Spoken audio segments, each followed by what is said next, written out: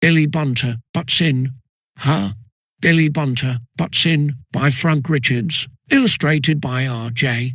MacDonald. Charles Skilton Limited. London 1951. A buzzing circle surrounded them. 66 go it.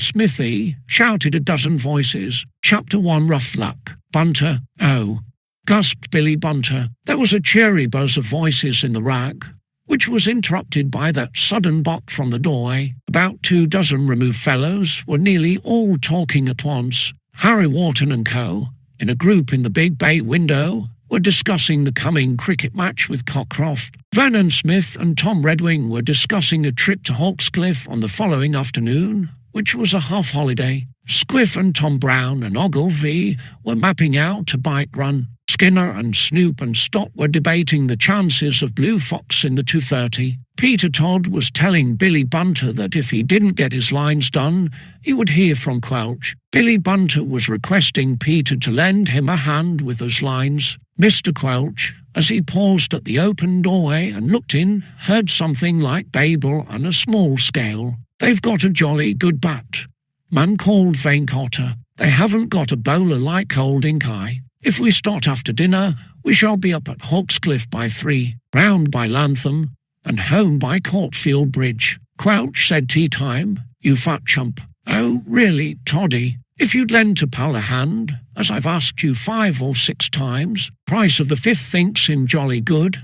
I know that. We'll beat Cockcroft all right. We're at the top of our form. Might go round by Redcliffe Hill. But sudden silence fell as the remove muster looked in and spoke, or rather bocked, the name of the fattest member of his form. Skinner, who had made the remark about price of the 5th, fell to momentary tremor. He did not want his foremaster to learn that he was interested in the 2:30 on Thursday. Very much indeed he didn't. But if Quelch had noticed the remark among a dozen others, it conveyed no special meaning to his mind. His eyes fixed on a fat figure sprawling in an armchair. Bunter, he repeated. Oh, yes, sir. Billy Bunter heaved his weight out of the armchair and stood blinking at his foremaster through his big spectacles in dismay. Billy Bunter had 100 lines on hand. Those lines were due for delivery at tea time. It was past tea time now. Ever since class, Bunter had been thinking of getting going on that imposition, but laziness had supervened, and he got no further than thinking about it. Now, as Toddy had warned him, he was going to hear from Quelch. You have not brought me your lines, Bunter, mocked Mr. Quelch. I was just going to, sir, stammered Bunter. I'm going up to my study to fetch them, sir. Oh.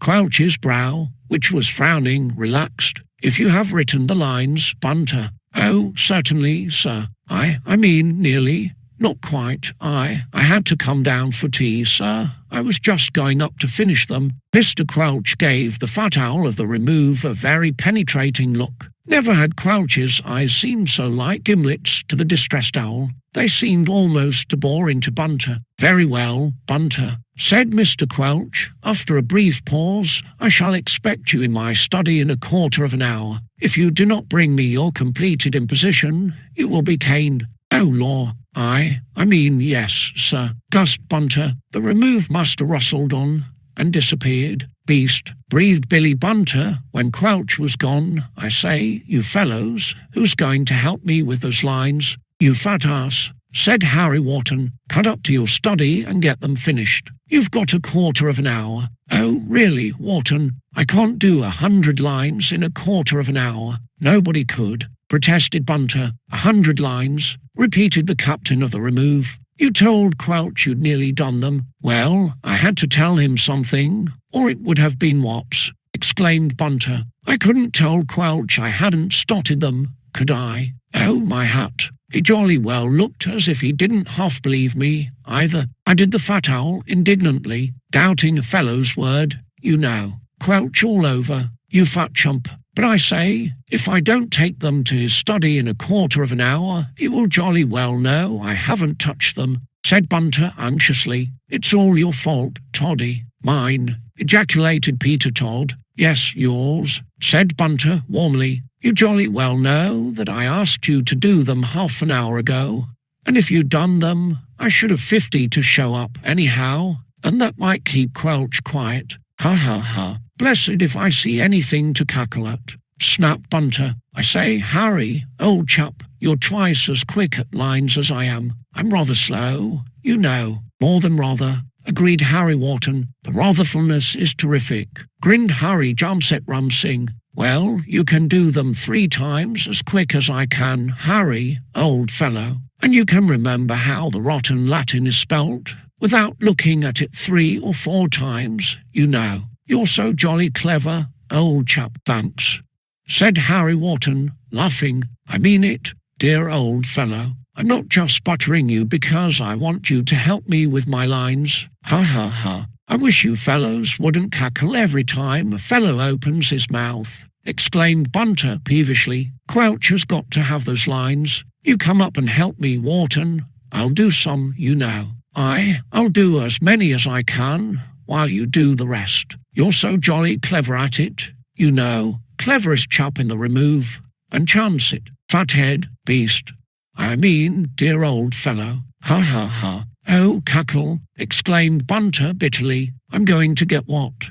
And all you fellows can do is to cackle. If Quelch finds out that I haven't touched those lines, he will make out that I was fibbing. You know him. It will be 6. Billy Bunter gave a sort of anticipative wriggle, as if he could already feel his foremaster's cane in contact with the tightest trousers at Greyfriars School. Oh, all right, you fat ass, said Harry Wharton, resigning himself to his fate, as it were. Come on, and we'll get through if we can. Oh, good, said Bunter. His fat face brightened. Hurry up, old chap. Come on. Billy Bunter rolled out of rug quite briskly. For a couple of hours Bunter had contemplated getting on with those lines without making a move, but the near prospect of 6 from Quelch's cane spurred him on. Harry Wharton followed him into the passage. There was no doubt that if Bunter, after stating that his lines were nearly done, did not show them up on time, his foremaster's cane would come into action, as undoubtedly he deserved for his unveracity. Still, a fellow did not want another fellow to get 6 if he could help him out. Look here, what about the cricket? Called out Johnny Ball, as Wharton followed Bunter. We were going down to the nets. Harry Wharton paused for a moment in the doorway. You fellows cut along, he answered. I'll join you when I'm through. Don't let Quelch spot your fist, said Frank Nugent. That's all right. I can scrawl and blot and smear like Bunter if I try very hard, answered Harry. I say, come on, came an impatient squeak from the corner of the passage as Billy Bunter blinked back through his big spectacles. What are you stopping to jaw for, Wharton? You're wasting time. Harry Wharton hurried on and joined him at the corner. Bunter gave him an indignant blink. If you jolly well coming to help me with my lines, you jolly well hurry up, he grunted. Want me to get 6? Shut up, you fat ass, breathed Harry. Bunter had not observed that.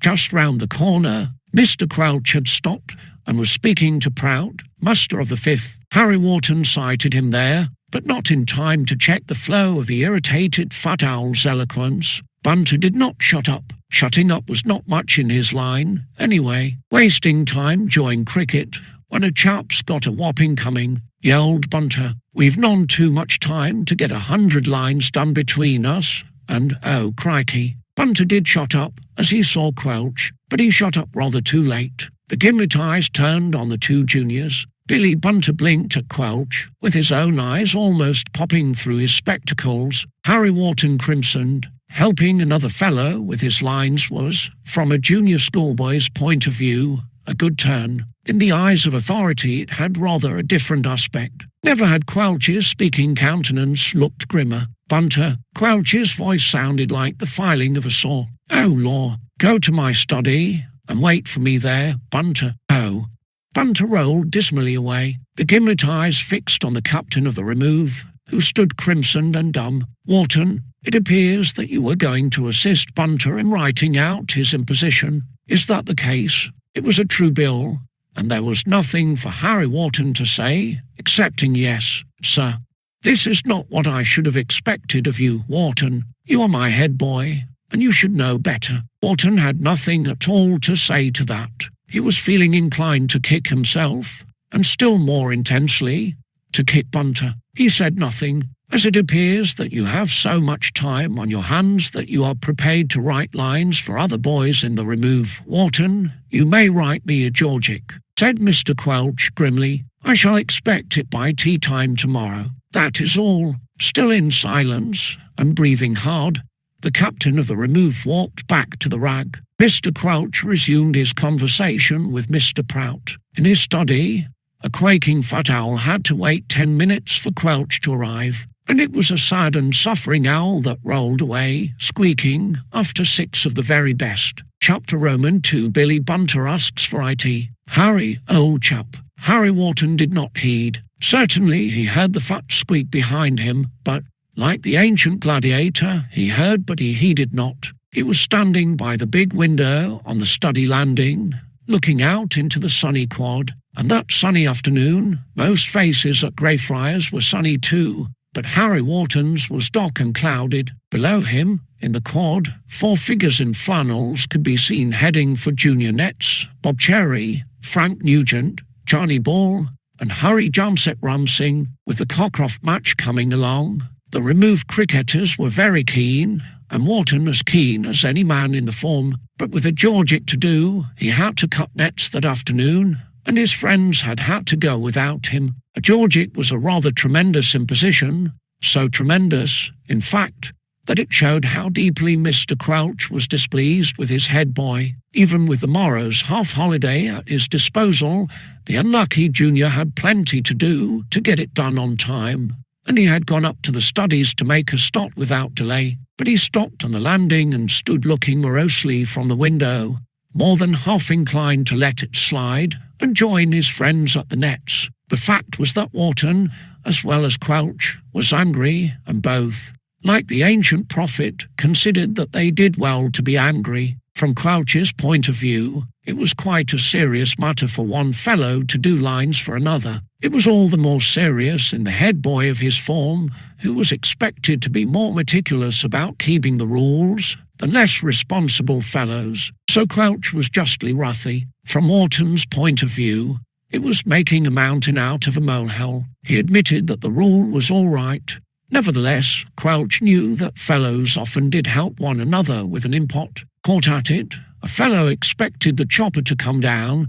100 lines would have met the case. Quelch had given him a Georgic, and the briefest Georgic perpetrated by that great poet P. Virgilius Maro run to over 500. 500 lines for doing a fat and fatuous fathead a good turn was, in the opinion of all the Remove, thick. And it seemed very thick indeed to the victim. The co, in flannels, passed out of sight below, but Wharton continued to stare moodily from the window, with a dark brow and in a rebellious mood. 2 fifth-form men passed on the path below, in eager conversation, Hilton and Price of the 5th. The window was wide open, and some words uttered by Price floated up to the junior's ears. 4-1, old man, and Wharton's lip curled as the seniors passed on. He wondered what Mr. Prout would have said had he heard that.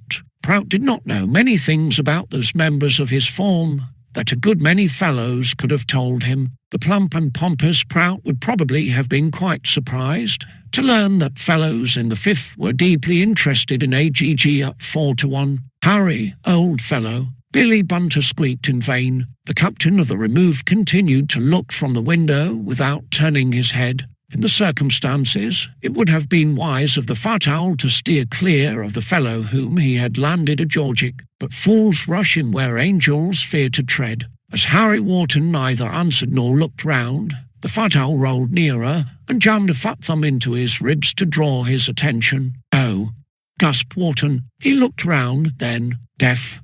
asked Bunter irritably. "I've spoken to you twice. That's twice too often. Clear off, you fat foozler," snapped the captain of the Remove. "You've got me a Georgic, you burbling bandsnatch. Get out." "Yes, I know," assented Bunter. "I heard the fellows talking about it in the rag. But what about my lines?" "Your lines?" repeated Harry, staring at him. "I've still got them to do," explained Bunter. "I think Quelch might have let me off the lines, as he gave me 6 swipes. But he didn't. He said that he caned me for untruthfulness. Me, you know, making a fellow out to be a liar. That's the sort of justice we get here, you howling chump." Oh, really, Wharton? He said I've got to do the lines all the same and hand them in before prep. Well, what about it? Better roll along to your study and do them. Give me a rest, anyhow. You said you'd help. What?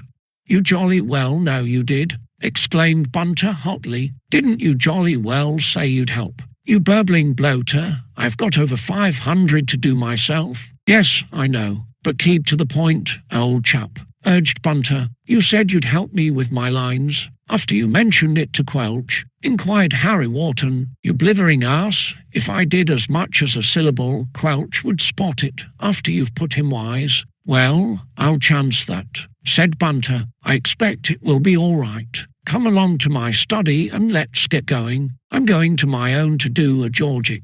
I wish you wouldn't keep on talking about something else when I'm talking about my lines, exclaimed Bunter irritably. For goodness sake, try to keep to the subject. Are you going to help me or not? Not? Well, I think it's pretty thick to let a fellow down after offering to help him, said Bunter scornfully. If that's what you call playing the game, Harry Wharton, you blithering, burbling bloater. You can call a fellow names, said Bunter with a sniff, but it's pretty mean to back out like this. Not the sort of thing I would do. Look here, you help me with my lines now, and I'll help you with your Georgic tomorrow, if I have time. There. Are you going to roll away, or are you waiting to be kicked? Exclaimed the captain of the Remove, his patience apparently exhausted. Oh, really, Wharton? Buzz off.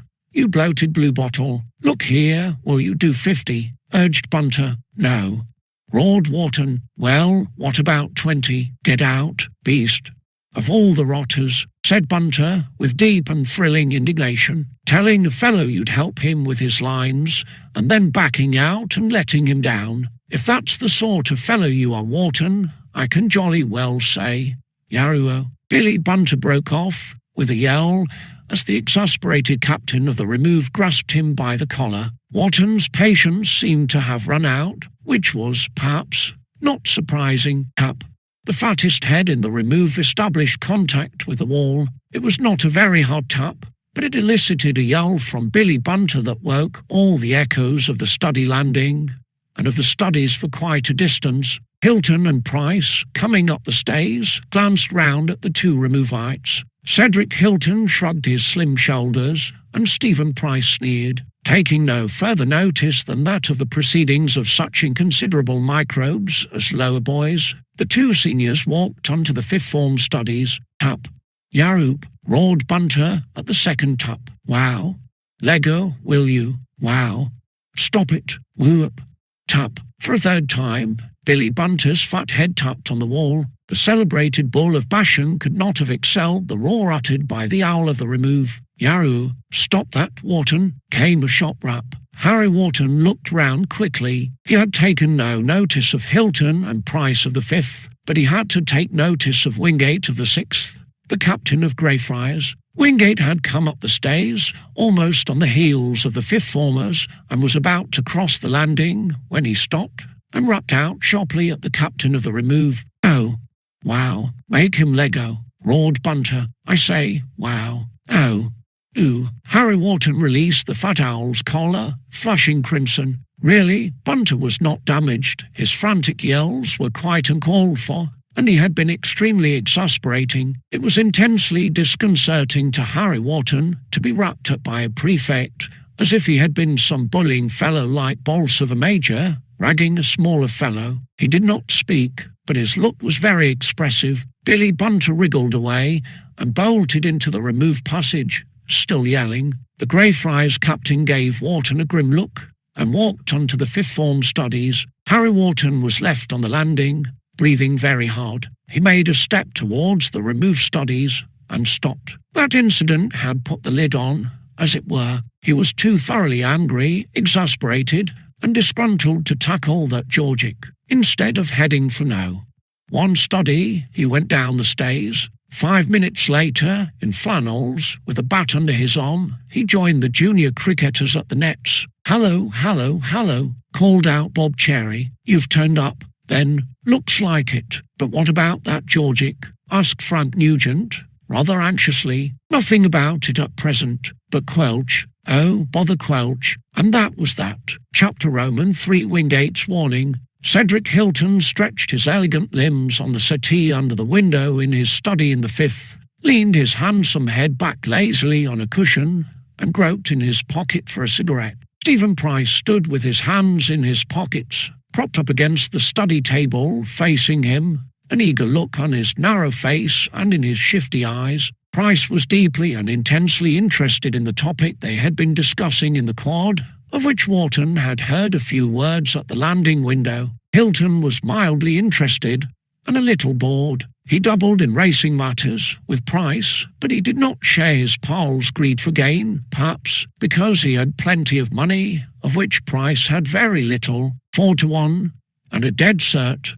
"Cedric," said Price, "Blue Fox is a G to put your shirt on. I'd rather keep mine on my back," drawled Hilton. "I know your dead certs, Pricey. The last one ran away with a packet. I tell you there's no doubt about Blue Fox. I've had information," said Price, "as good as straight from the horse's mouth. He will simply romp home at Wapshot on Thursday. Jolly good-natured of the bookies to give you 4-1 against a G that's going to romp home," murmured Hilton. "Must be philanthropists." "Oh, don't be an arse, if you can help it," snapped Price. "It hasn't got out yet, but I can tell you that the starting price will be short.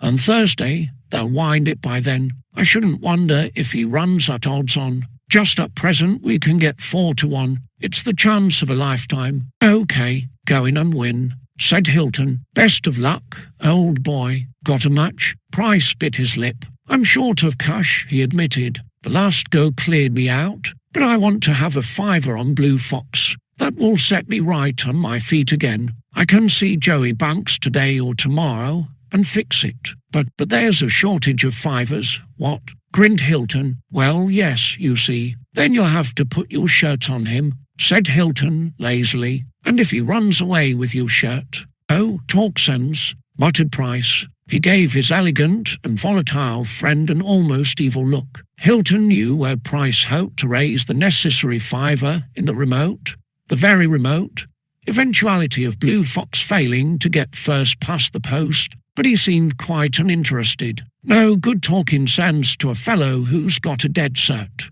drawled Hilton. "He wouldn't understand." "Joey Banks will take the bet, of course," said Price. "That's all right. But if I had bad luck, I should have to be ready with a fiver. Not that there's any real chance of that. I've got a winner." "So you had last time," assented Hilton. "Let's see, did he come in 10th or 11th? Blue Fox will come in first, with the whole field lengths behind him," snapped Price. "I know that. Then it's a safe bet, and you needn't worry about having to pay Joey anything, what?" Price breathed very hard. He was about to speak again when there came a tap at the study door, and it opened.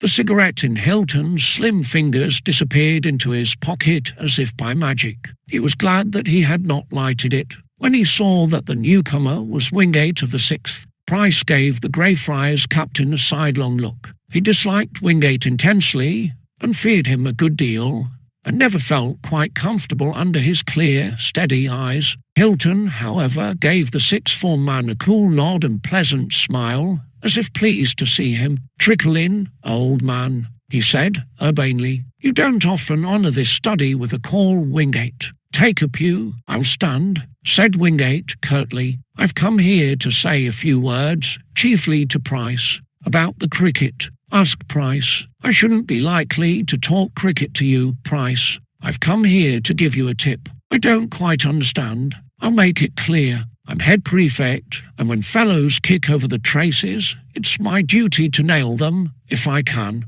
It's not a pleasant duty, and I'd rather see a fellow run straight than nail him and have him up before the head." Price's heart beat uncomfortably. He was well aware that the captain of Greyfriars had long had a doubting eye on him, but this was putting it with unexpected plainness. He wondered, for a dismayed moment, whether he might have been spotted at the back gate of the Cross Keys or dodging into the Three Fishers from the towpath. Price took many risks in his career as a sportsman, but he had not the courage of his misdeeds. "There's been talk," went on Wingate, "about Greyfriars men having been seen in places out of bounds for this school. The other day I myself saw a Greyfriars cup over the fence at the Cross Keys. I don't know whose head it was on." "Not mine," drawled Hilton. "No, the fellow would have been about Price's height," said Wingate. "I suppose I needn't say that I've never been near the place," said Price. "You needn't. You were out of gates at the time. I dare say 50 other fellows were." "Oh, quite. It's only one more item in a long list," said Wingate. "I'm not accusing you, Price. I'm warning you that I've got my eye on this study. I don't want to row, and I don't want to see a fellow up for the sack, even a fellow who's no credit to his school. And if you take my tip and run straight, the matter ends here and now." "But is there a but?" smiled Hilton. Price did not speak. "Yes, I've got the matter pretty clear in my own mind, but I contact without plain proof, and I don't want to act at all if it can be helped. I'm warning you, Price, that the prefects have an eye on you, and that if you carry on as I've reason to believe you've been carrying on, you can look out for bad trouble. If I nail you, you go up to the head, and you know what that means. Take that as a tip, and mind your step." With that, and without waiting for a reply, the Greyfriars captain swung round and walked out of the study. Price pushed the door shut after him. He was breathing hard, and his sallow face was pale and venomous. Hilton gave a low whistle. "That's a tip straight from the GG's mouth. Pricey, if you like," he said. "You'd be wise to take that tip." "He can't know anything," muttered Price. "My dear man, he knows it all from A to Z," said Hilton coolly. "He'd rather see you toe the line than take the long jump, that's all." Price shrugged his narrow shoulders. "I don't care what he knows, so long as he can't fix anything on me," he retorted, "and I mean to be careful. I'm not losing this chance of getting straight by a win on Blue Fox. I know that. I've got to see Joey Banks to fix it up." Hilton sat up and stared at him from the settee. "Don't be a fool, Pricey. I tell you, Wingate knows, and it's jolly decent of him to warn you off in time. Give Joey Banks a miss. I tell you, it's a dead cert. So's the sack, if Wingate nails you." "Hang Wingate," snarled Price. "Hang him as high as Hammond, if he'll let you." Hilton shrugged his shoulders. "If you go on with this, Pricey, you're asking for it. You're backing out because that sixth form fathead came here and blew off steam," sneered Price. "Right out," assented Hilton. "For the next week or two, Pricey, I'm going to walk as delicately as jolly old Agag, and if you've got the sense of a bunny rabbit, you'll do the same. I tell you, Blue Fox will romp home. You'll be romping home yourself if Wingate nails you." "Oh, rats, he means business. I'm not losing this chance," said Price obstinately. "I shall get a chance of seeing Joey Banks tomorrow. Lots of opportunities and a half-holiday. Better keep in gates and play cricket for once. I'll watch it," sneered Price. "OK," drawled Hilton lazily. "Though you brave fool in a mortar, yet will not his folly depart from him. What? Have your own way, and give me a match." And Cedric Hilton lighted his cigarette and dropped the subject. Price was uneasy and a little scared, but he was going on. 4 to 1 in fivers on a horse that was absolutely certain to romp home was too big a chance to miss, and the only outcome of Wingate's warning was to make Price of the fifth doubly and trebly wary. But he was going on all the same. Chapter Roman 4 towing the line. "Rotten," said Bob Cherry. "The rottenfulness is terrific," sighed Harry Jamset Ramsing. "Putrid," agreed Johnny Ball. Frank Nugent was silent, his look uneasy. The expression on Harry Wharton's face was rather disquieting to his best chum. The famous five were gathered in now.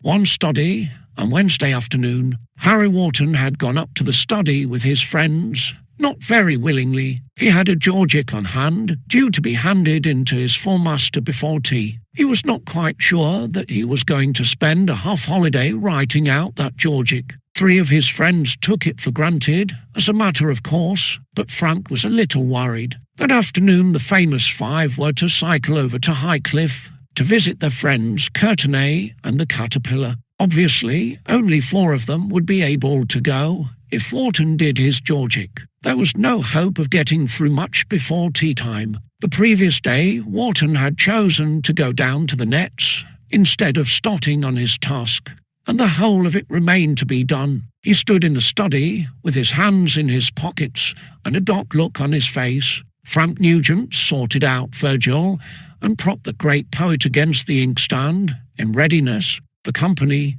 were going to see Wharton started before they went, but he seemed in no hurry to start. "Bother that fat-ass Bunter," said Bob. "I'll kick him, if you like, before we go, old chap. Keep an eye open for Wingate, if you do," said Wharton sarcastically. "I tapped the fat frump's head yesterday, and Wingate ragged me for bullying." "Oh," said Bob, rather uncomfortably. "Bother the fat ass. It's tough to have to stick in doing lines on an afternoon like this." "I'm not so sure I'm going to stick in doing lines," answered the captain of the Remove coolly. "I'm thinking of biking over to Highcliffe, as arranged." "Oh," said Bob again, still more uncomfortably. "My esteemed and ludicrous chum," murmured Harry Jamset Rumsing. "You've got that Georgic to do, old chap," said Johnny Ball. "I know that. It's tough," said Bob, "but no good hunting for trouble with Quelch. He came down jolly heavy, but beaks do,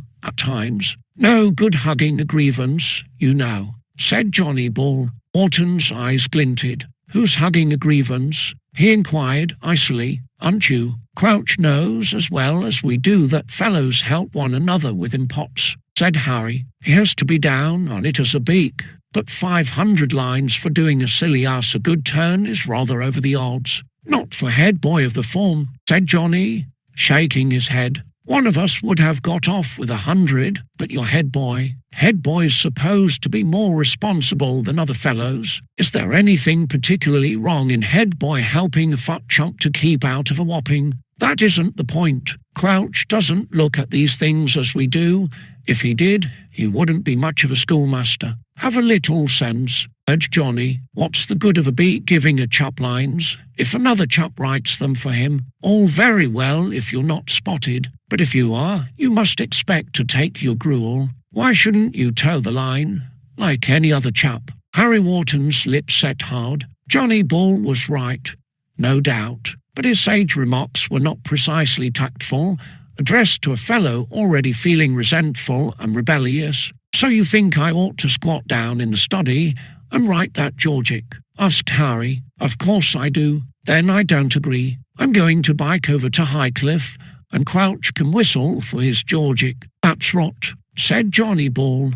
"Thanks. And if you want to know what I think, I don't particularly. Look here, my esteemed Johnny," murmured Harry Jamset Rumsing. "Speech is silvery, but silence is the bird in the bush that makes Jack a dull boy, as the English proverb remarks." Johnny Ball grunted. Solid common sense was Johnny's long suit, but it did not always have the effect of pouring oil on the troubled waters. "If you fellows are ready to start," added Harry, "we're not starting for Highcliffe till you've started on that Georgic," said Bob. "You can't play the goat like Bunter. Your head boy. I've had that from Johnny." "Well, now you're getting it from me," said Bob, determined to be good-tempered. "It's rough luck, but we have to take the rough with the smooth.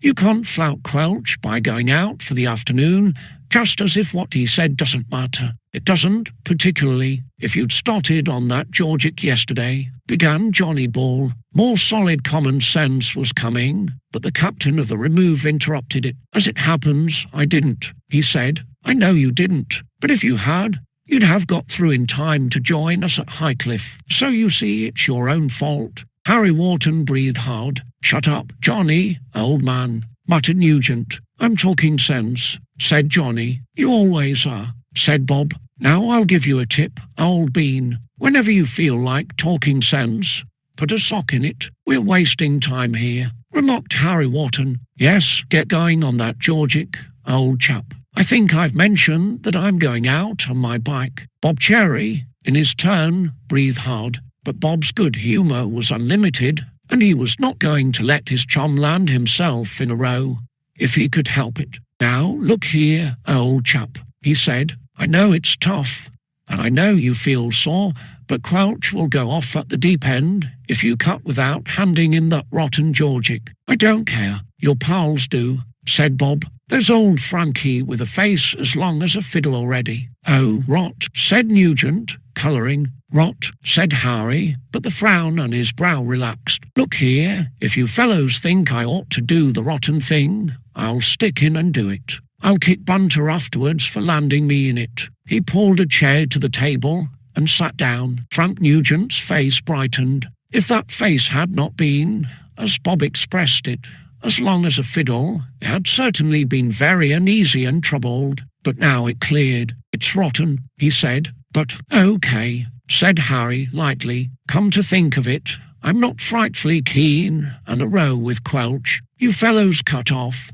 and I'll grind." "Good man," said Bob, and 4 fellows left the study, leaving Harry Wharton to grind. His face was clouded, but he had made up his mind to tow the line, and he was towing it. "Chapter V, no help from Bunter. Poor old chap," said Billy Bunter commiseratingly. He blinked in at the doorway of No. 1 study. Harry Wharton did not look up. His eyes gleamed for a moment over Buckeye of the Georgics. It was rough luck to stay in, and a half-holiday and a golden afternoon, transcribing weary, almost endless, Latin lines, but compassion from William George Bunter was no comfort. Rather the reverse. Bunter rolled in. His fat face registered sympathy. Perhaps it was sympathy that had brought him to the study, or perhaps he had other motives. Anyhow, he rolled in. "How are you getting on with it, old fellow?" he inquired. There was no answer, save the scratch of a pen. Wharton had enough to do without wasting time and conversation with William George Bunter. He had already been at work a couple of hours, long weary hours. Starting up quid-faciately to Segit's, he had gone resolutely on, line after line, determined to get his lengthy task over and done with. He was, as Bunter had observed, a quick worker, but the task seemed almost endless, and never had the beauties of Virgilian verse been so utterly wasted on any schoolboy. Line after line, scores of lines, hundreds of lines, and still the end was far off. Perhaps every now and then he regretted that he had given in to his chums and towed the line. Never had the opener seemed to call him so insistently, but he had said that he would do it, and he was going to do it, and he kept grimly on. And he did not want interruptions, especially from the fat owl who had landed him in this spot of bother. Bunter had never been so superfluous, but Billy Bunter never realised when he was superfluous. He stood blinking at Wharton's bent head through his big spectacles, apparently puzzled by receiving no reply to his remarks. "Fed up with it, old chap?" he asked. No answer. "Deaf?" inquired Bunter. Wharton seemed deaf. He scribbled steadily on, as regardless of Bunter as of a buzzing fly. "I say, I'm speaking to you, Wharton," hooted Bunter. "If that's what you call civil, I jolly well don't see." Wharton looked up at last in great exasperation. "Get out," he snapped. "Oh, really, Wharton? Do you want me to bang your head on the wall again, you fat ass? You jolly well better not let Wingate see you," chuckled Bunter. "You looked a pretty ass when he called you to order yesterday." Harry Wharton's brow darkened, and he half rose, but he sat down again. Billy Bunter was hardly worth kicking. "Look here, you burbling fat chump," he said. "I've got a big impot to write before I can get out, and no time to waste. Clear off. I suppose that's what you call grateful when a fellow's come in to offer to lend you a hand with it," said Bunter. "Eh? What?" Harry Wharton almost forgot his Georgic for a moment in his surprise. Certainly it had never occurred to him that Bunter had come there to help. If he had, it mocked a sudden change in his manners and customs. "You want to lend a hand with this Georgic?" ejaculated Wharton. "Well, why not?" said Bunter. "You make out that it was my fault you got it." "It was your fault, you burbling fathead." "Well then, why shouldn't I help?" said Bunter. "Suppose I did 100. That would be a help, wouldn't it?" Harry Wharton laughed. "Do you think Quelch would take your scrawl for my fist?" he asked. "Thanks, if you mean it," but it wouldn't work. "Oh, that's rot," said Bunter. "I'll make my fist a bit like yours. Near enough, anyway. I'll do the last 100. See, Quelch won't read the beastly thing through from end to end. All a beak wants is lines. The fact is, Harry, old chap, I think it's up to me," said the fat owl firmly. "You've got landed in this because you were going to help me yesterday. Well, one good turn deserves another, and I'm going to help you today." Harry Wharton looked at him without speaking. He was almost too surprised to speak. This was utterly unexpected from Bunter. "Quelch wouldn't notice 100, or say 50, said Bunter, moderating his transports, as it were. "Perhaps it would be safer to make it 50. I'll do 50 for you, old chap." "What? If you mean it," said Harry. "Of course I mean it," exclaimed Bunter warmly. "Think I've come here to talk out of the back of my neck. Well, you landed me in it, and it's only fair," said Harry. "I dare say 50 would go in with the rest, but you'd have to be careful." "I'll be as careful as anything, old fellow. Trust me." "Okay, then. Go ahead if you like," said Harry. "You begin at 401, at Nebulae Magi's. Here's a pen, and here's a sheet of paper, and there's a chair. Right-ho, old fellow." Billy Bunter pulled a chair to the table and dipped a pen in the ink. He blinked at the Georgic through his big spectacles, and then blinked at the captain of the Remove, who was already scribbling again. He did not seem in a hurry to begin. "I say, old chap, cut on, and don't jaw," said Wharton. "I've got a lot to do." "Oh, really? You know, do listen to a chap," said Bunter peevishly. "There's something I want to mention." "Well, what is it?" asked Harry impatiently. "I think I told you I was expecting a postal order today," said the fat owl, blinking at him across the table. "What? A postal order? You silly ass. What I mean is, it hasn't come," explained Bunter. "I hardly know why. It's from one of my titled relations, you know, but there's been some delay in the post. Leave off scribbling for a minute and listen to a chap, will you?" "No, beast. I mean, the postal order's for 5 bob, said Bunter. "It's certain to come tomorrow. What I want is this. You lend a fellow 5 bob and take this postal order when it comes. Is it a go?" "No." "Oh, really, Wharton? Shut up and let me get on. If you're going to be mean about a measly 5 bob, Wharton, you can't expect a fellow to stick in a study and a half-holiday helping you with your lines," said Bunter warmly. "What?" exclaimed Wharton. "I mean to say, a fellow expects a fellow to be pully when a fellow's helping a fellow," argued Bunter. "Fair play's a jewel." "You fat, frabjous, footling, fizzling fathead," roared Wharton. "Go and eat coke. Buzz off, you bloated bluebottle." It dawned upon the captain of the Remove why William George Bunter had made that generous offer to help with his lines. Bunter, as usual, was on the make. "Well, I like that," exclaimed the fat owl indignantly. "Talk about an ungrateful tooth being sharper than a serpent's child. I come here to help you with your lines, and all you can do is to call a fellow names. If you jolly well think I'm going to do your lines when you won't cash a fellow's postal order, you're jolly well mistaken. See, I'll watch it." Billy Bunter laid down the pen and rose from the chair. Harry Wharton looked across the table at him in deep and intense exasperation. He had no time to waste, and he had allowed Bunter to waste his time, and it transpired that all Bunter was after was the cashing of his celebrated postal order. He picked up the Virgil from which he had been transcribing the first Georgic, and took aim. Billy Bunter made a jump for the door. Whiz, bump. Virgil landed on fat ribs, and Billy Bunter sat down on the floor of one study with a bump that almost shook it. He roared as he landed. "You whoop. Now get out, you fat villain." "Oh, wow, beast. I'm jolly glad you've got a Georgic," yelled Bunter. "I jolly well wish Quelch had given you a couple. Wow.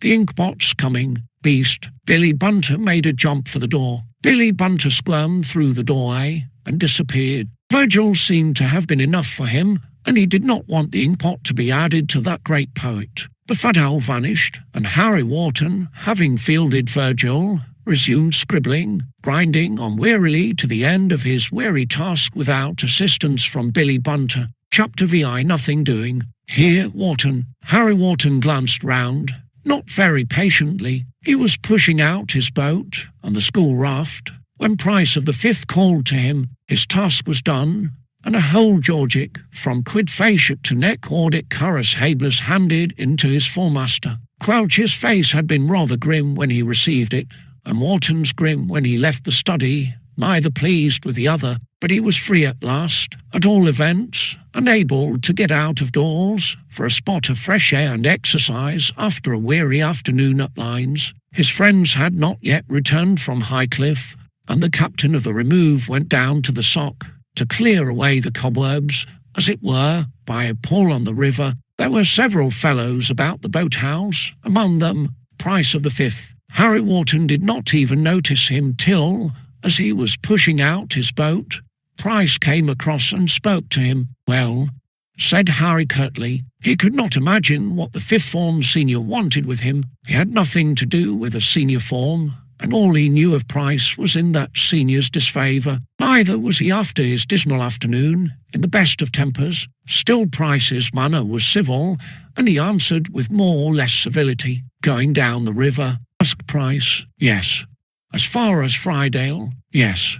"I'll steer for you, if you like." "Thanks, I don't need a steersman." Price's narrow eyes glinted for a moment. It was rather a concession for a fifth-form man to be so civil to a low fourth junior, but Harry Wharton's replies could hardly have been more curt and dry. But if Stephen Price had a strong impulse to smack that junior's face, he restrained it. His eyes glinted, but his lips smiled. "Well, look here, I can't find Hilton, and I want to run on the river," he said. "Give me a lift in your boat, will you?" Put like that, it was scarcely possible for Wharton to refuse. He disliked Price, and despised his dingy ways, of which the juniors knew more than Mr. Prout knew, and certainly he did not want Price's company. Still, there was such a thing as civility, and he nodded a reluctant assent. "Right, ho, jump in," he said. Price jumped in, and the junior pushed off. The fifth-form man sat in the stern, and Wharton put out the oars, the boat gliding away down the current of the Sock. Harry Wharton was feeling tired, dissatisfied and disgruntled, but the fresh air on the river and the pull at the oars did him good, as he had anticipated, and in a few minutes his face was quite cheery. He was even prepared to answer Price amicably if the senior had anything to say, little as he liked him. But Price, apparently, had nothing to say. He sat in the stern seat, watching the green grassy banks, immersed in his own thoughts, probably not unconnected with Blue Fox up 4-1 in the 2:30. If he chose to be silent, the junior was quite satisfied to be silent also, and not a word was spoken as the boat glided down the river till Friedale Bridge came in sight in the distance. Then Price stirred, glancing at the bank, where a fence ran at the back of the towpath, with a gate in it. Harry Wharton's eyes followed his glance. Wharton knew that gate. It was the back gate of the Cross Keys, an insalubrious establishment strictly out of bounds for Greyfriars men, but with which a good many fellows knew that Price of the Fifth was well acquainted. "Pull into the bank, will you?" said Price, speaking for the first time since they had started. Harry Wharton looked at him. "Pull into the bank," he repeated. "Yes." "What for?" "I want to get out, of course," answered Price, impatiently. "I'd rather walk for a bit." Harry Wharton's face set hard. He knew now why Price of the Fifth had asked for that lift in his boat. He had wanted a lift as far as the back gate of the Cross Keys, no further than that. Wharton was by no means a suspicious fellow, but this was altogether too palpable. What Price did was no business of Wharton's, and he was not in the least interested in the dingy proceedings of the black sheep of the Fifth. But to be made use of for the furtherance of those dingy proceedings was quite another matter. He did not know that, the previous day, Price had had a grim warning from the head prefect of Greyfriars, and that warning had made him uneasy and doubly and trebly wary. But he did know, as he could not help knowing, that Price had chosen this method of getting to his surreptitious destination in order to throw dust into any eyes that might be watchful. Wharton did not pull into the bank as requested. He pulled steadily on, and Price stared at him angrily and impatiently. "I asked you to pull into the bank." he rapped. "I heard you," answered Harry. "Well, pull in. I'm pulling on. I tell you I want to land." "You should have told me that at the boathouse," answered Harry Wharton. "You said you wanted a run on the river. You're getting it. Well, now I want to get out. Get out if you like. You'll find it rather wet." Price set his teeth. "You young cub, what do you mean? Do you think you can cheat me? Because I asked for a lift in your boat? Pull in at once. Rats, do you want me to smack your cheeky head? Go it, if you want me to push you over with an oar. I'm not stopping at the cross keys," said Harry Wharton contemptuously. "You rotter, do you think I don't know your game? I suppose this means that the prees are getting wise to you, and you daren't go to that show by Friedale Lane or across the fields, so you're making use of me. If Wingate or Gwyn or Sykes or old Prout saw you in a boat with me, they wouldn't guess you were going pop-crawling. Do you fancy you're going to make use of a decent fellow like that? I'll land you where I picked you up, on the school raft. You'll land me on the towpath here. Hissed Price. Guess again. Will you pull into the bank? Nothing doing. You cheeky young cub. Oh, cut that out, you rotter, snapped Wharton. I started out to pull as far as Friedale Bridge, and I'm going to. Then I'm going to turn back and pull to Greyfriars. If you want to get out of the boat before then, you'll swim. You won't make use of me to get out of bounds without being spotted by the prefects." Price sat glaring at him, almost panting with rage. He had, as Wharton said, intended to make use of the captain of the remove. Even Wingate, suspicious of him as he was, would not have suspected that he was heading for the Cross Keys in company with Harry Wharton. It was quite a simple device to pay his urgent visit to Joey Bunks without danger of detection, watchful as Wingate had become. Landed at that spot, he had only to cut across the towpath and whip in at the gate, a matter of seconds. He did not know, and did not care, whether the junior guessed his intention. Certainly he had not expected Wharton to take this line. He made a move to rise. "If you won't pull in," he snarled. "No if about it," retorted Wharton. "I won't. Then I'll make you." Price started towards the junior. Harry Wharton was watching him, and in the twinkling of an eye, and all whipped in from the water, and jammed on Price's chest. He staggered over and sat down with a bump that made the boat rock wildly and ship water. A wave of the sock washed over Price's trousers as he sat, drenching him to the skin. "Oh," he gasped. "Oh, you young rottero." Harry Wharton laughed. "Try again," he said coolly. "Look out if you capsize the boat. You're not much of a swimmer, Price." I'll smash you," panted Price. "Get on with it." Price struggled up. In a pool of water, the boat was still rocking wildly, and he fell, rather than sat, in the stern seat. Harry Wharton slipped the oar in the rowlock again, and pulled, with a wary eye on the fifth man. He was pulling on, and Price could do what he liked about it. If he chose to risk capsizing the boat, that was his own lookout. But Price did not choose to risk capsizing the boat. One drenching was enough for him. His trousers were soaked and dripping with water, and he did not want to dip bodily into the sock. He sat and glared at the junior with a glare that was positively ferocious, but he was evidently thinking no further of making him pull for the bank. Harry Wharton pulled on till, near the bridge, he swept the boat round, and then pulled back up the sock for the school. As they repassed the back gate of the Cross Keys, Price made a movement, but he thought better of it, and sat silent and scowling till the school raft was reached. They clambered out of the boat, giving the captain of the remove a black and bitter look. "I'll remember this," he muttered. "Do," said Wharton, politely. Price tramped away, his wet trousers clinging to his legs, his shoes squelching water. He was badly in need of a change, and he went in to get one,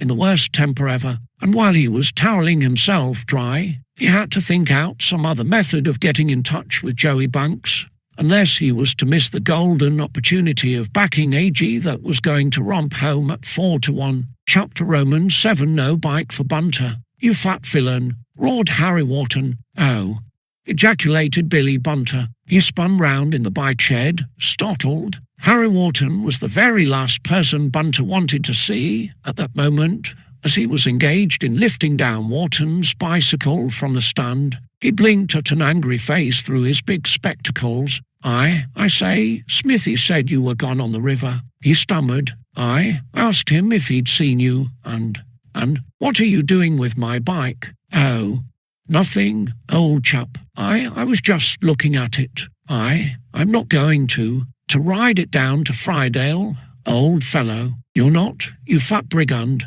snapped the captain of the Remove, and I've a jolly good mind to boot you round the bike shed. Beast. Wharton evidently had been just in time to save his bike. He had put up his boat after the pull on the river and come in, expecting to find his friends returned from Highcliffe, but the company had not yet turned up, and he went into hall for a rather late tea, and then, as his friends had still not returned, he decided to push out his bike and meet them on their homeward way. It was getting near lockups now, and he had no doubt of falling in with them somewhere on the Courtfield Road. Had he left it a few minutes later, no bike would have been available. Why Billy Bunter, just on lockups, wanted to bike down to Friedale was rather a mystery, but evidently he did, and equally evidently he preferred a good machine to his own battered and dilapidated old crock. I say, old chap. Bunter eyed Wharton warily through his spectacles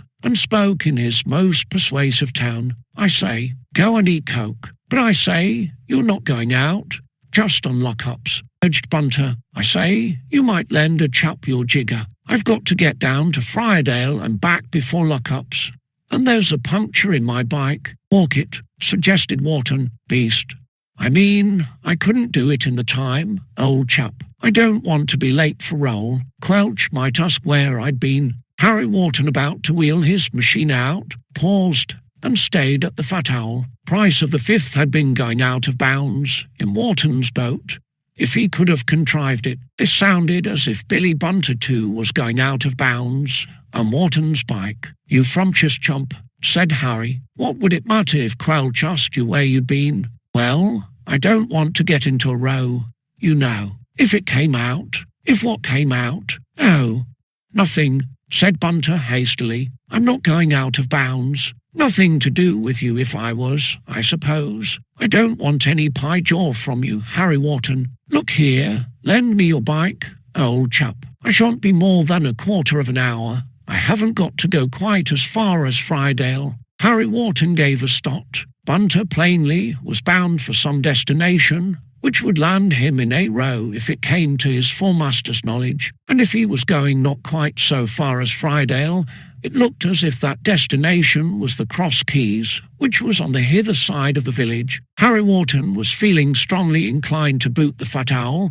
but at the same time he was concerned for him. If the fat and fatuous owl was thinking of following in the footsteps of the bounder or of Price of the Fifth, he needed a restraining hand. Where are you going, Bunter? Asked Harry, quietly. That's telling, old chap, you fat ass. Don't ask a fellow questions, said Bunter independently. I suppose a chap can go where he likes without asking you. Not that I'm going to a pub, you know. I'm just going for a spin, if you'll lend me your bike. You're going to a pub, exclaimed Harry Wharton. Oh no, haven't I just said that I'm not? I'm going down to Uncle Clegg's at Friedale. That's all, to get some doughnuts. Look here, are you going to let me have that bike? No. Then you can go and eat coke, snapped Bunter. I'll jolly well borrow Russell's and chance it. You won't, said Harry. Eh?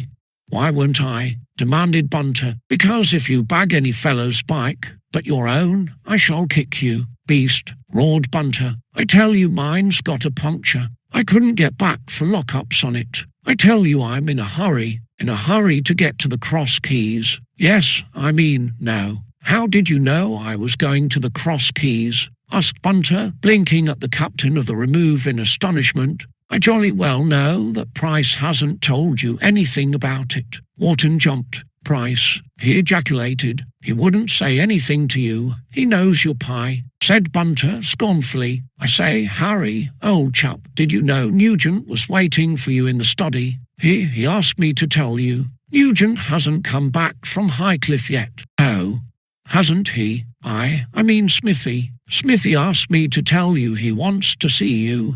Something about the cock-off match. He's waiting for you in the rug now. Smithy, come wait. Well, look here, you can't keep Quelch waiting, said Bunter. Quelch wants you in his study. I've just remembered that he told me to tell you. He ain't satisfied with your Georgic. You'd better cut off, old chap. You know what Quelch is like when he's kept waiting. He will have to wait, all the same. Billy Bunter glared at the captain of the Remove, with a glare that might have cracked his spectacles. Look here, you beast, I'm going to borrow Russell's bike, and you're not going to stop me, he hooted. I'll stop you fast enough, if you put a paw on it, said Harry. Harry Wharton leaned his machine on the stand and turned to Bunter with a grim expression on his face. The mention of Price's name had given him an inkling of how matters stood. It would have been astonishing enough if Billy Bunter had been going to the Cross Keys on his own account, but it was not on his account. It was on Price's account. The black sheep of the Fifth had been unable to make use of Harry Wharton, but he had had more success with the fat and fatuous owl. Has that fifth form cad asked you to take a message to that den, Bunter? Asked the captain of the Remove, very quietly. Find out, retorted Bunter. I'm going to find out,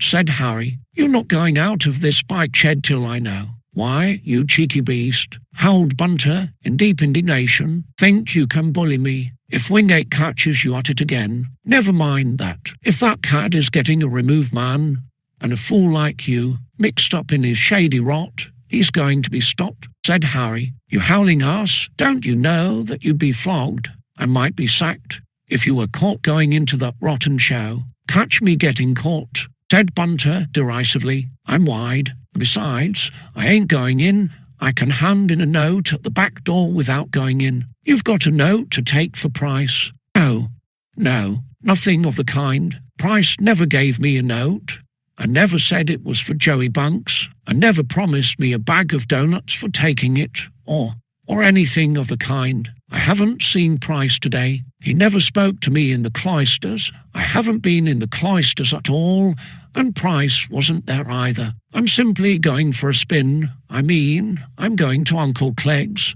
and I'm in a hurry. Give me that note. Give you Price's note, ejaculated Bunter. I'll watch it. He told me very specially not to let anybody see it, and I'm not going to. Give it to me. Shan't, hooted Bunter. Besides, I haven't got a note. What do you want it for, anyway? I'll tell you, said Harry. I'm going to take it back to Price and tell him what I think of him. Now give it to me at once. Shan't, yelled Bunter. If you'd rather I banged your silly head on the wall, beast. Lego. If you bang my head, I'll yaroo up. Wow. Stop it. I'll give you the note if you like, you beast, howled Bunter. Wow. Oh, crikey. Here it is, you beast. Wow. It was a plain envelope, without address, that Billy Bunter jerked from his pocket and handed over. He did not want to hand it over, but the contact of his fat head with the wall of the bike shed was too much for Bunter. Harry Wharton crumpled it into his pocket. That note was not going to Joey Bunks at the Cross Keys. It was going back to Price of the Fifth. Oh, wow, howled Bunter, rubbing his head. Oh, wow, I've a jolly good mind to tell Wingate. Oh, I've a jolly good mind to go straight to Wingate and say, oh, wow. Oh, my nupper, wow. What's all this row? 2 6-4 men pushed machines into the bike shed.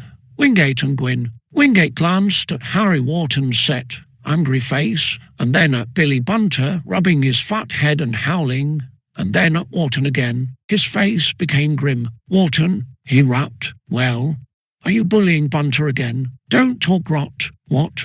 Gasped Wingate. It was probably the first time in the history of Greyfriars that a junior of the lower school had told a prefect of the sixth form not to talk rot. The Greyfriars captain seemed hardly able to believe his ears. Wow. Oh, wow. Howled Bunter. Did you say don't talk rot, Wharton? Wingate almost stuttered. Yes, I did. And what do you mean? Roared the Greyfriars captain. Just what I say. Wingate breathed hard. Go to my study, Wharton, and wait for me there, pleased, said Wharton coolly, and he walked out of the bike shed. He left 2 great men of the Sixth staring after him, and Billy Bunter still rubbing his fat head and yelping, but somewhat comforted by the prospect of what the beast was undoubtedly going to get in Wingate's study. Chapter Roman 8. Not on. Stephen Price leaned back in the armchair in his study in the fifth and blew a little cloud of smoke from his cigarette. There was an expression of satisfaction on his narrow, furtive face. His little problem of getting on for the 2:30 was solved, or at all events, Price had no doubt that it was. It was a great relief to the sportsman of the fifth, having selected so promising a G as Blue Fox, a dark horse that was going to leave the field standing. Price had no doubt that on the day of the race the odds would shorten considerably. The starting price couldn't be anything like 4-1, but he was on in time. His note, delivered at the back door of the Cross Keys by a remove fag, would do the trick. He was safe now for the handsomest win in his sporting career. If improbably Blue Fox failed to get home, he would have to borrow a fiver from Hilton to settle Mr. Banks, but he gave that hardly a thought. He fancied, a fellow who could spot winners, and a succession of losers had not disabused him of that idea. The cigarette disappeared suddenly from his mouth as the study door opened, but it was replaced as he saw that it was Hilton coming in. Hilton strolled across to the window. Hilton, if not Price, had taken Wingate's warning to heart, and he had been playing cricket that afternoon. He was still in flannels, as Price noted with a sneer. From the healthy colour in his cheeks, he looked as if he had derived more benefit from cricket than Price was deriving from his cigarette.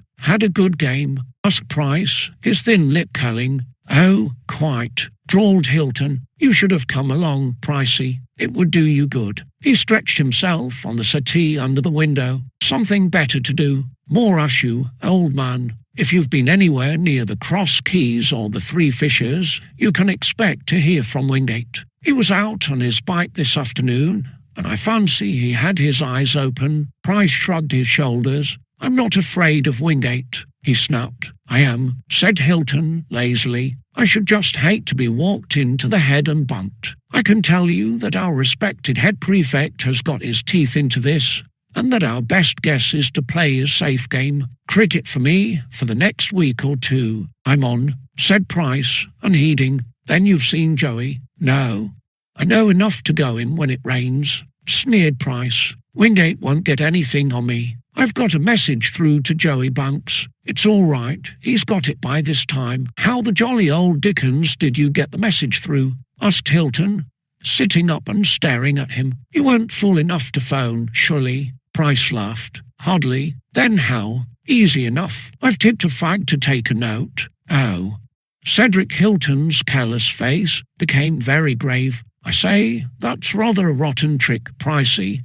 Sending a fag to a show like that might land the poor little beast into a fearful row. And if they spotted him and got hold of your note, Price laughed again. Nothing in the note to damage me. If they did, he answered. I'm not exactly a fool, Cedric. I know my way about. It's over the limit, said Hilton. You shouldn't have. Rubbish. You're rather a rotter, Steve, old man, said Hilton. Thanks.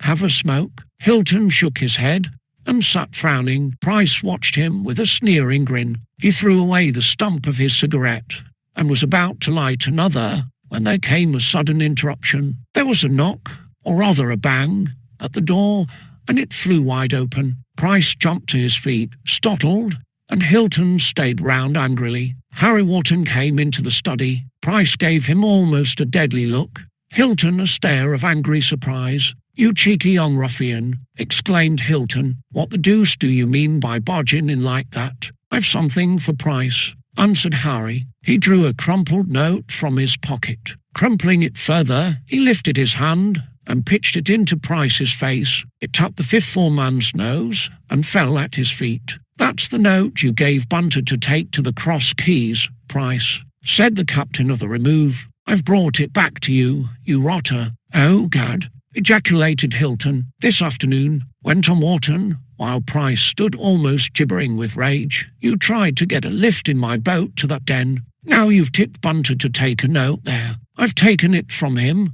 and brought it back to you. You ought to be sacked from the school, you worm. A lot you cared what you might land that fat fool in. Well, I've put paid to it. There's your precious note. You can walk down to the Cross Keys with it yourself, if you want to get it there, you worm." "Oh, Gad," repeated Hilton. Price stayed at the crumpled note, lying on the carpet at his feet. He realised that he was not on after all. That note had not reached Joey Bunks at the Cross Keys. There it was, lying on his study carpet. The fact that it had been flung contemptuously in his face troubled Price less than the knowledge that he was not on, that he was losing that chance of a lifetime. You. He stuttered, hardly able to speak. He clenched his hands almost convulsively and came across the study towards the junior. Harry Wharton faced him quite fearlessly. He was a lower school junior and Price a fifth form senior. But he was fit as a fiddle, hard as nails, and Price was a weedy, seedy slacker. He was more than ready for the fifth form sportsman. His hands came up in a flash, his eyes gleaming over them, and, as Price rushed, he met him with left and right. And it was Price who staggered back from the encounter,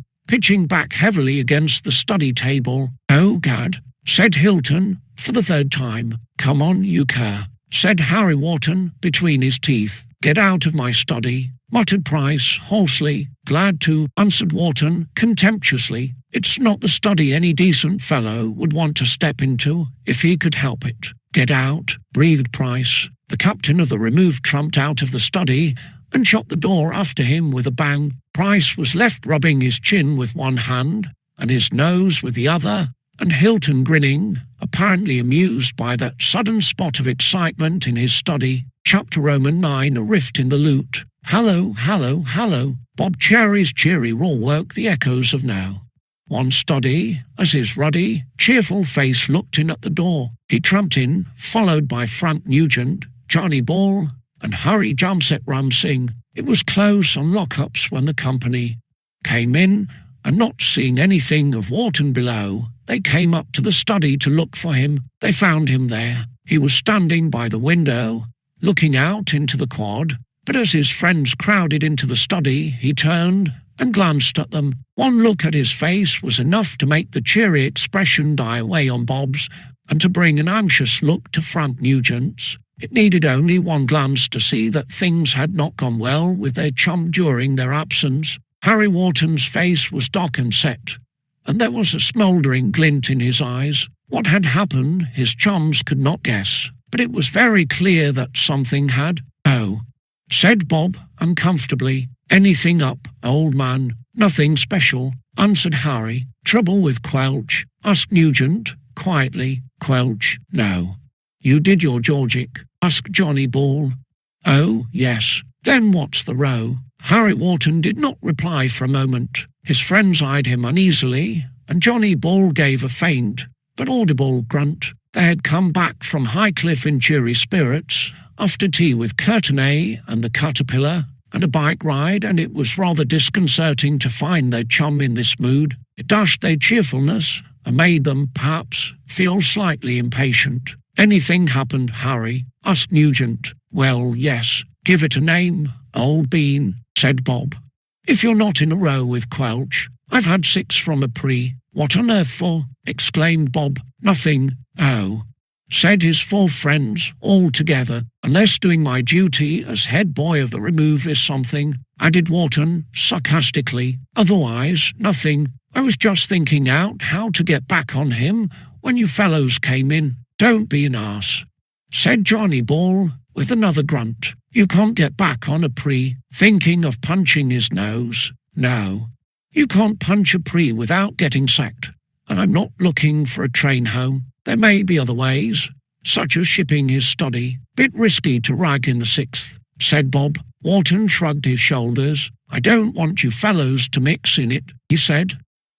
"I'm not taking 6 for nothing, Pre. I know, Pre, but you had better steer clear. Look here, if that bully Loader." "It wasn't Loader. Even Loader has to have an excuse for handling his ash," said Johnny Ball. "But if it wasn't Loader, who was it?" Wingate, exclaimed all the co, blankly. "Yes, Johnny Ball gave a still more expressive grunt. Bob's face set a little. Harry Jumset Rumsing frowned slightly. Even Nugent frowned. It was possible, if not probable, that Loader of the 6th might have given a junior 6 for nothing, but it was neither possible nor probable that Wingate had. If the captain of Greyfriars had a fault, it was that he was disposed to be a little too easygoing, and to let offenders off lightly. Even when he administered 6 to a junior for his sins, it was seldom such a 6 as Loader or Walker or Conn handed out. That he had caned any fellow for nothing was simply not a fact, as all Wharton's chums knew without hearing any details,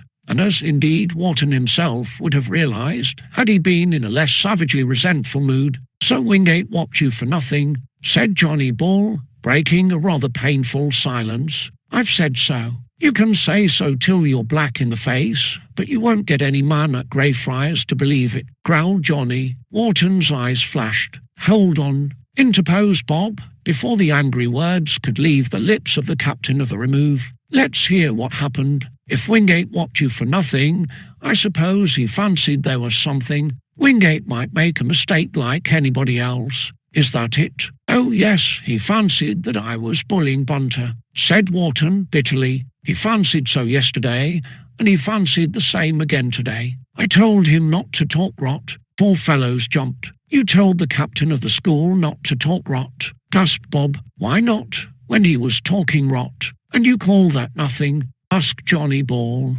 Wharton shrugged his shoulders again, a shrug that had a somewhat irritating effect on his friends. "Look here," said Bob, "let's get this clear. What put the idea into Wingate's head anyway? Bunter was yelling because I'd banged his silly head on the wall of the bike shed when Wingate and Gwyn came in with their jiggers. I couldn't very well tell why I banged it. Why not?" Harry Wharton laughed. "Price of the 5th had got him to take a note to a bookie at the Cross Keys. I banged his head to make him hand it over. Think I could tell a prefect that I was stopping the fat fool from going out of bounds to a pub?" "Hardly," agreed Bob. But I needn't have butted in. Is that what you mean?" asked Wharton sarcastically. "I could have let that fat idiot get mixed up in Price's dingy rot, and flogged or sacked if he was spotted. This afternoon you were reminding me that the head boy is responsible. Think Quelch would expect his head boy to let Bunter carry on with it? Of course not. That cad Price ought to be jolly well kicked," said Bob. "You had to interfere, of course. Glad you can see that much," said Harry dryly. "Sure you got it right?" asked Johnny Ball. "Price is a rotten outsider, as lots of fellows know, but getting a fag to take a message to a bookie in a pub is pretty thick, even for Price." "The thickfulness is terrific," murmured Harry Jumset Rumsing. "I imagine I had it right, as Bunter handed over the note when I banged his head," answered Wharton. "I took it back to Price in his study. He was there with that yawning fool Hilton, and I gave it to him. To be exact, I crumpled it and pitched it into his face. Oh, my hat! Wasn't there a row?" "Not very much," said Wharton carelessly. "Price isn't much of a man for scrapping, and Hilton only sat and stayed. Like the brainless ass he is, Price couldn't worry any fellow who could use his hands. But I couldn't punch Wingate as I did Price. I had to take 6 from a pre." Bob Cherry rubbed his nose thoughtfully. "You shouldn't have cheeked Wingate," he said. "You couldn't explain without getting Bunter into a fearful row, and you couldn't do that. But there was no need to cheek him, so far as I can see. That isn't very far, is it?" "What?" "Wingate asked me if I was bullying Bunter again. I told him not to talk rot. I'd have made the same answer to Quelch if he'd asked me such a question, and I'll make him sorry somehow for that 6. "That's rot," said Johnny Ball. "The rotfulness is terrific, my esteemed and ridiculous chum," said Harry Jumset Rumsing, shaking his dusky head. "My dear chap," said Bob. "For goodness sake," muttered Nugent. Herbert Vernon Smith looked in at the open doorway. "Haven't you fellows heard the bell?" he asked. "It's calling over." "Oh." The bounder glanced from face to face. "What's the row?" "Oh, nothing," said Bob hastily. "Nothing at all," said Wharton satirically. "I've had 6 from Wingate for nothing, and my pals are advising me to take it like a lamb. I'm not going to, that's all." With that he walked out of the study, involuntarily wriggling a little as he went. The six, apparently, had been severe. His friends, with rather expressive looks, followed him, and they went down to the hall together, but not in the usual cheery crowd. For once, there was something like a rift in the loot. Chapter X. A wilful man will have his way. Look here, old chap. Aeneas scopulum interi. What? Consonant it. Harry, Eonum prospectum. Harry Wharton continued reading aloud, as if he did not hear. Late Pelagopati. Frank Nugent compressed his lips. What does that mean? He asked, quietly. Aeneas ascended a high rock and looked round all over the sea. Answered Harry Wharton. Frank Nugent was a very patient fellow, as sometimes he needed to be, with a chum whose temper had in it an element of uncertainty. But he looked now nearly at the end of his patience. They were at Prepino. One study. There had been a long silence. That Harry Wharton was still bitterly indignant and resentful his chums were only too well aware. The accusation of bullying had probably hurt him a good deal more than the six, but the six had been severe enough, and it had been, in his opinion at least, unjust and undeserved. He had acted as his foremaster, and indeed as Wingate himself would have expected him to act, in preventing Bunter from taking Price's note to the Cross Keys, and he had been rewarded with 6 of the best. And the fact that his friends did not see eye to eye with him added to his resentment, and had the effect of rousing his stubbornness, of which there was a good deal in him. All the company were concerned and a little uneasy, Frank Nugent most of all. But when he broke the long silence in the study, he found that Wharton's mood had hardened rather than softened in the time that had elapsed. He sat looking across the table at his chum, breathing rather hard. Wharton quietly went on with his prep. "Do you mean that you don't want me to speak?" asked Frank at last. "You asked me a question, and I answered it. You know that I was not asking for a translation." "Well, we're supposed to be translating," said Harry. "It's prep, you know. Quelch would expect us to be concentrating on our work, wouldn't he? And you know I'm head boy, and bound to feel my responsibility." Nugent bit his lip. "I wasn't asking for sock," he snapped. Wharton looked up from Virgil at last. "Look here, Frank, it's no good talking. I did write this afternoon, as you know as well as I do, and I was whopped as if I'd done wrong. I'm not going to take it. You don't agree with me, the other fellows don't. Well, then, all you've got to do is to leave me alone. We've been pals too long for me to think of leaving you alone when you're bent on making a fool of yourself," said Nugent tautly. "Do you think I ought to have let Bunter go with that note from Price? No. Do you think I ought to have told a prefect that I was stopping him from taking a message to a bookie at a pub? No. Well, then, what was I to do but what I did? And I had to bend over and take 6 for doing it," said Wharton, with smouldering eyes. "And to be called a bully into the boggin. If Wingate had understood, he might have given me credit for not being a bully like Bolsover, or throwing my weight about like Coker of the Fifth," said Wharton bitterly. "Instead of that, he gave me 6. He wouldn't have, if you hadn't cheeked him. I don't call it cheek to tell a fool not to talk rot, even if the fool happens to be a prefect." "Well, if you don't call it cheek, any other fellow would," said Nugent. "The low 4th can't talk to the 6th like that. It was a rotten misunderstanding, but the real trouble was—" He paused. "My fault, of course. It was because you couldn't keep your temper," said Frank. "I know what you were feeling like, but you shouldn't have answered Wingate as you did. That was why you got the 6. Not because you banged Bunter's silly head. I'd make the same answer again. I suppose it's no use talking." "None at all. But look here, old chap, do try and forget all about it," said Nugent, earnestly. "Wingate's a jolly good fellow, and you like him as much as all the fellows do, really. Wash the whole thing out. I'm going to. Oh, good. When I've levelled things out. Not before. Look here. Antheus equem jectotum. Wharton. Vento videt phrygiasque. That will do," said Frank Nugent, his own eyes glinting. "I'll say no more about it. And if you choose to make a fool of yourself, go ahead and do it. Thanks." Nothing more was said in No. 1 study. Usually the two worked in concert at prep.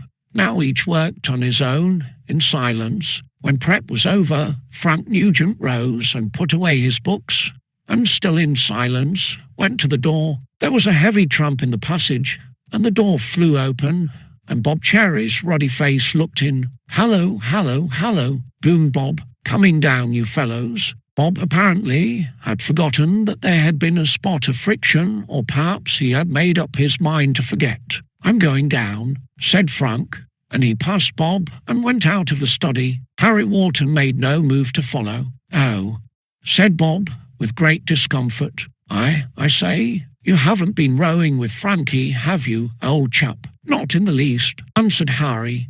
"Nothing to row about, is there? We can look at a thing different ways without a row." Bob looked at him. "I suppose that means that old Frankie has been talking sense to you," he said. I dare say he thought so. It seemed rot to me. "Well, look here, if you're still thinking of getting on Wingate's track for that 6, I am. Then you're a silly ass," said Bob bluntly. "Thanks." Bob gave him another look, and then followed Nugent down the passage. There was electricity in the air, as it were, and Bob, at all events, was not going to row. Harry Wharton stood in the study, his brow darkening. Evidently Bob's opinion was the same as Nugent's, and he did not doubt that Johnny Ball and the nabob would take the same view. His friends were against him, and it did not occur to him, at the moment, that 4 heads might be wiser than one. Johnny Ball looked into the study, and the dusky countenance of Harry Jumset Rumsing looked in over his shoulder. "Frankie gone down?" asked Johnny. "Yes." "Anything up?" "No."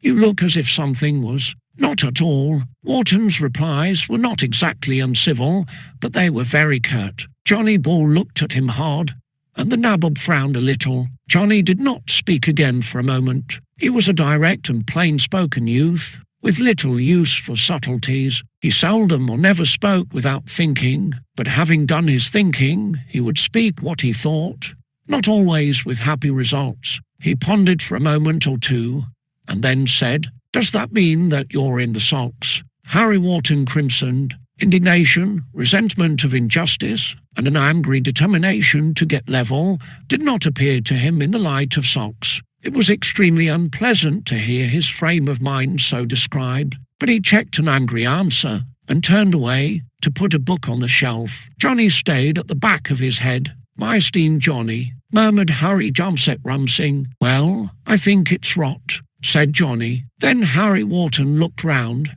"Mind going and telling somebody else what you think?" he inquired. "What?"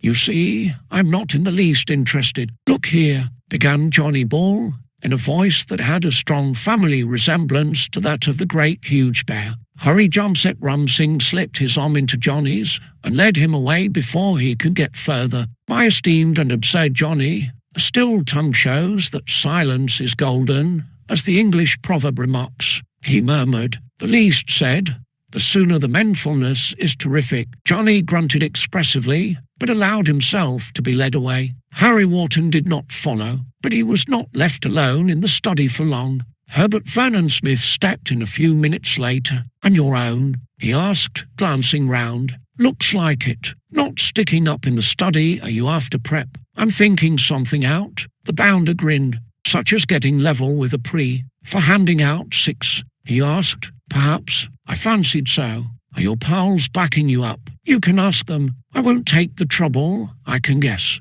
"Look here, Wharton." The bounder, not usually much concerned about other fellows, spoke earnestly, and his tone was friendly. "Look here, you're on a bad break. You've got your back up, and you're going to push into trouble you can't handle. What's the good?" A shrug of the shoulders was the only reply to that. "We're not pals," added Vernon Smith, "but if you ask me, I should give you the same advice that I can guess they've given you. I haven't asked you. Hoity-toity. If that means that you'd rather I minded my own business, right on the wicket." "OK, a wilful man will have his way," said the bounder lightly, and he joined Redwing in the passage, and they went down the stairs. A minute or two later, Lord Mauleverer passed the open doorway and paused to look in. No doubt his lordship had heard a rumour in the remove that all was not as usual with the generally united company. But one glance at Wharton's face was enough for Mowley, and he passed on without speaking. Harry Wharton shut the door. All the remove had gone down, after prep, when Wharton left his study. He went slowly downstairs, but he did not head for the rug. Chapter Roman 11 in Wingate's study. Wingate of the 6th, standing by the window of the prefect's room in the light, was clearly and distinctly visible to anyone looking in from the dusky quadrangle. It did not occur to the captain of Greyfriars that anyone out of the house at that hour was looking at him from the shadows, but someone was, a junior with a set face, set in a look of sullen resentment that was very unusual, and Harry Wharton, having satisfied himself that Wingate was in the prefect's room, and could not, therefore, be in his study, moved on silently in the shadows to the sixth form study windows. In the rug, his friends were wondering rather uneasily where he was and what he might be doing. Johnny Bull concluded that he was sulking in his study, the simple word sulks explaining the whole thing to Johnny's simple and direct mind. Bob Cherry and the Nabob hoped that he was merely keeping out of their way for a time, after the rather sharp exchange of words that had taken place. Frank Nugent felt most uneasy of all, remembering his chum's reference to shipping Wingate's study in retaliation for that undeserved 6. So reckless an act meant certain trouble, if that was Wharton's intention, and if he carried it out. More than once, Frank was tempted to go up again and reason with his disgruntled chum, but he knew that it was futile in Wharton's present mood, and he did not want to risk a quarrel. As a matter of fact, he would not have found Wharton there had he gone up. It had been easy enough for Harry Wharton to drop from a back window unseen and unnoticed. His absence was not likely to be noted till the bell rang for dormitory. He intended to be back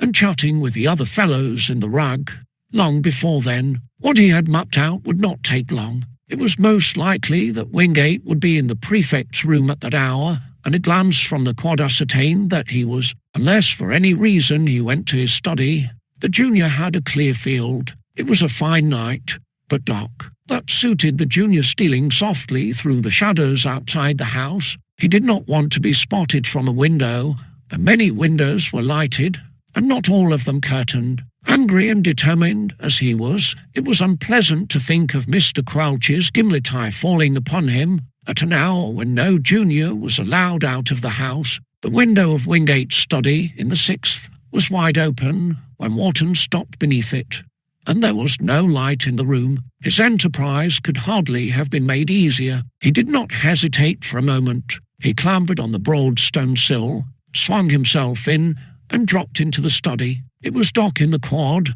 but darker in the study, but he could see his way about. A fellow did not need much light to ship a study. There were few fellows who would not have hesitated to ship the study of the captain of the school. Even the bounder, wild and reckless as he was, would have thought twice and thrice and 4 times before he ventured upon anything of the kind. Wharton did not even think of hesitating. He was going to rag that study as thoroughly as ever a junior study had been ragged at Greyfriars. But he paused as he was about to step away from the window at the sound of a voice from the quad. "Did you see someone, Capper?" It was the booming voice of Mr. Prout, the master of the 5th. Apparently Prout was taking an evening stroll in company with the 4th form master. Harry Wharton caught his breath. It had not occurred to him that Beeks might be out of the house, and he realised that he had had a narrow escape of running into Prout and Capper. Evidently they were walking on the path under the study windows, and Prout fancied that he had seen somebody. Mr. Capper's answer came as a relief to the junior in the study. "No, I saw no one, Prout. I'm almost sure I saw someone, Capper, but no one appears to be here. Yet I'm sure, almost sure." Wharton, keeping carefully out of sight, peered from the window. The 2 masters had come to a stop, not more than a couple of yards away, and the portly Prout was peering about him in the gloom. "No boy would be out of the house at this hour, Prout, after preparation," said Mr. Capper. "No, I suppose not, but—" Prout continued to peer. He was not satisfied, and for some minutes he remained where he was, peering and frowning. Harry Wharton waited impatiently for him to go. He could not get on with the shipping operation with two masters within hearing of any sound from the open window of the study. They moved on at last, but Wharton's relief lasted only a moment. Hardly had Prout and Cupper disappeared when the door handle of the study turned and the door opened. Wingate's voice was heard from the passage. "Hold on a minute, Gwyn." Harry Wharton's heart gave an unpleasant jump. There had been every chance that Wingate, in the prefect's room, would remain there till the time came for him to see lights out in the junior dormitory, and the intended ragga had banked on it, instead of which here he was, at the door of his study. Had he switched on the light and entered, he could not have failed to see the junior standing there by the open window. Wharton's face set savagely and doggedly. He expected immediate discovery and the inevitable result, but to his surprise, Wingate did not reach for the lighting switch and turn it on. Apparently he was not coming into the study. He remained in the doorway, waiting for Gwyn, coming along from his own study further up the passage, to join him. Wharton hardly breathed. He was prepared, with dogged hardihood, to face what was coming to him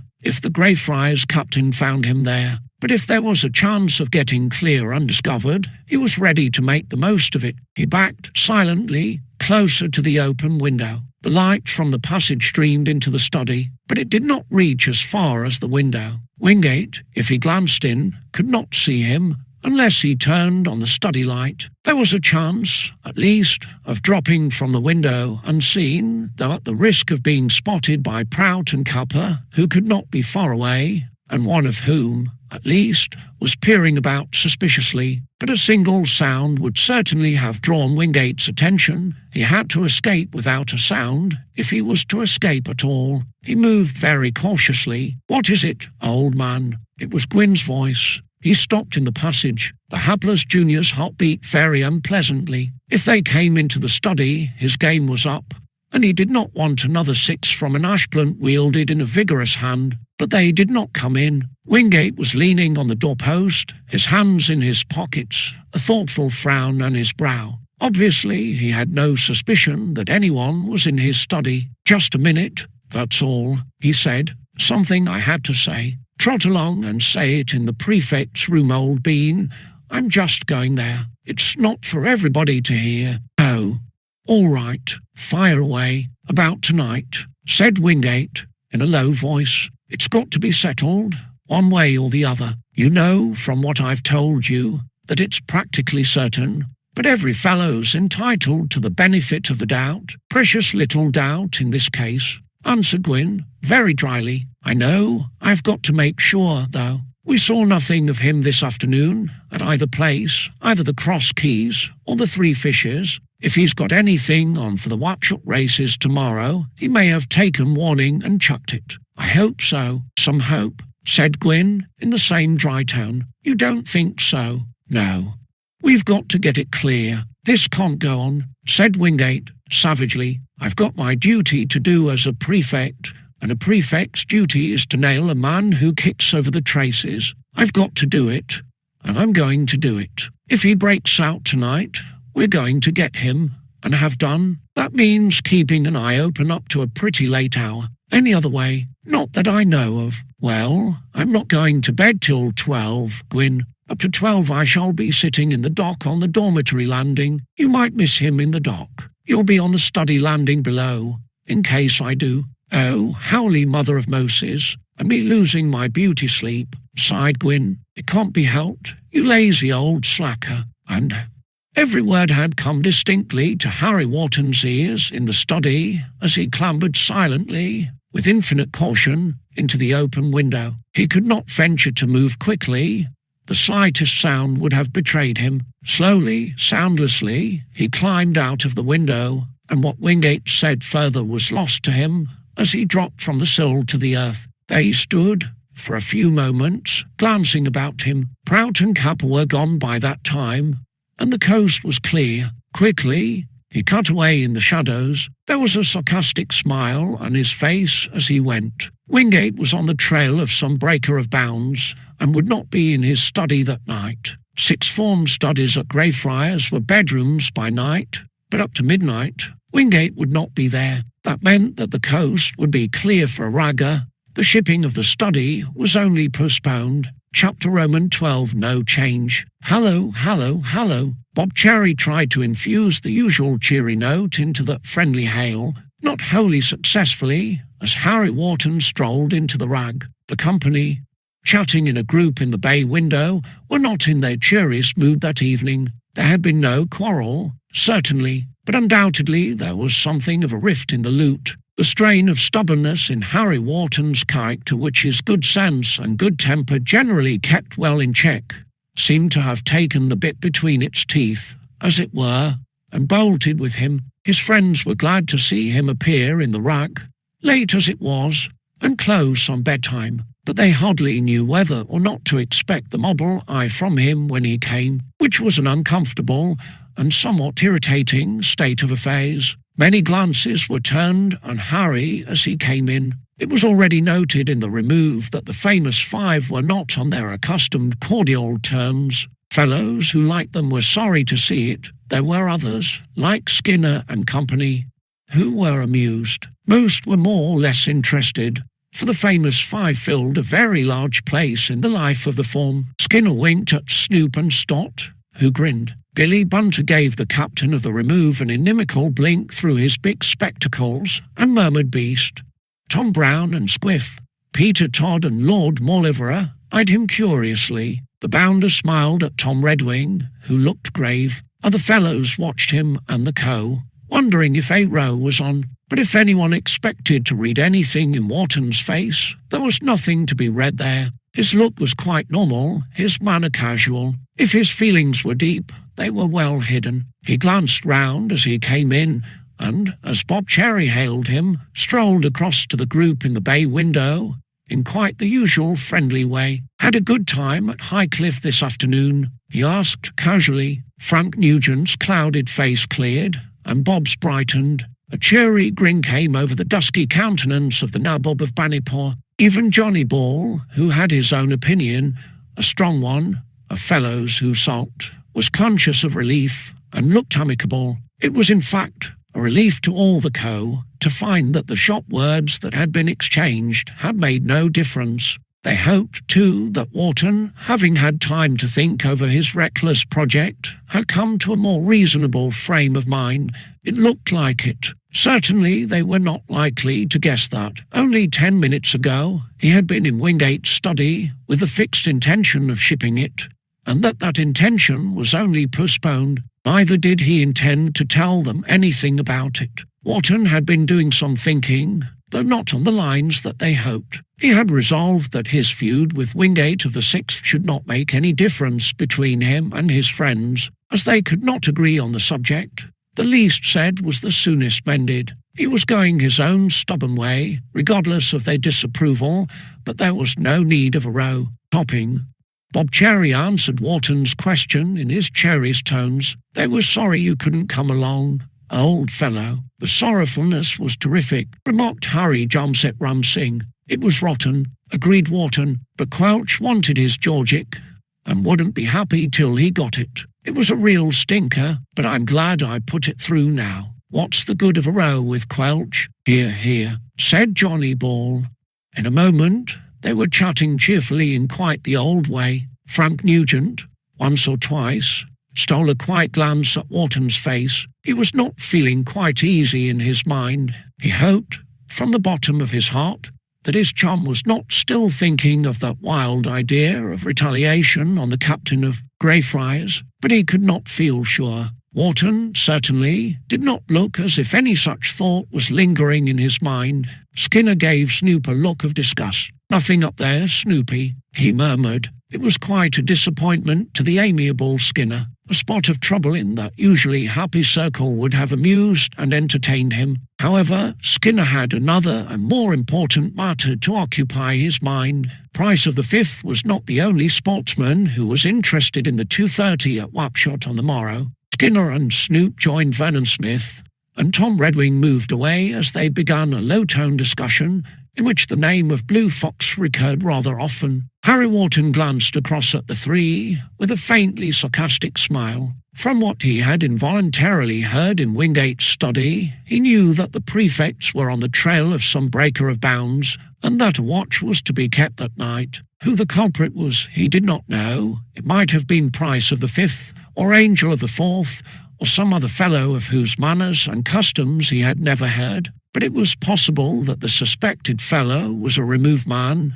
in which case it was quite likely to be the bounder, who had more than once come under suspicion. "Hallo, hallo, hallo, there's the jolly old bell," exclaimed Bob Cherry. It was the bell for dawn. There was a general move. Lord Mauleverer slowly detached himself from his armchair. Billy Bunter heaved his weight out of another. The famous five headed for the door in a cheery little crowd. But as they went out, Harry Wharton left his friends and touched Herbert Vernon Smith on the elbow. The bounder looked round at him inquiringly. "I tell you, I heard Price of the Fifth say to Hilton that you could put your shirt on him." Skinner was muttering, but he shot down at once as the captain of the remove came into the offing. "Just a word, Smithy, old man," said Harry. "Two, if you like," answered Smithy. "I thought I'd mention that I happen to know that the Prees are on the prowl tonight." "Smithy," said Harry, in a low voice. The bounder gave a little start. "How do you know?" "Well, I know. It's official." "Sure." "Quite. A tip straight from the horse's mouth," said Wharton, rather sarcastically. "You can bank on it." Vernon Smith laughed. "Thanks for the tip," he said. "You gave me a spot of advice in my study after prep."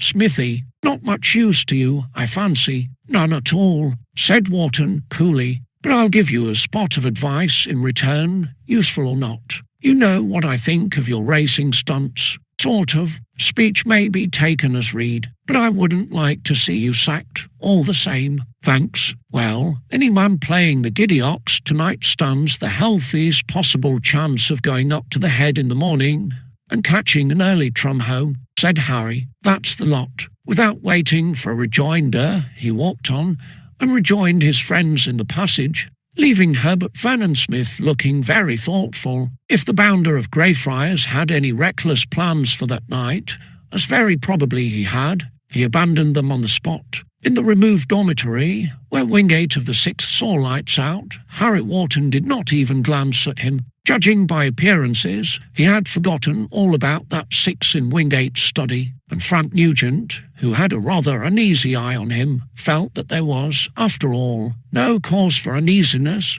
He sat on the edge of Wharton's bed to take his boots off, by the side of the captain of the remove. "It's all right now, isn't it, old chap?" he whispered. Wharton glanced at him. "All right, of course. Why not? I mean, you've chucked up that idea about Wingate." Wharton did not answer. "You have, haven't you?" asked Frank, his uneasiness reviving as his chum did not speak. "Not in the least," answered Harry curtly. "But, look here, what's the good of talking? But why not agree to differ? Doesn't old Ink Eye say that the least said?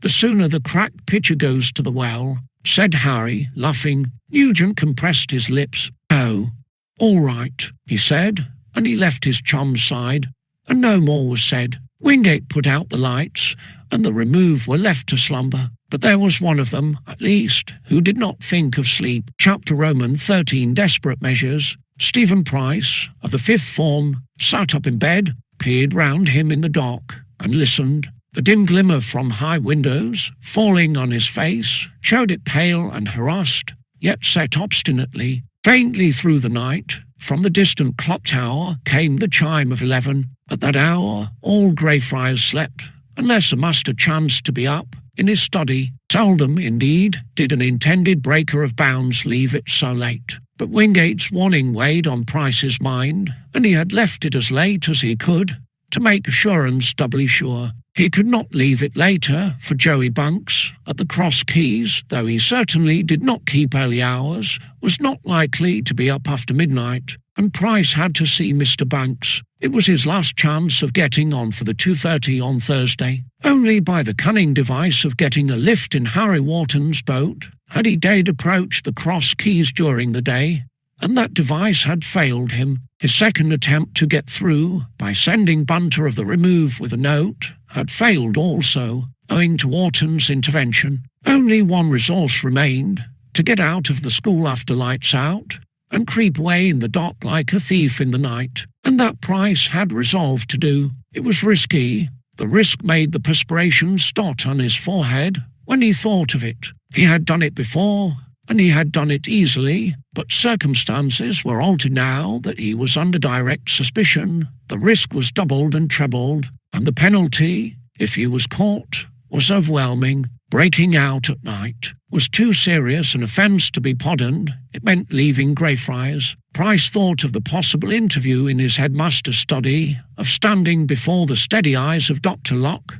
and hearing his sentence pronounced, and he cringed as he thought of it. A more courageous fellow than Price might have backed out of the enterprise. With Price, obstinacy and greed supplied the place of courage. He was certain, absolutely certain, that he had picked a winner this time. Blue Fox for a fiver at 4-1 meant £20 for him, a large sum for an impecunious fellow like Price. He owed money right and left, a result of his sporting speculations from which he failed to derive a lesson. £20 would see him clear, with cash in hand to carry on the racing game. It was a chance that he could not think of losing. Risk or no risk, he was going, but he sat listening and peering for long minutes before he crept quietly out of bed. He argued the matter in his scared mind. After all, what was the risk? He had done it before, successfully, more than once. True, Wingate suspected him and would lose no chance of nailing him,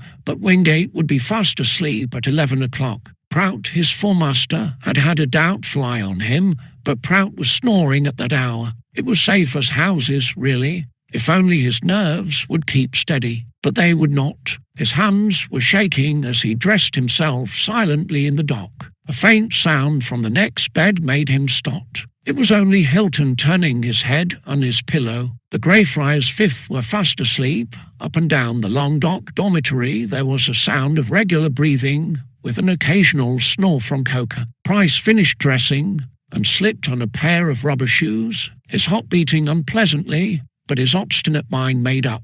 There was a sound again from Hilton's bed. Again Price started and stayed at the dimly seen handsome face on the pillow, and he gave another start as he discerned that Hilton's eyes were open. He stood quite still. He did not want any man in the Fifth to know that he was breaking out that night. He had not said a word about it even to his own pal. But Hilton knew now, even in the gloom. Price could see that Cedric Hilton's eyes were on him, with a mocking glimmer in them. Pricey. It was a faint whisper. Quiet, breathed Price. He was in dread of other fellows awakening. Hilton lifted himself on his elbow and looked at him. He could see that Price was in a funk, and Price could see the half-amused, half-contemptuous curl of the lip of the dandy of the Fifth. "You're going," murmured Hilton. "Quiet. You're a fool, Pricey. Will you shut up?" hissed Price. "You haven't forgotten what Wingate said yesterday. Shut up, will you?" He meant every word.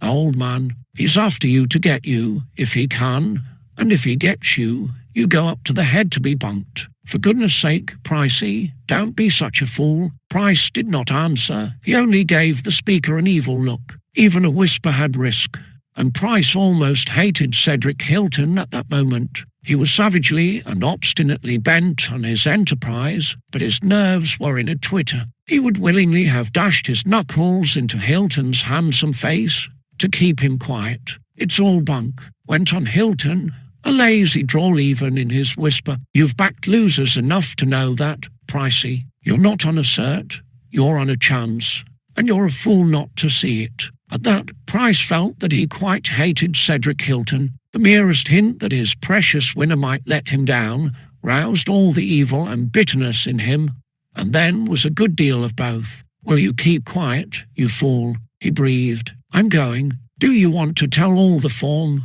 and make it the talk of the game study?" "Oh, all right. Have your own way. I've told you you're a fool. Look out for prees on the prowl at this time of night. Fool, I wouldn't be sure. You know what Wingate is like when he gets his teeth in. Go back to bed, Pricey, and chuck it. Hold your silly tongue." hissed Price. Hilton laughed softly and laid his head on the pillow again. He had done his best, without expecting much in the way of results. He did not care very much, but the whispering, faint as it was, seemed to have reached other ears. There was a sound of stirring, and Potter's voice was heard. "What's that? Somebody up?" Hilton remained quite silent. Price trembled almost like a leaf in the wind. Potter lifted his head and glanced round in the gloom. "I heard something." This was Green's voice. "Is somebody up?" Coker's snore, perhaps. Shouldn't wonder. To Price's immense relief, Potter and Green settled down again. He had been in dread that a match might be struck, which would have revealed him, standing fully dressed by his bed. But all was silent again, and there came no further whisper from Hilton. Price crept away to the door, silent in his rubber shoes. He was infinitely cautious. There was no sound as the door opened and closed behind him. He stood in the dark corridor, his heart beating, his eyes wary as a rat's, his ears keen to listen, but all was dark and silent and still. Softly, he crept down the corridor towards the dormitory landing. After all, it was easy enough. He had but to creep silently down the stairs in the dock, drop from the lobby window, and steal away. No one would see him or hear him, and who could suspect his absence? He told himself again that nothing but nerves was the matter. All was safe. The dormitory landing was very dark. He had to cross it to the staircase, passing the end of the long settee that stood by the landing balustrade. He could not see it in the dark,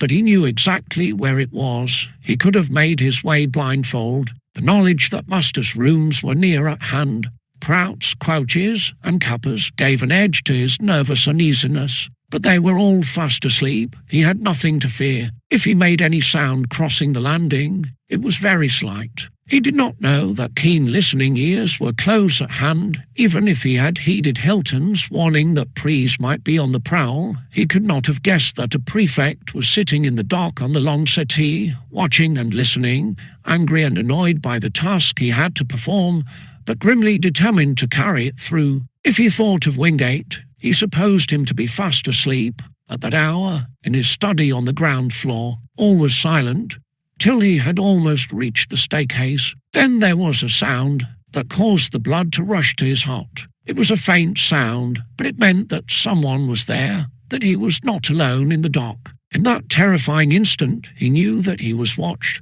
that he was discovered, that was caught, and his heart almost died within him. He had no time to think, to act, to dodge or run. Even as he stood there palpitating with sudden terror, a grasp was laid on him, a powerful grasp that closed like iron on his shoulder. "You rotter," it was Wingate's voice, in low contemptuous tones. "I've got you. I fancy I know who you are, but I'll see in a moment." Price's hands clenched convulsively. There was no courage in him, but there was a desperation that amounted to ferocity. He was like a cornered rat, caught, the head study, the sentence of expulsion, the train home. It all flashed through his tormented mind at that moment, hardly knowing what he did. In his desperate terror, and hardly caring, he struck. If there was a chance, if there was the remotest chance, if there was the ghost of a chance of getting out of this, he did not care by what means he got out. With all the force of his arm,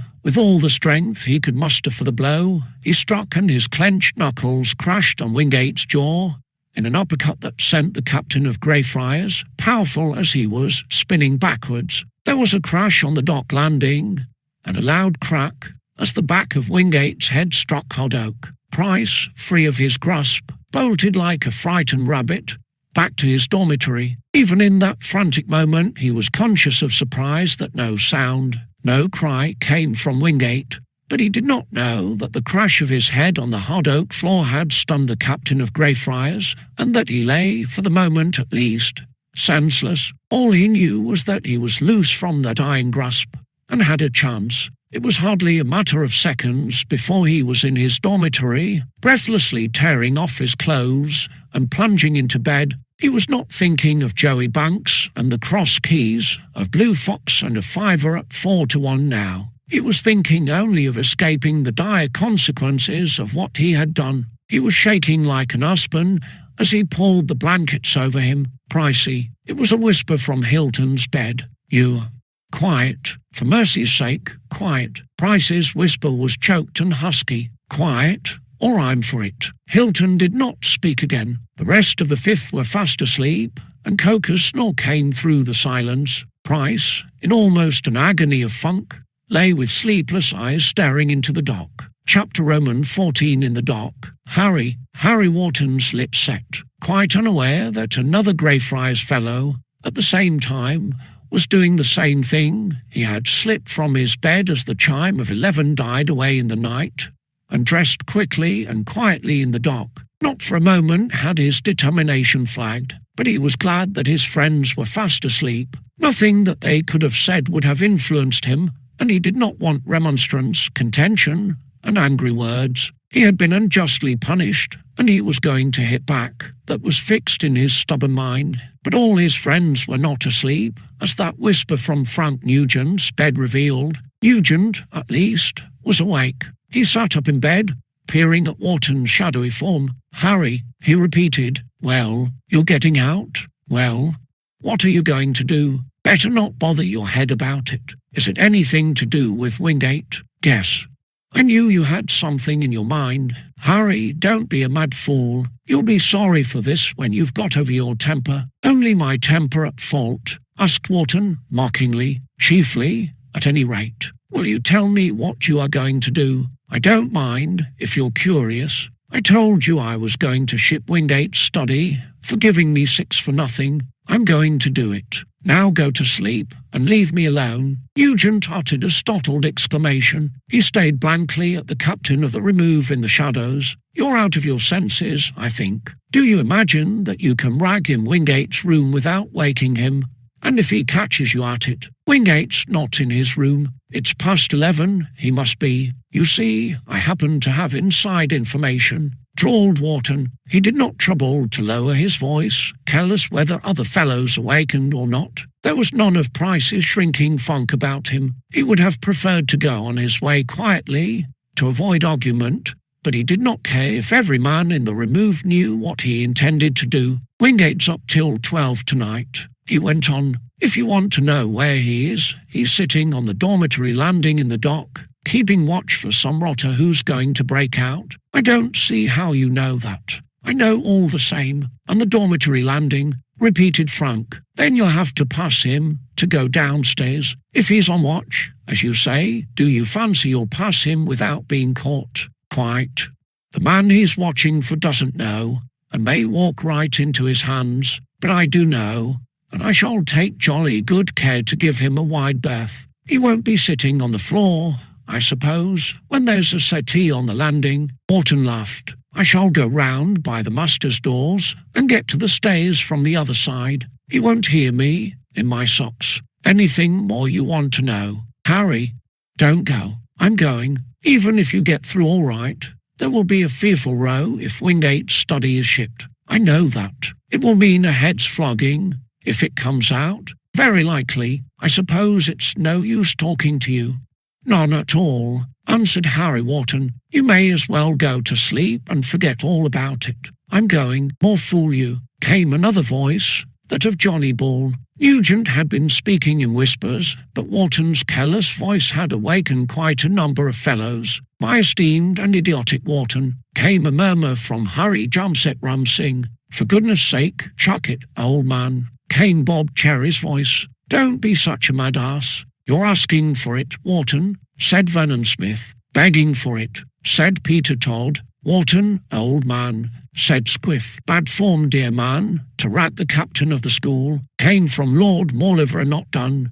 "You know." "Look here, Wharton," said Tom Brown. "Is the whole form sitting up and taking notice?" asked Harry Wharton, sarcastically. "You fellows will be losing your beauty sleep for nothing. Hadn't you better go to sleep again?" "Oh, I'll go to sleep," said the bounder. "But you're a mad ass, and if you were a pal of mine, I'd turn out and hold unto your ears to stop you making a fool of yourself." "By gum, that's not a bad idea," said Bob Cherry. "Look here, Wharton. Sorry, I've no more time to waste," answered Wharton, politely. "Wingate gave me 6 for keeping that fat fool Bunter out of mischief, as I was bound to do as head boy of the form. I'm going to ship his study in return. That's that, and you can think what you like about it.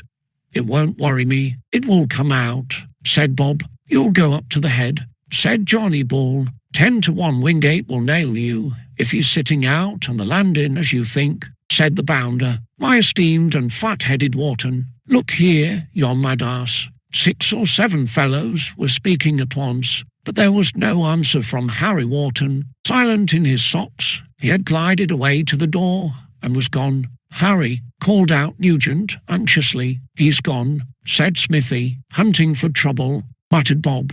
It's a rotten trick, growled Johnny Ball. Wingate whopped him for lip, and he knows it as well as we do. I'm going to sleep. But it was not easy for Harry Wharton's friends to sleep. They were impatient with him and angry with him, but they were anxious too, and anxiety outweighed other feelings. They knew, too, that later, when the time of cool reflection came, Wharton would regret a hasty action prompted by passionate resentment. But there was no help for it now. For the time, at least, Harry Wharton was stubbornly set on his purpose, and indifferent to the opinion of his friends. He slipped quietly from the dormitory and shut the door after him, shutting in the buzz of voices. Quietly, making no sound in his socks, he cut away down the corridor to the dormitory landing. Few fellows would have cared to venture there, knowing that a sixth form prefect was on the watch in the dock. But knowing that Wingate was there, and easily guessing where he was likely to be, Wharton had no doubt of being able to avoid him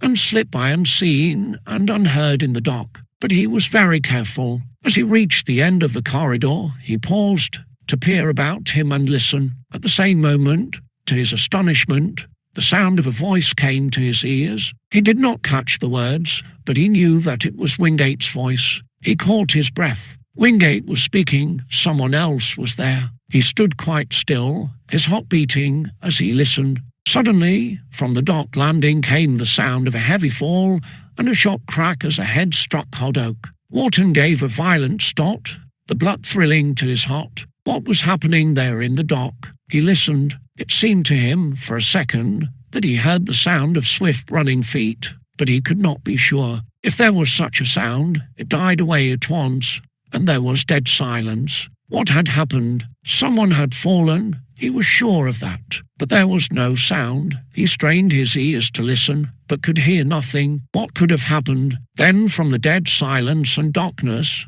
came a low sound, a sound that almost curdled his blood. It was a low, faint moan. Good heavens, breathed Wharton. Someone had fallen. Someone was hurt. Was it Wingate? Who else could it be? As that certainty flashed into his mind, all bitterness, all resentment, all vengeful feelings vanished as if they had never been. He ran forward across the dock landing, his only thought to help the fellow who lay there in the dock, faintly moaning. He stumbled over an unseen form that was stretched on the floor and lost his balance. From the darkness, a sudden grasp was laid on him, and he was dragged over. You rascal! It was Wingate's voice, husky and broken. You knocked me out, but I've got you. The captain of Greyfriars dragged himself to his knees, with reeling brain, but with his grasp on his prisoner like that of a steel vice. I've got you, you rascal. Then he shouted, Gwyn, do you hear me? Come up, get a light. Gwyn, there was a sound below the staircase. You calling, Wingate? Gwyn's voice came from the distance. Come up, get a light. Coming, Wingate, panted Harry Wharton, hardly knowing what he did. He struggled to get free. Let me go, Wingate did not answer, but his grasp did not relax. There was a sound of hurried feet on the stairs as Gwyn ran up from the study landing, and the light was switched on. And in the sudden blaze of light, the two prefects stayed at the prisoner struggling in Wingate's grasp. Both of them expected to see Price of the Fifth, but it was not Price of the Fifth that they saw. It was Harry Wharton, of the remove. Chapter Roman 15, guilty. Wharton, breathed Wingate. Wharton, repeated Gwyn. Both of them stayed at the junior in amazement. Neither had doubted that, if any Greyfriars man was caught breaking out that night, it would be Stephen Price of the Fifth. They could hardly believe their eyes as they saw Harry Wharton. Wharton, in his turn, was staring at Wingate's face, now that the light was on. That face was white as chalk, and there was an ugly black bruise on the chin. He knew now why Wingate had fallen. He had been knocked down in the dock, and it was plain that a hard and heavy blow had been struck. But by whose hand? Harry Wharton had not the faintest idea. There was no one on the landing but himself and the 2 sixth form men. Whoever had struck that blow must have vanished immediately Wingate went down. "You," said Wingate. A spasm of pain crossed his white face. His head was aching horribly from the crack on the oaken floor, and his jaw was almost numbed. You young rascal." "A junior," said Gwyn. "A junior, but he packs a good punch, and I've had the benefit of it," said Wingate. "I suppose he thought he would get clear in the dock, but he stumbled over me, and I grabbed him. I'd never have believed it otherwise." "You young hooligan, are you mad?" panted Harry Wharton. "I never touched you." "What?" "I can see you've had a knock. I heard you fall and ran to help." "You heard me fall and ran to help," repeated Wingate blankly. "Good gad, you lying young rascal. You knocked me out when I collared you." "I did not." "That will do," snapped the captain of Greyfriars roughly. "Gwyn, you'd better call Quelch, as this young rascal is in his form." "You're hurt, old man," said Gwyn, with an anxious look at his friend. Wingate passed his free hand over his bruised chin. "Yes, I'm hurt," he said. "It was like the kick of a mule. Never mind that.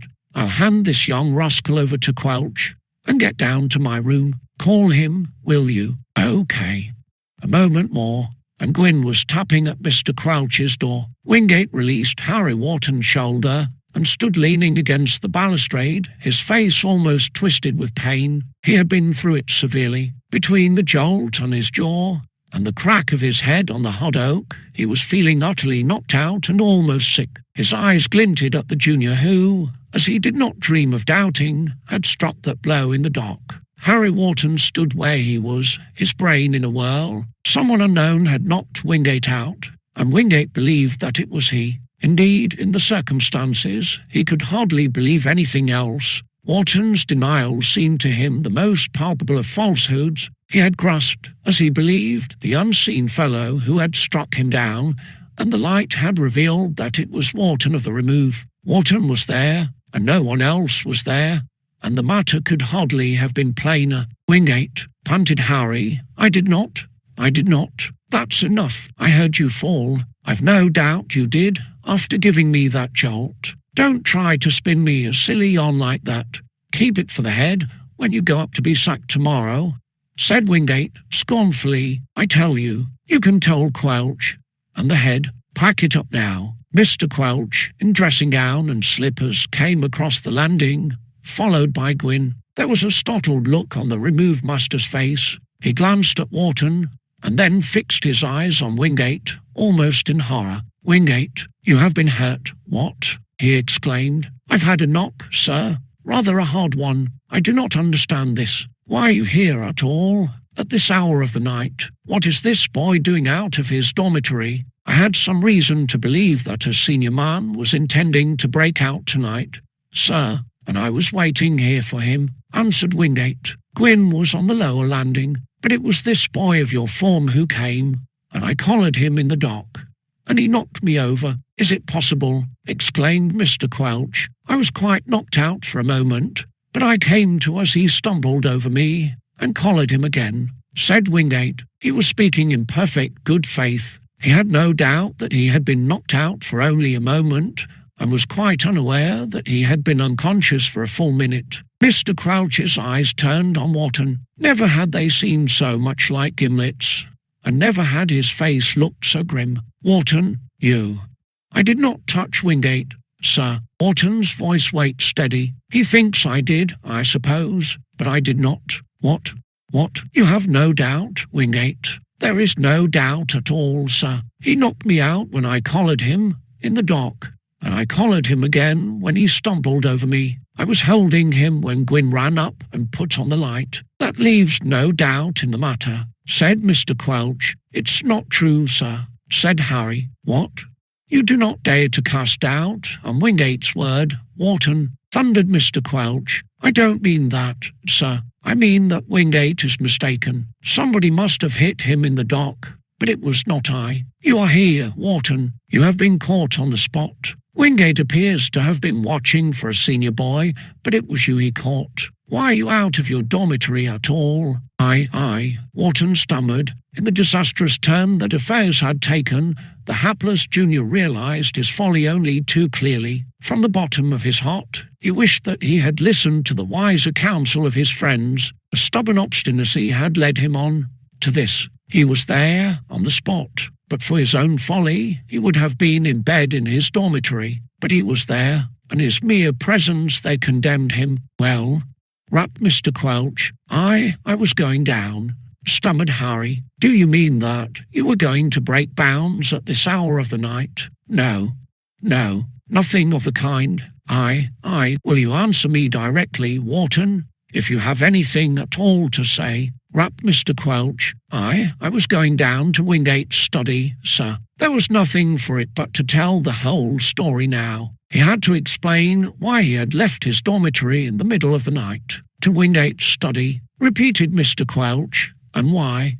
"I was going to ship it," said Wharton desperately. "Wingate gave me 6 for nothing today, and I was going to ship his study. I knew that he wasn't there tonight, and so there would be nobody there, and I failed to see how you can have known anything of the kind, Wharton. Wingate can have told you nothing of his intentions." "What do you mean?" "I heard something by accident that he said to Gwyn this evening, sir, and so I knew that he would be up here and nobody in his study. That was why I was going down." Wingate gave a start. "You knew I was here," he exclaimed. "Yes, I did." "And you came out of your dormitory, knowing that I was here on the landing?" "Yes, and you came specially to give me this in the dock?" asked Wingate, passing his hand over his bruised chin. "Is that it?" Wharton panted. No.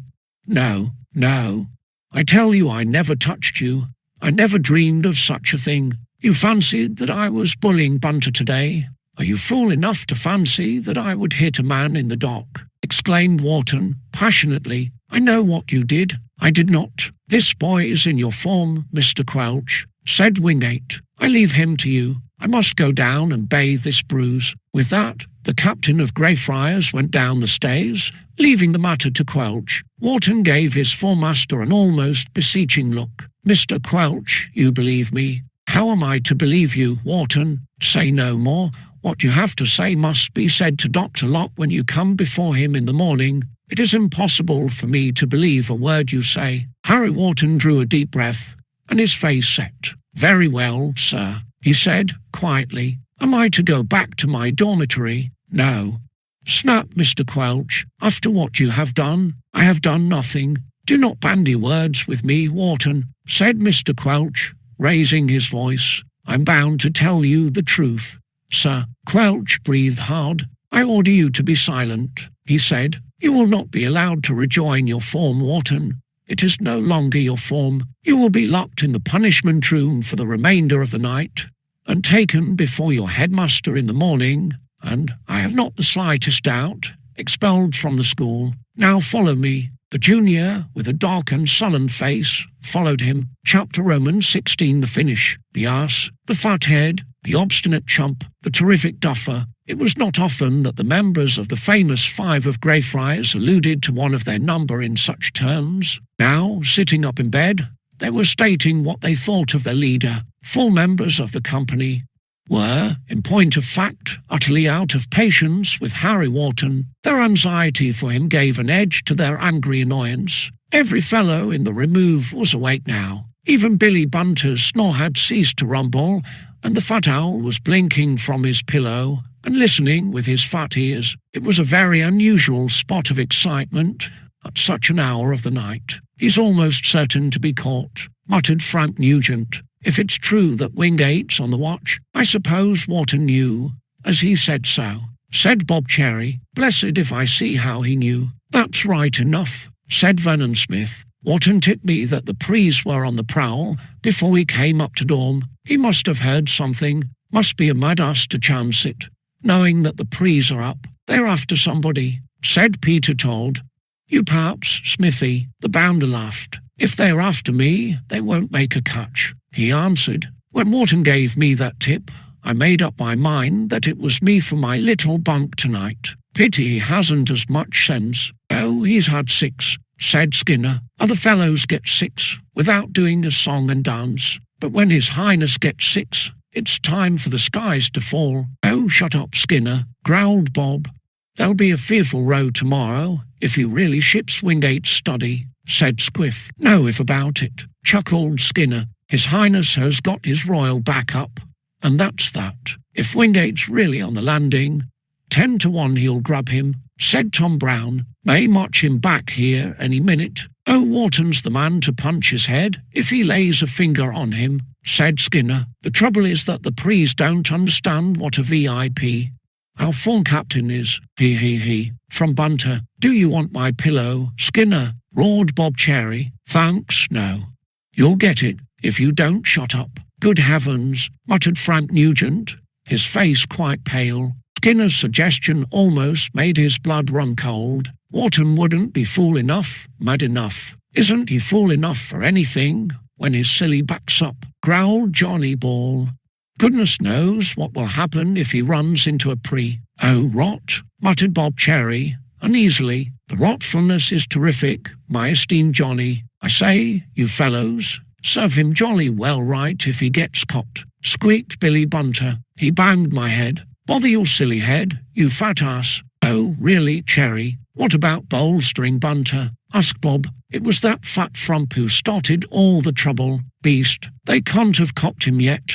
At any rate, said Ogilvy, if they get him, they will march him home to go up to the head in the morning, said Johnny Ball. I wonder if you'll tell the head not to talk rot, as he did Wingate. Oh, draw it mild, old man, said Bob. Snort, from Johnny Ball. He was quite out of patience with the captain of the Remove, and made no secret of the fact. A fellow has to toe the line at school, he grunted. Why can't Wharton toe the line as well as any other chap? Much too important a person, sighed Skinner. Oh, shut up, Skinner. I suppose he's in Wingate's study now, ragging it right and left, said Johnny. Well, it's a rotten trick. Wingate's all right, even if he may make a bit of a mistake sometimes. Doesn't Wharton ever make mistakes? Not much good slamming him, old chap. Let's hope he won't be nailed. Serve him right if he was. Hallo, hallo, hallo. Here comes somebody. That can't be Wharton, exclaimed Bob, as a tread was heard in the corridor without. Sounds like Quelch, muttered the bounder. Oh, gad, if Quelch is up. There was a hush of the buzzing voices in the Removed dormitory. That tread in the corridor obviously could not be Harry Wharton's. It was not the captain of the Remove returning. It sounded like a muster's tread. A glimmer under the door told that the light had been switched on in the corridor. The juniors waited breathlessly for the door to open. It opened, and all eyes fixed on the angular figure that appeared in the doorway. Quelch, breathed Frank Nugent. His heart was like lead. Quelch's visit to the dormitory at that hour could only mean that he knew. Mr. Quelch, with a grim set face, stepped in and turned on the light. Footsteps shuffled after him, and the Removed fellows expected to see Harry Wharton follow him in. But it was not Wharton who appeared. It was Trotter, the house page, rubbing his sleepy eyes. The juniors could only stare. Quelch's visit hardly surprised them. It meant that Wharton was caught. But why the house page had been called up at that hour was quite a mystery to them. Mr. Quelch pointed to Wharton's empty bed. Lose no time, Trotter, he said. Yes, sir, mumbled Trotter. He went towards Wharton's bed. The Remove muster glanced up and down the dormitory. Everyone was awake, and hardly a fellow thought of affecting slumber. The grim frown intensified on Quelch's expressive face. The juniors watched him in silence. Only Frank Nugent ventured to break the silence. His anxiety for his chum was overpowering. Has anything happened, sir? He stammered. Mr. Quelch glanced at him. Yes, Nugent, something has happened, he answered. No doubt all of you were aware that Wharton was out of his dormitory. Yes, sir, but isn't he coming back? Stammered Frank. Trotter was loading himself with bedclothes from Wharton's bed,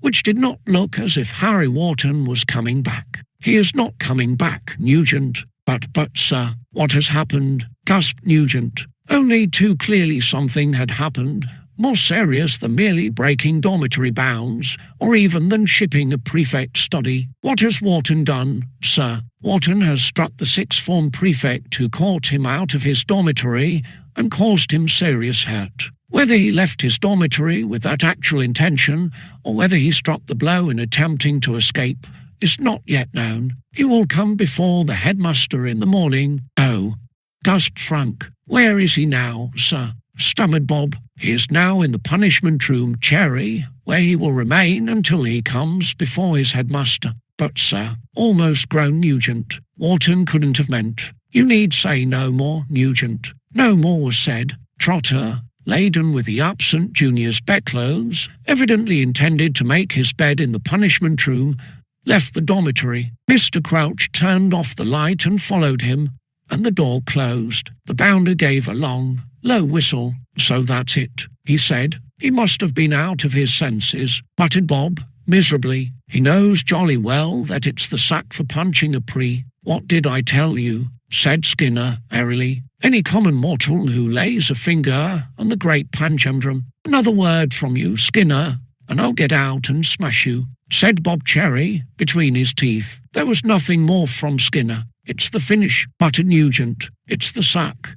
It can't be anything else. Oh, if we'd only stopped him in time." "We couldn't," muttered Bob. "It was long before the remove were asleep again, and when the others, at last, slept, there was one who remained awake." Frank Nugent was thinking of his chum in the punishment room, and of the morning when the gates of Greyfriars were to close behind him for the last time, and he could not sleep. His weary eyes were still sleepless when the sun gleamed in at the high windows, and the rising bell rang in the bright morning. Chapter Romans 17 the morning after. Heard about young Wharton. Punched a pre. Cop breaking out at night. Jolted Wingate on the jaw. That cheeky young removed tick. Wingate gave him 6, and he caught him in the dock and hit him. Old Wingate, you know. It's the sack. Serve him right. Yes, rather, but what a nerve. Wingate's got a bruise as big as an egg. Young Wharton, a removed kid, you know, punching a pre. It was all over the school in the morning.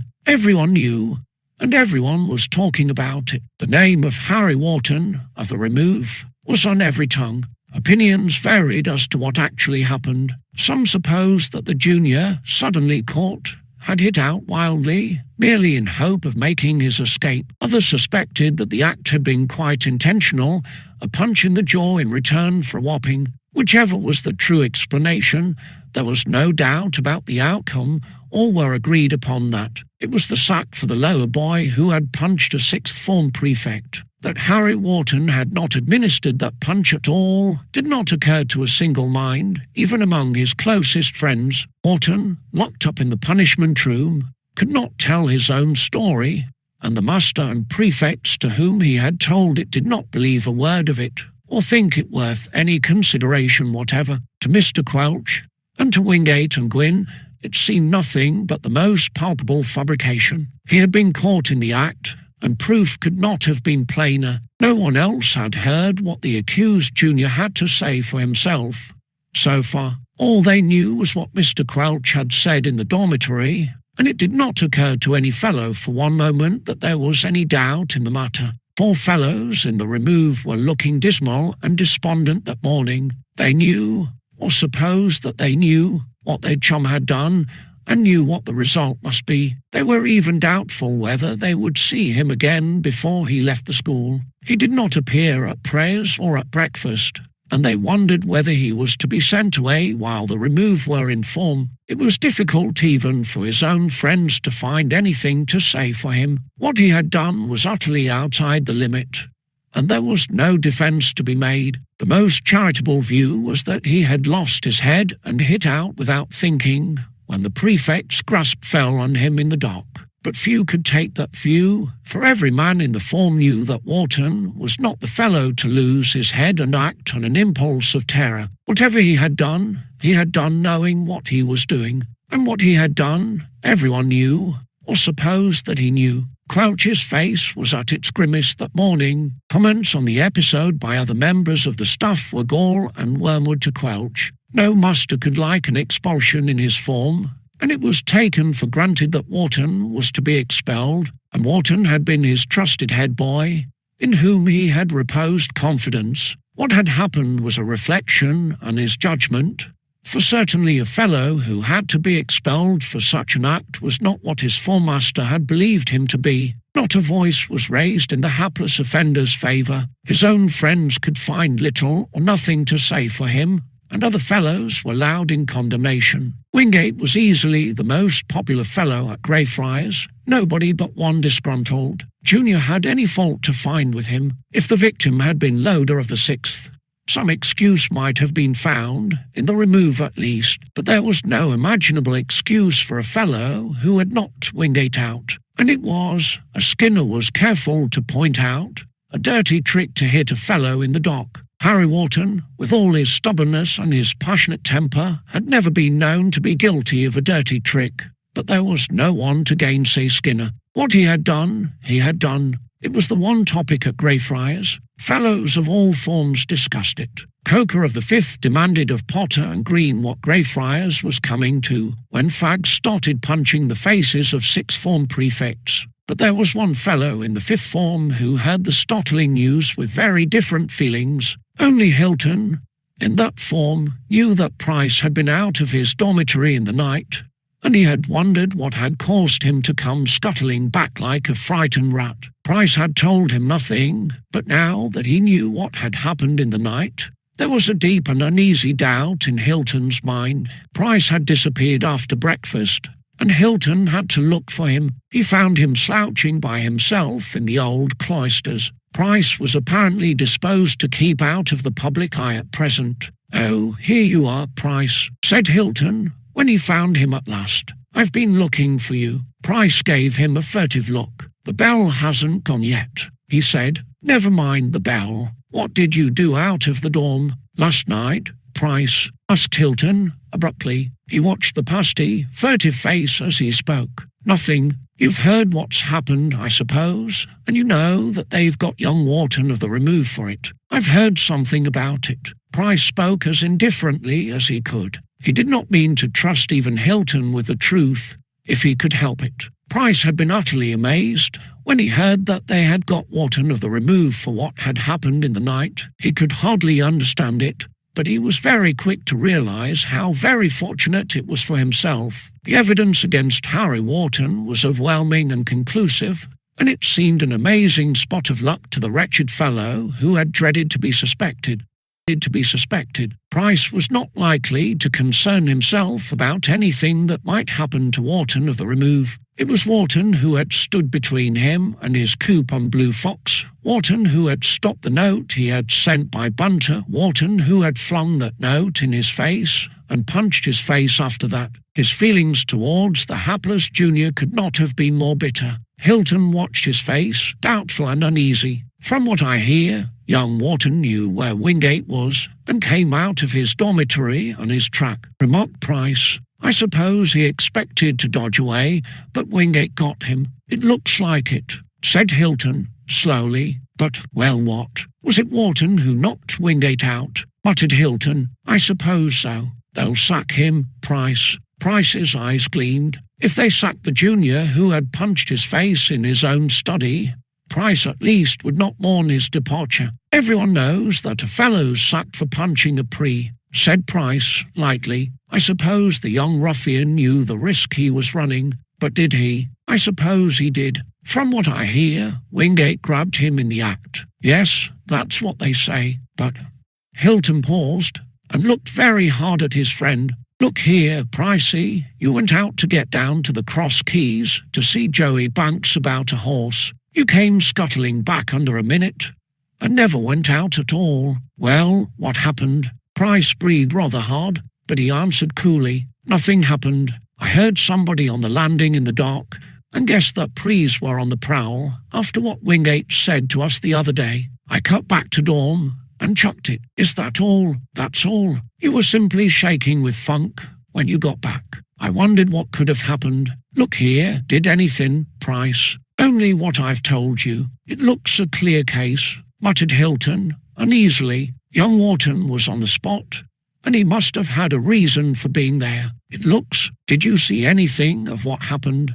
Nothing at all. I found that somebody was up and chucked it. It must have been later that Wharton came looking for Wingate. It can't have been. It happened just after 11 o'clock. It was turned 11 when you went out. Look here, Price. What happened must have happened while you were out of the dorm or jolly near it. Well, I saw nothing of it. There's the bell. They left the cloisters together in silence. Hilton had not put his suspicion into words, but he had made it clear enough. He was friendly with Price, but he knew him too well to place much reliance on his word. Why had Price been palpitating with terror when he scuttled into bed if he had done nothing? Yet, according to what was said, Wharton had been caught in the act, and if that was so, it cleared Price. He must have been on the spot at or near the time, but if Wharton had been caught in the act, and everyone was saying so, Hilton hardly knew what to think. Price gave him a sidelong look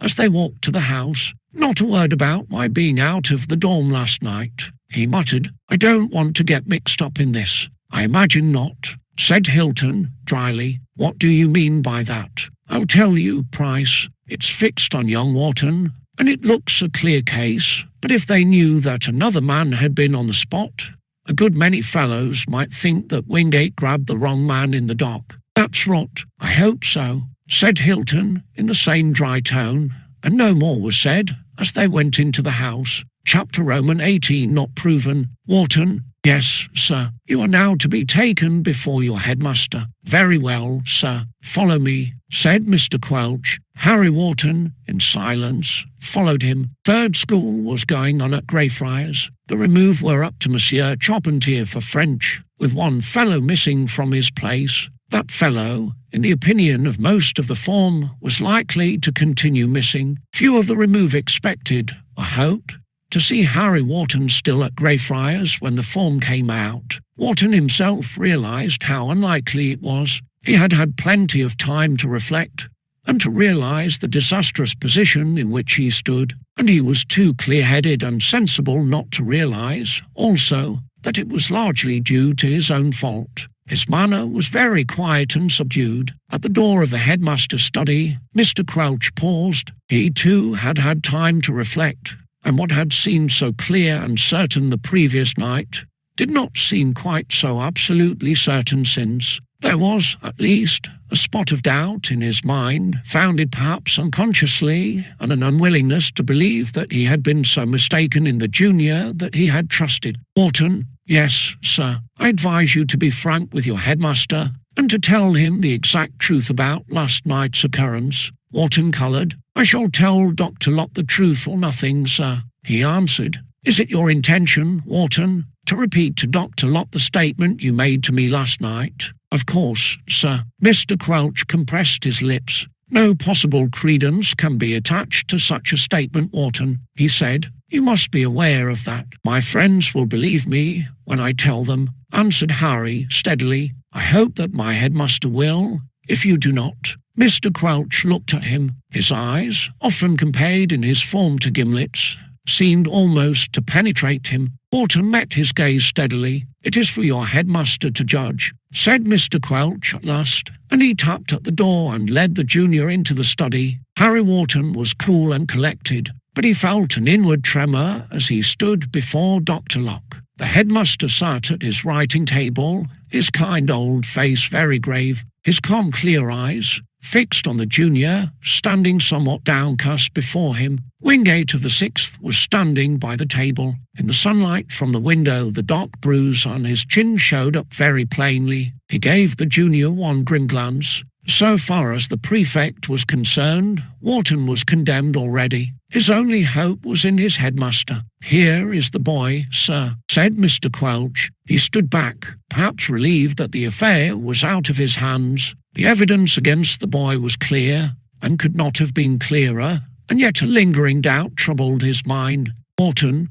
The head's voice was calm and slow and clear. I have been apprised of the happenings of last night. For the offence of striking a prefect there is, as you are well aware, only one punishment, expulsion from the school. Have you anything to say? Yes, sir. I did not touch Wingate. Mr. Crouch has informed me that you deny the act, said Dr. Locke. He frowned a little. You do not, I presume, venture to cast doubt upon a statement made by my head prefect. No, sir. Wingate made a mistake. The colour deepened in Wharton's cheeks as he caught a glance of contempt from the Greyfriars captain. Wingate certainly did not believe that he had made a mistake. Wingate, yes, sir. Please repeat to me exactly what occurred. I was on the dormitory landing, sir, when Wharton passed me in the dock. I did not, interjected Wharton. You will be silent, Wharton, while Wingate is speaking. You will be allowed to speak in your turn, said Dr. Locke. But one moment, Wingate.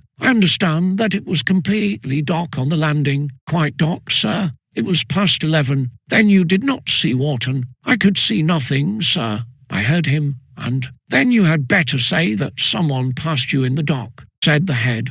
Up to that point, you did not know that it was Wharton. No, sir, but afterwards. We will come to that in due course, said the head urbanely. So far, you were aware of some unseen person on the landing, and Wharton was not in your mind at all. I had not even thought of him, sir. Very good. Some unseen person passed you, said the head.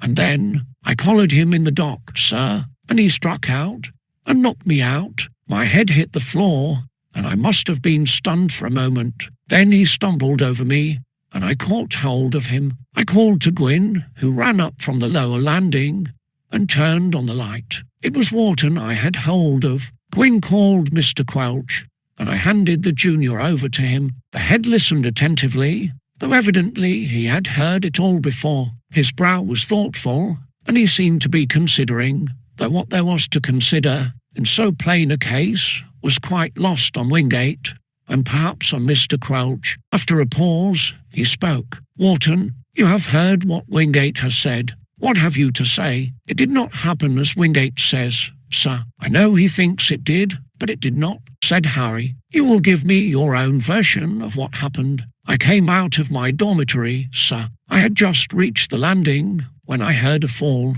I know now that it must have been Wingate falling. I did not know what was happening, and I listened and heard a moan. Then I knew that somebody must be hurt, and I ran forward to help and stumbled over Wingate. I could not see him in the dock. He caught hold of me. Wharton spoke quietly and steadily. The contemptuous disbelief in Wingate's face did not discourage him. With the corner of his eye, he could see the pondering look on Quelch's face, as if the removed master were trying to think whether this could possibly be true. But his eyes were on his headmaster, in whose calm wisdom lay his only hope. Wingate, do you think that what Wharton states is possible? No, sir. You are sure that when you caught hold of him, you had caught hold of the unseen person who struck you down? Yes, sir. There was no hesitation about Wingate's answers. He was quite certain of what he said. How long was it before Gwyn ran up and turned on the light? Only a few moments, sir. You saw no one else on the landing?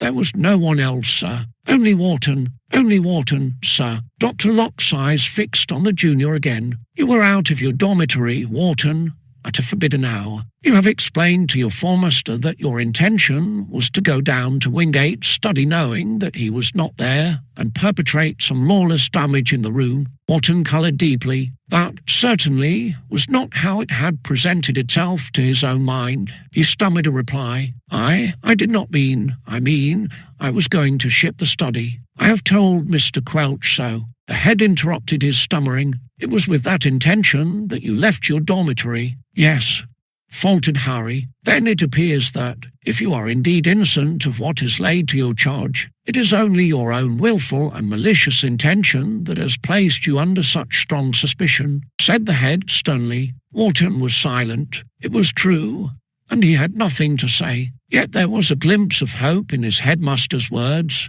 which seemed to imply that the charge was, in fact, only a matter of strong suspicion, not of certainty, as it seemed to Wingate and perhaps Mr. Quelch. There was some doubt, at least, in Dr. Locke's mind. Wingate, said the head after a long pause. "You have told me that you lost consciousness for a moment when your head struck the floor. You are sure that it was only for a moment?" "I suppose so, sir, as Wharton had not had time to get away before I had hold of him." The head gave a faint cough. "But if your assailant was not Wharton, it was Wharton, sir. Let us suppose, for one moment, that it was not," said Dr. Locke patiently. "In that case, if your unconsciousness lasted more than a few moments, there was opportunity for your assailant to escape before the junior came on the scene." "I suppose that's possible, sir." "You do not think so?" "No, sir. The possibility must be taken into account," said Dr. Locke slowly. "You, Wharton, cannot say that you saw or heard anyone else on the landing?"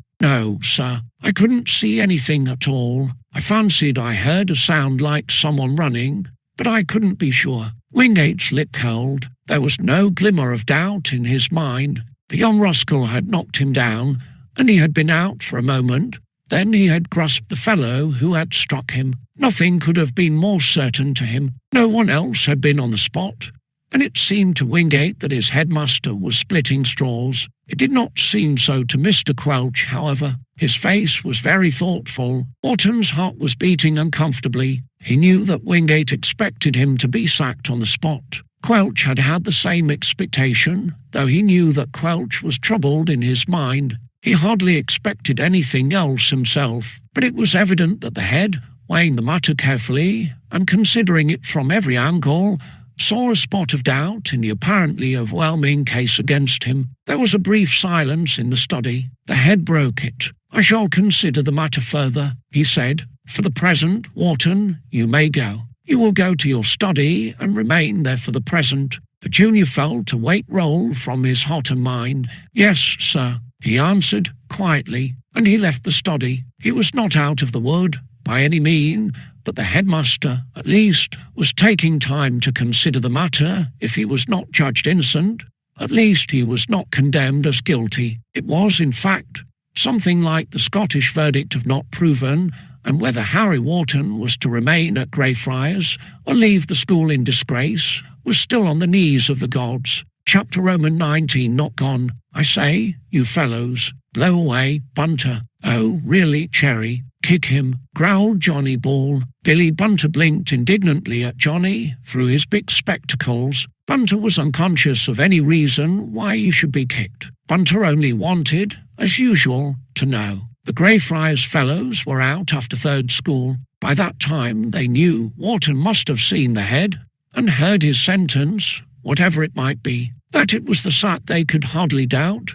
That was taken for granted on all hands, and as nothing was to be seen of Wharton, it looked as if he had gone already. Four faces, generally as bright as any at Greyfriars School or anywhere else, were deeply overclouded. Even the company could find nothing to say in defence of what their chum had done, or was believed to have done, but that made little difference to their feelings on the subject. If Wharton was gone, if he had been sacked and turfed out of the school, it was a stunning blow to his friends, whatever he might have done to deserve it. Billy Bunter, at such a moment, was not wanted, but only too often did Billy Bunter butt in where he was not wanted. "Look here, do you fellows know?" he demanded. "I've looked everywhere, and I think Wharton's gone. I suppose he must have been sacked after cracking the prefect's jaw. Buzz off, you fat ass." "Well, I'm sorry for the chap," said Bunter. "I rather feel this, you know, if you fellows don't. You terrific ass.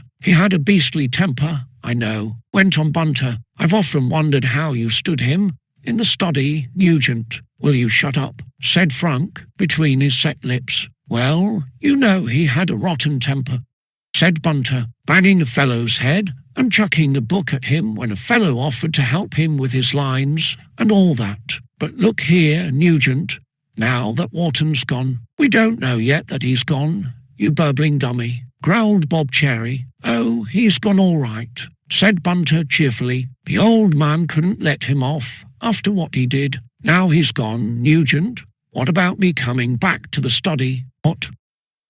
"You know I used to be in now. One study before Wharton came. We got on all right," said Bunter, blinking at him. "I'm not keen on sticking in now." 7 with Toddy. He's jolly mean about the food. Selfish, you know. Only yesterday he jabbed me with a cricket stump because I ate all the sardines. He said he wanted some. That's Toddy. Bunter shook his head sadly. Greedy, you know. I'll come back to know. 1 if you like, Nugent.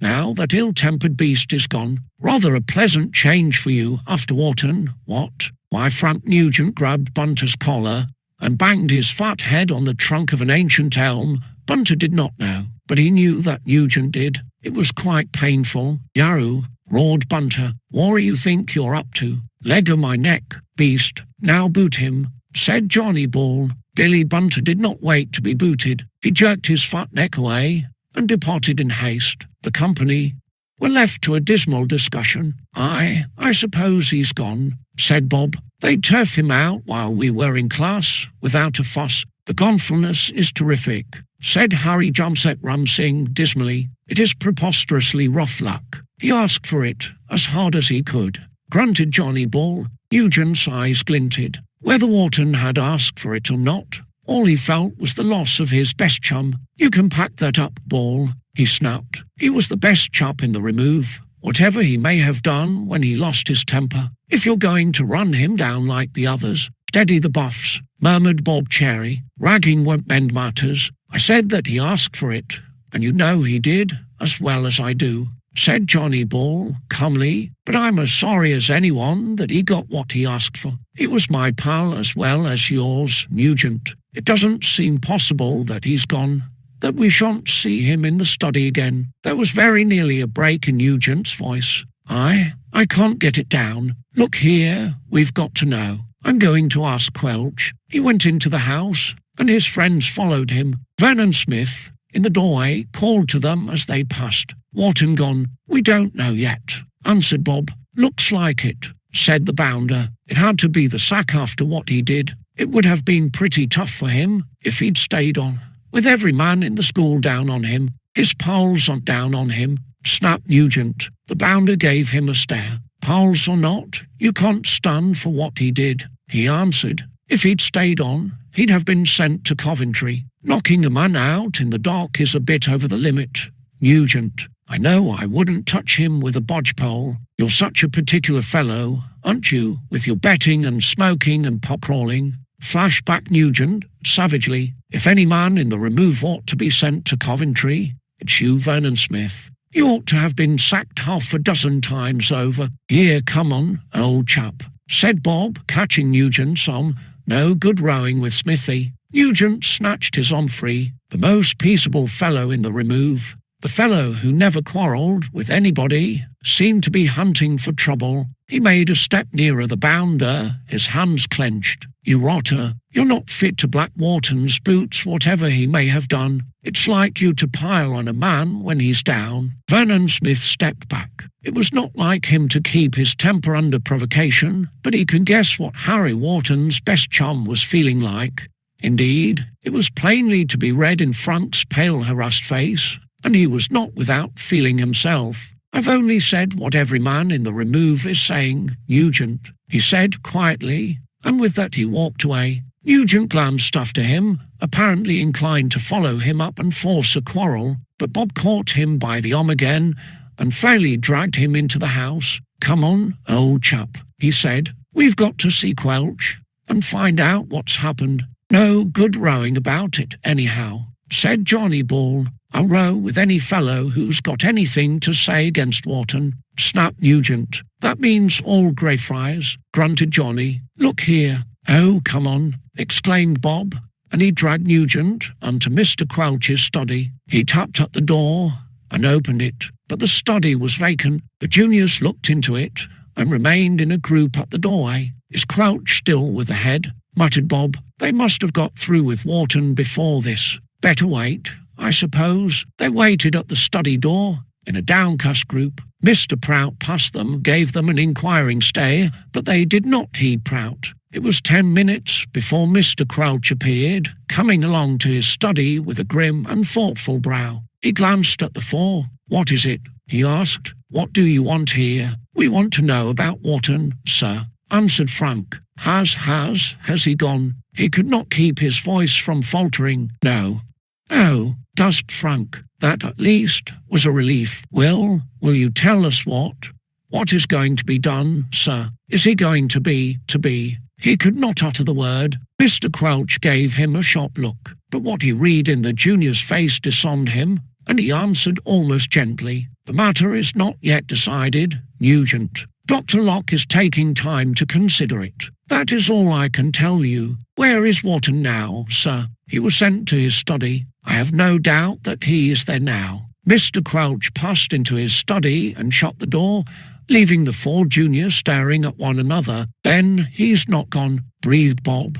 "That means that there's a chance for him still," muttered Nugent. His face had brightened. "Johnny Ball shook his head. "Blessed if I see it," he said. "They can't let him off after what he did. I don't make it out." "He's still here, at any rate," said Bob. "Let's get up to the study. He can tell us how things are." Nugent was already heading for the stays. The 4 juniors hurried up to the removed studies and found Harry Wharton in no one. Chapter Roman 20 is split in the co. Harry Wharton stood by the window in no one study, looking out into the quad. His face was darkly clouded. What was going to happen, he did not know. He was judged neither innocent nor guilty. The head did not feel that a drastic punishment could be administered, while there was an element of doubt in the matter, and the head, at least, believed that there was an element of doubt. He was not sacked, yet to stay on at Greyfriars under such a cloud was far from a pleasant prospect.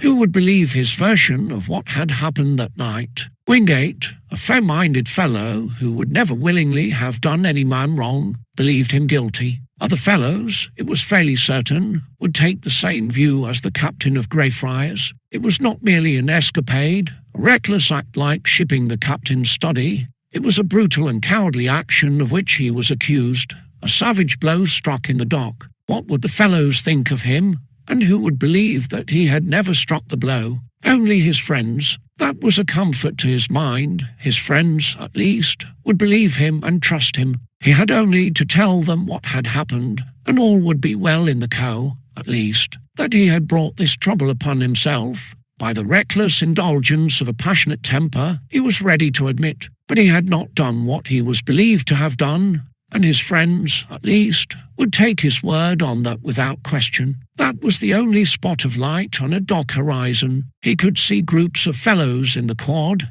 in animated discussion, and he could guess the topic himself. Now that the school was out, he would have sought his chums, but the head had bidden him remain in his study, and he had to remain there. Matters would hardly be improved by disobedience to his headmaster. He had to wait, he supposed, till the head's consultation with Quelch was over, and apparently it was not over yet. He wondered why his friends did not come up, but he reflected that they did not know that he was there. Very likely they supposed that he was gone already. He left the window, crossed to the door, and looked out into the removed passage to see whether any removed man was about by whom he could send word to the co. Ogilvy was coming up from the landing, and he called to him, "Here, Oggy." Ogilvy gave him a stare. "You still here?" he exclaimed. Wharton coloured. "Yes," he answered shortly. "You can see me, I suppose. What are you doing here?"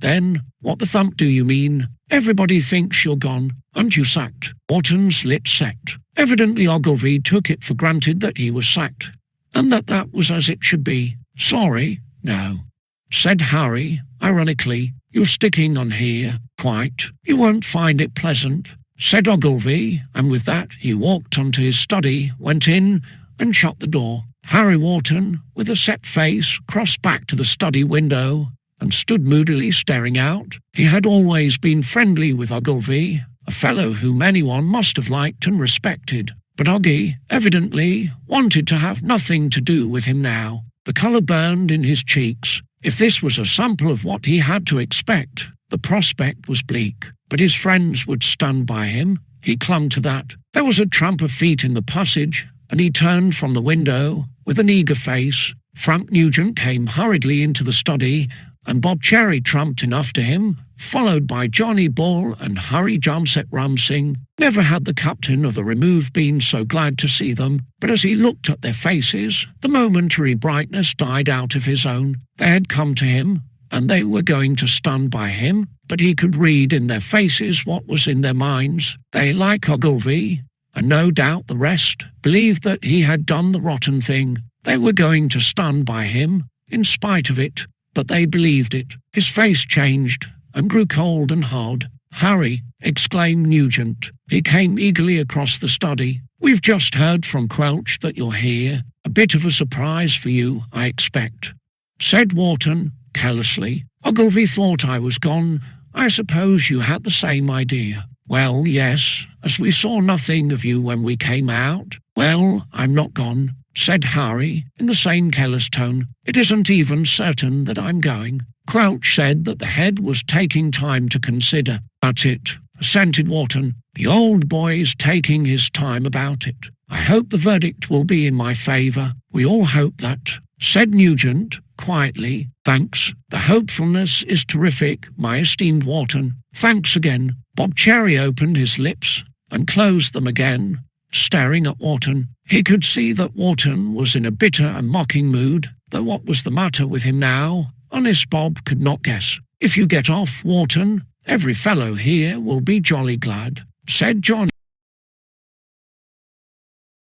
"I can see. I suppose you know that fellows expect a man to be sacked for what you did?" "Not in the least." "You don't?" ejaculated Johnny. "Not at all." "Well, that's rot," said Johnny Bull. "The whole school's taken it for granted that you'd be in the train home before this." "They seem to have taken too much for granted," said Harry lightly. "Sorry to disappoint so many people all at once, but I've no idea whatever of catching a train for home." "Well, if the head lets you stay, it's jolly good news," said Bob. Harry Wharton laughed. "Why shouldn't he?" he asked. "I'm a Greyfriars man, fairly good in class, not bad at games, and my fees are paid. Why shouldn't I stay?" The company looked at him blankly. Judging by his words, he attached no importance at all to the circumstance that he had knocked a sixth-form prefect out in the dock, that the captain of the school still bore very visible signs of crashing knuckles on his face. If that was his view, he was not likely to find any Greyfriars man to share it. "Blessed if I can make you out, Wharton," said Bob Cherry at last. "Everybody expected the head to come down, and you like a ton of bricks." Why, repeated Bob blankly. "Did you say why?" "Yes, I said why." "Well, if you don't know why, it's no good me telling you," said Bob, rather gruffly. "If you think that a lower school fellow can go about punching prefects' faces and nearly cracking their nuts, you've got something to learn." "Harry," began Nugent. "Well, we all know that you never meant to hurt Wingate as you did. Some of the fellows think that you went out of the dorm specially to get him in the dock, but we know that's all rot." "Some of the fellows think that, do they?" said Wharton. "Well, it's a free country. They're welcome to think what they like." "We know that's rot," said Johnny Bull, "but we'd better have this clear, Wharton." "By all means," said Wharton, agreeably. "Let's have it quite clear. You haven't heard a word I might have to say. You haven't asked me what happened. You've made up your minds without that. Go ahead and get it clear. All the school knows what happened," said Johnny. "We're sticking to you just the same, but if you fancy we're going to stand up for what you did, you've got another guess coming. Every man at Greyfriars is down on what you did, and we as much as anyone else. If it had been a bully like Loader, or a meddling us like Walker, there might be some excuse, though that would have been pretty thick. But to knock out a splendid chap like Wingate, in the dock too, was a rotten thing to do, and if you can't understand it, it's just because you won't, and don't choose to." Wharton's lip curled. "That's putting it clear," he assented. "You were always the man to put things clear, Ball. You fellows all think the same," he added, with a glance round at the other members of the co. There was an uncomfortable silence. "Oh, cough it up," said Wharton. "What's the good of beating about the bush? Ball's put it clear. Do you agree with him or not?" "Well, yes," said Bob. "If you want it plain, I do, Fawn. We do think it was rotten, if you want it plain, and you hurry sing. The beadfulness about the esteemed bush is not the proper caper, said the nabob of Banipur quietly. The rottenfulness was terrific. Wharton's eyes fixed on Nugent. Let's hear what you think about it, he said. Nugent did not speak. He could not understand his chum's strange mood. His friends were standing by him, in spite of all, but surely he did not expect them to approve of an act of which a hooligan might have been ashamed. Dumb, asked Wharton. Look here, what's the good of talking? Said Nugent, restively. We're sticking to you, whatever the other fellows think. Bull wants to have it clear. So do I. Will you say plainly whether you think I have acted rottenly or not? Nugent flushed. You know I do, he snapped. I can't make you out. I could hardly believe you'd done such a rotten thing when Quelch told us, in the dormitory. But it was rotten, and you know it as well as I do. That's that then, said Harry. He stood looking at his friends for a long moment. Then, with his hands in his pockets, he strolled carelessly to the door. The head told me to stay in this study, he remarked. But he can't want me to stay here forever. I think I'll ask Quelch. He paused in the doorway and glanced back, with a bitter sneer on his lips. Just a word, and we needn't trouble to speak to one another again. I never touched Wingate last night. Somebody else knocked him out, and I stumbled over him on the landing, and he grabbed me thinking that I was the man. You can believe me or not as you choose. It cuts no ice with me either way. He walked out of the study and along the passage to the stays, leaving dead silence behind him in the study. Chapter Roman 21.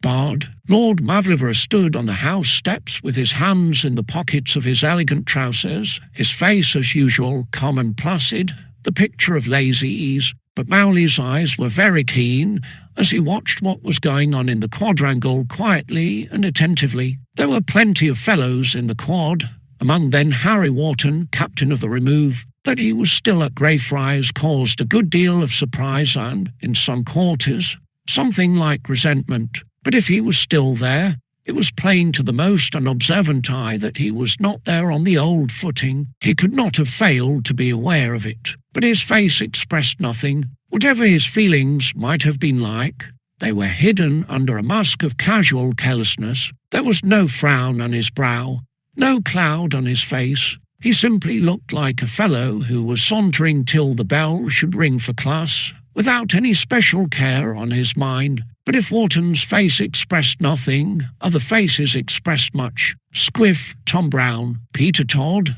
and Ogilvy stood in a little group. As Wharton passed near them, all four looked at him, turned their backs, and walked away. 100 eyes, at least, were on Harry Wharton at the moment. But so far as those eyes could see, he had not even noticed the action of Squiff and Co. He strolled sedately on, unmoved.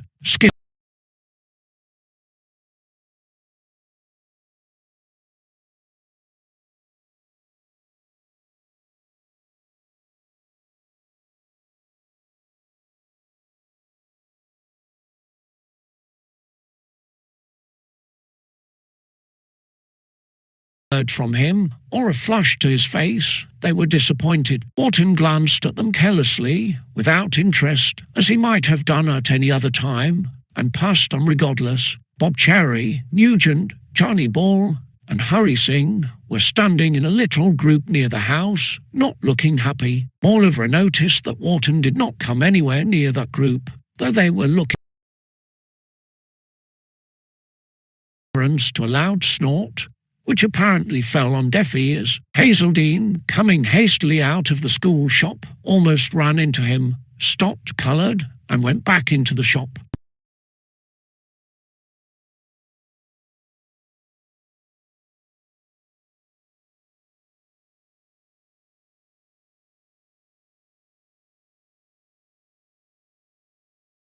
As he watched, grew a little clouded. Harry Wharton, captain of the form, once as popular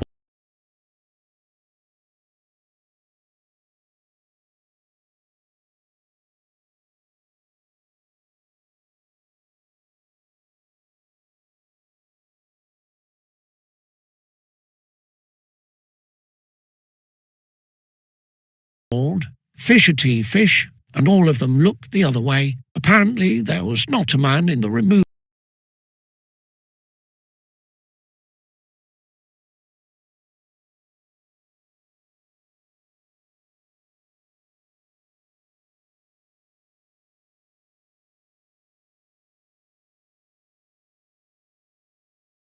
And said to Potter and Green, loud enough for the junior to hear, "That's the putrid little tick."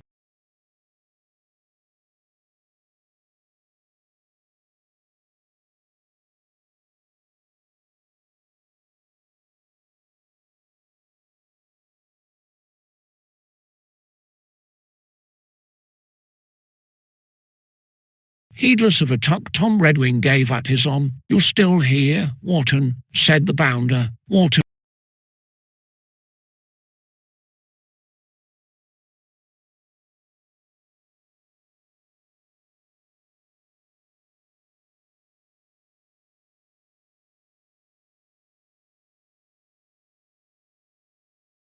flushed crimson. Certainly, if Harry Wharton had been in danger of the sack that day, Smithy had been in danger of it a dozen times or more. "Well, I've never hit a man in the dock, at any rate," he said, "and if you think you can get by with a dirty trick like that, I can tell you you're making a mistake. You ought to know all about getting by with dirty tricks," agreed Wharton. "You've got by with a good many, Smithy. If you stay on, you'll be bored by the remove," snapped the bounder. "No decent man wants you here. Have the decent men asked you to speak for them?" inquired Wharton. "You don't include yourself among them, surely?" Vernon Smith clenched his fists. He seemed to be getting rather the worse of the war of words, and to be disposed for more drastic action, but Redwing dragged at his arm and pulled him away. Wharton, quite unconcerned, sauntered on. There was a movement among the company.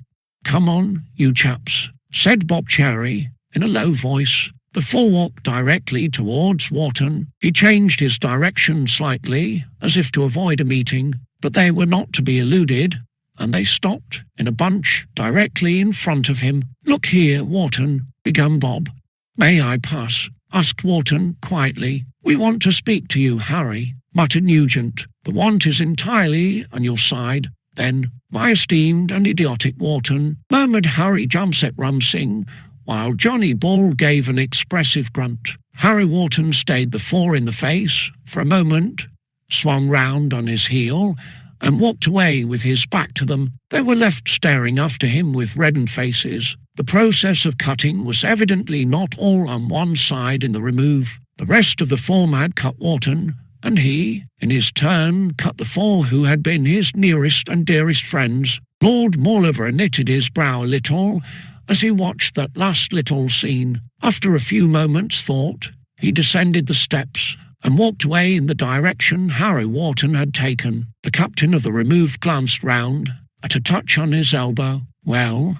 His tone was not exactly hostile, but evidently he expected no better from Mauleverer than from the rest of the form. Mauleverer smiled faintly. "I shouldn't call it well," he remarked. "Pretty rotten state of affairs, if you ask me, old bean." Wharton shrugged his shoulders. "Would you mind telling a fellow something?" asked Lord Mauleverer. "Why I'm still here, do you mean?" asked Wharton sarcastically. "It's because the headmaster doesn't quite think me the rotter that the remove fellows do." "Anything else?" "That isn't what I was going to ask." "Well, give it a name, then. Have you any idea who punched Wingate last night?" Wharton stood silent, looking at him. In all his form, everyone had taken the matter for granted, even his own familiar friends. Lord Mauleverer was popularly supposed, in the remove, to be all known kinds of an ass, but Mowley, it seemed, had not taken it for granted like the rest. "You don't think that I did, Mowley?" asked Harry, at last. Mauleverer shook his head. "No.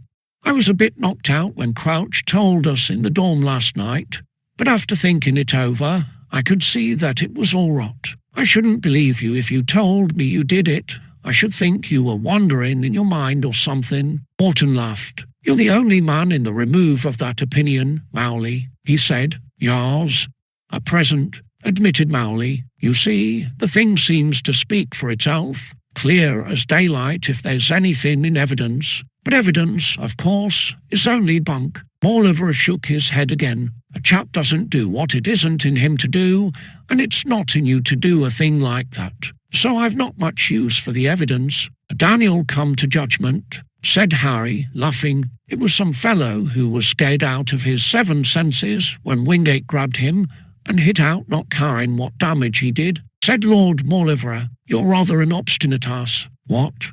And you've got a rotten temper when you let it rip, continued Lord Mauleverer calmly, but you're not that sort of person. You were a wrong-headed ass to dig up a feud with Wingate, and a fool to go out of the dormitory to ship his study, but that was all. You never hit him in the dock. You can't blame him for thinking that you did, as you practically begged for it. Still, you never did it, thanks, but went on Mauleverer. Somebody did. Got any idea who it was? Not the foggiest. Not a removed man, said Lord Mauleverer thoughtfully. They were all in the dorm when Quelch came in. Man in some other form. Sort of chap who'd act like a frightened rat in a corner. Might be able to put salt on his tail. What? I don't see much chance. Whoever it was, he'll keep it pretty, Doc. And there's no evidence against anybody but a fellow who never did it, added Wharton, sardonically. Well, things come out, said Mowley. I suppose it isn't much use giving you a word of advice. He paused. Probably not, but I'll hear it all the same. Well, what's the use of rowing with your friends? Said Mauleverer. Jolly good chaps, and I haven't any friends in the remove. Unless you're one, Mowley. Friends are fellows who stand by a man when he's down. Wharton's face set hard. Don't say anything more about that. Not a word, agreed Mowley. Never was a man for butting in. And look here, old chap, said Harry, more gently. You're a good fellow to speak to me as you've done, and you've got more horse sense than all the rest of the form put together, but the remove are going to bomb me, and if you stand by me, you'll very likely get bogged too. You'd better leave me alone, Mowley. Boring you? Asked Mauleverer. No, you ass, but...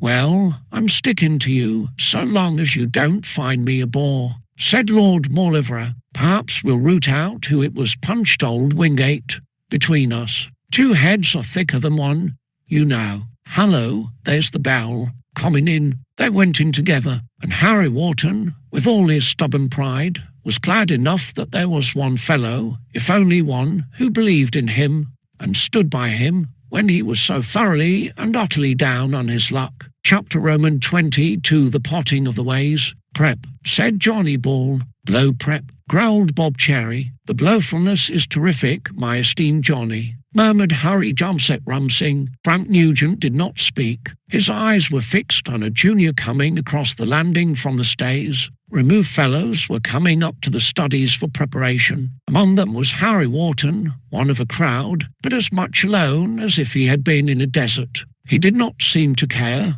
or even to notice it. His face seemed to express nothing whatever. The company and the landing watched him as he came. If Johnny Ball was thinking of prep, his comrades certainly were not. The breach in the once happily united co. was deep and seemed complete. Not a word, and hardly a glance, had been exchanged between Harry Wharton and his former friends. If they were willing to heal the breach, he, assuredly, was not. Like Pharaoh of old, he had hardened his heart. Come on, muttered Bob, as the captain of the remove passed the group. He made a step forward, with Nugent and the nabob, and Johnny followed more slowly. Harry Wharton, without even a glance, passed on into the remove passage, went in now. One study, and shut the door. He. That fat cachinnation came from Billy Bunter, who had watched the little scene through his big spectacles and seemed to derive entertainment from it. Bob looked round. The expression on his face was enough for William George Bunter. The fat owl bolted up the passage and into now. 7 study, like a fat rabbit into a burrow. Other fellows went on to the studies, leaving the company. Alone on the landing, Johnny Ball expressed his feelings with a grunt. What about prep? He inquired. Oh, don't be an ass, said Bob. Are we sticking here till the asks us what we're doing out of our studies in prep? Further inquired Johnny. We're sticking here till we've decided what to do, growled Bob. Look here, we can't go on like this. It's rotten, muttered Nugent. The rottenfulness is preposterous, but the esteemed Wharton has his back terrifically up, said Harry Rumsing dismally. And no wonder, said Frank. Oh, grunted Johnny. We're to blame, are we? Did we ask Wharton to play the fool last night and land himself in the soup? We were ready to stick to him after what he did. He did nothing, said Frank. He told us this morning what had happened. Don't you believe him? It wants some believing, answered Johnny. That's rot, said Bob.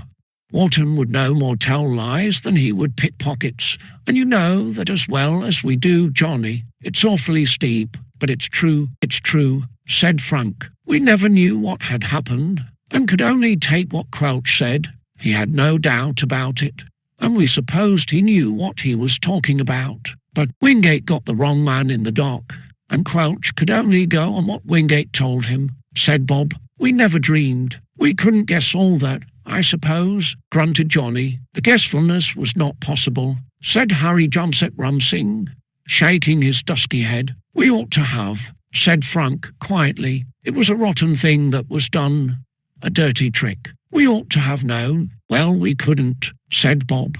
And even now we know we can't expect other fellows to swallow it. If we do, we're believing what Wharton said, simply because he's our pal, not because it sounds likely, I know. But we hadn't heard what he had to say, and never thought of asking him. We took it all for granted after what Quelch said, and never even fancied that Wharton might have a different version. He thinks we've let him down, and so we have. I don't see it, said Johnny. I believe what Wharton said, if you come to that, though I don't expect anybody else to believe a word of it. But he brought the whole thing on himself with his silly temper, and he's only got himself to thank. He wouldn't have been on the spot at all if he hadn't gone down to Ship Wingate's study. A rotten cheeky thing to do. If a fellow asks for it, it's up to him to take what he asks for, without doing a song and dance about it. There was solid common sense in Johnny's view, but it was not very helpful in present circumstances. Well, look here, said Bob. Wharton's got his back up and he's got some reason, but he couldn't expect us to guess what nobody else will believe even he's told. He wants his friends round him now more than he ever did before,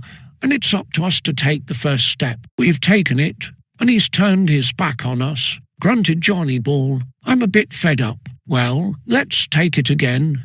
Another view of his back won't hurt us an awful lot, said Bob. Come on. Oh, all right. The 4 juniors went into the remove passage and stopped at the door of No. 1 study. Frank Nugent opened the door. Harry Wharton was seated at the study table, with Virgil propped open against the inkstand and a pen in his hand. He had started prep, but he paused in his work and glanced up with a steely glance as his former friends appeared in the doorway. Then he rose to his feet. Are you coming in, Nugent? He asked. Isn't it Nugent's study? Growled Johnny Ball as Frank flushed and made no reply. Certainly, Nugent can come into his own study if he likes, of course. I'll take my books along to another study. All the studies open to you, I suppose, said Johnny sarcastically. Shut up, Johnny, murmured Bob. Rats, retorted Johnny. Not at all, said Harry. Only one, I believe, but that one will suit me. He began to gather up his books. Oh, don't be an ass, Wharton, exclaimed Bob. Look here, we've come here to speak to you. Thank you for nothing.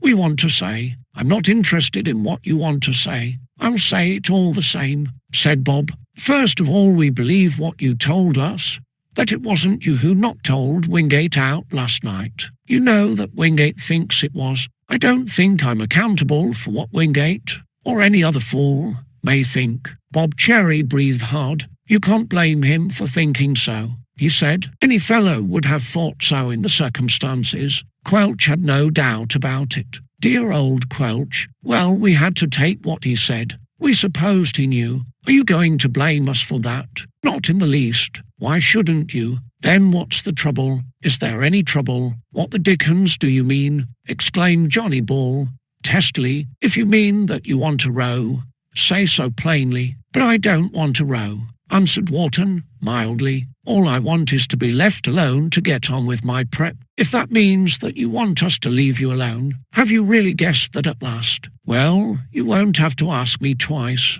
said Johnny Ball grimly. "I believe what you told us, though it sounds as silly as any of Bunter's lies. If that's not good enough for you, you can keep your silly back up as long as you like, and it won't worry me." With that, Johnny Ball marched out of the study and went up the passage. 3 members of the company remained, looking very uncertain. "If you really mean that, Wharton," said Bob at last. "I mean what I say quite often." "Let it go at that then," said Bob. "Come on, Inkai." He walked out, and the nabob, after a moment's hesitation, followed him. "Harry, old chap," said Nugent, miserably. Wharton gave him a hard look. "I'm Harry to my friends, if I have any," he said. "Wharton to you." "We've been friends a long time," said Frank. Wharton laughed. "Until the pinch came," he said. "Look here, Nugent, what's the good of talking balderdash? Do you know what I was thinking? In this study,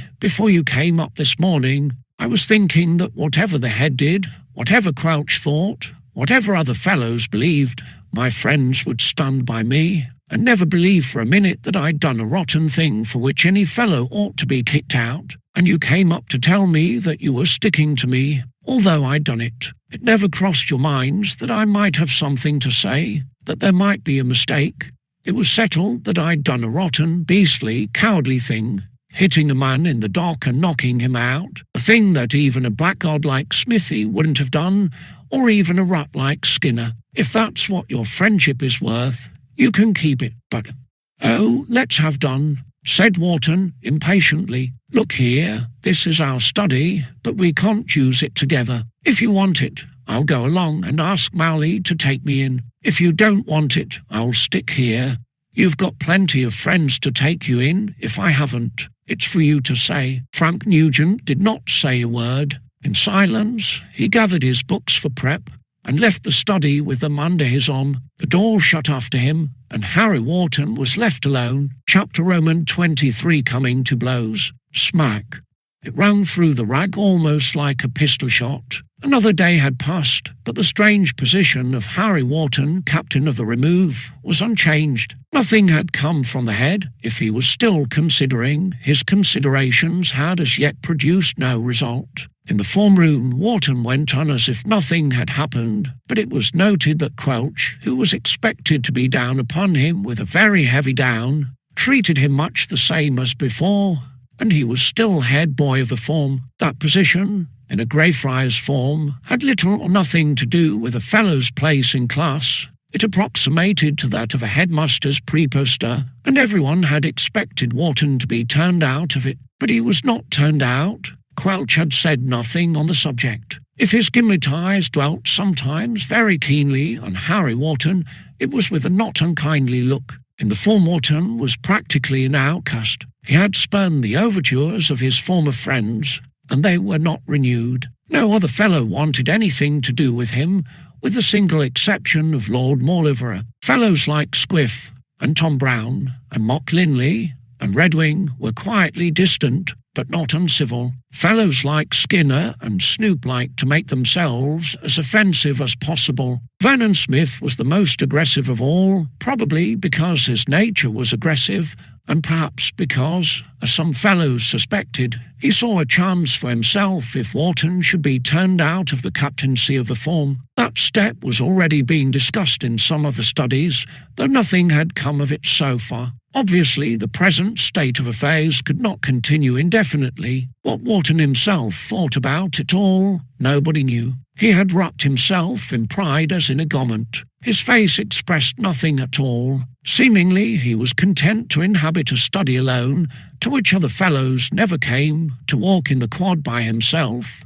to get a spot of practice at the nets by batting to Lord Mauleverer's somewhat erratic bowling. Whatever he might have felt, nothing would have induced him to give a sign. Even the uncertainty of his fate, upon which the headmaster had not yet decided, did not seem to affect him in any way. To all appearance, he was sufficient unto himself, and content to let the rest of Greyfriars go its own way, unregarded. The passionate temper that had been his undoing seemed to be unusually well in check. If a hiss reached his ears as he went down a passage, he seemed deaf. If a fellow shrugged his shoulders or curled his lip, he seemed blind. If Billy Bunter gave him a blink of scorn through his big spectacles and turned up his fat little nose even further than nature had intended it to go, he smiled. His old friends could only wonder whether there was a volcano smouldering under the ice, as very likely there was. It seemed, however, that there was a limit to that quiet self-restraint,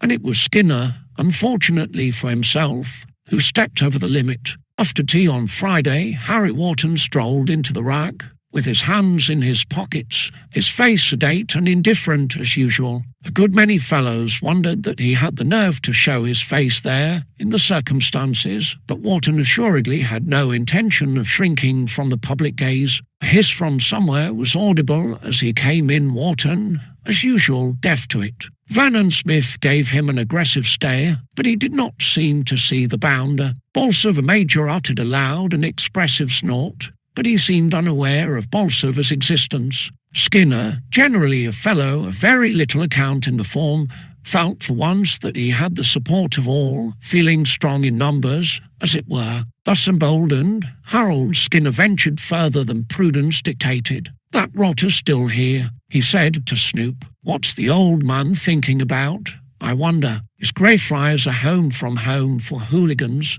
Harry Wharton turned round to Skinner. His manner was perfectly calm, but the glint in his eyes gave Skinner a qualm, and he rather wished that he had not spoken. "Were you calling me a rotter, Skinner?" asked Wharton, his voice quite soft. "You know I was," answered Skinner, sullenly. "Quite." The smack followed. Wharton's open hand came across Skinner's startled face with a loud crack, and Skinner staggered, spluttering. You rotter," he gasped. "You." Wharton pushed back his cuffs. "If you call a fellow fancy names, you must expect to back up your tongue with your hands, Skinner," he said, as softly as before. "I'm ready, if you are." Skinner, his pasty face burning where the smack had landed, stood looking at him, panting. There was a general stir in the rug, and the fellows gathered round. Vernon Smith pushed forward, and Skinner was glad enough for the bounder to take the lead. The prospect of standing up to the captain of the forming combat made him feel quite faint. "Look here, Wharton," blustered Vernon Smith. "Looking," said Harry calmly. "Are you going to smack every fellow's face who calls you a rotter?" Harry Wharton nodded. "Everyone," he answered. "Then you can begin with me," exclaimed Vernon Smith. "Rotter, rotter," roared Bolsover Major. Harry Wharton stepped towards the bounder. There was no chance of a smack. Smithy's hands were up like lightning. The next moment they were fighting. A buzzing circle surrounded them. Bob Cherry and company were in the rack, but they did not join the circle. They remained looking on from a distance with glum faces. "Go it, Smithy," shouted a dozen voices. It was easy to see on which side the removed fellow's sympathy lay. Herbert Vernon Smith was going it. He was a good fighting man, hard as nails, and always ready for trouble. He believed that his cause was good, though the bounder was not the fellow to care much whether his cause was good or not. He was going to beat Wharton if he could, but as it transpired, he couldn't. Hardly a minute passed when the bounder went down, sprawling on his back on the floor of the rag. Tom Redwing ran to him. He helped his chum up, and Smithy leaned on him, panting. He was a little dizzy from the crash, but Smithy was not the man to give in. "Help me off with my jacket, Tom," he muttered. "Look here, Smithy," said Redwing, uneasily. "Shut up, you fool, and help me off with my jacket." Redwing peeled off the jacket. Wharton removed his own and threw it on the table. Then they faced one another again. Hazeldine shut the door. Beaks and prefects were not wanted on the scene just then. "Look here, hold on while I get the gloves," called out Squiff. "Rot," snapped the bounder, and he came at the captain of the remove, his eyes gleaming, his teeth set. Harry Wharton met him with left and right. The bounder was a good man with his hands and could take punishment, and nothing would have induced him to yield so long as he could stand. But he was not, in point of fact, a match for the captain of the remove. and Wharton was fighting with a steady, grim, ruthless determination, spurred on by all the anger and indignation that had hitherto been so carefully suppressed. His set face was soon showing signs of damage, but he did not seem to feel it. Heedless of every blow that got home, he pushed the attack,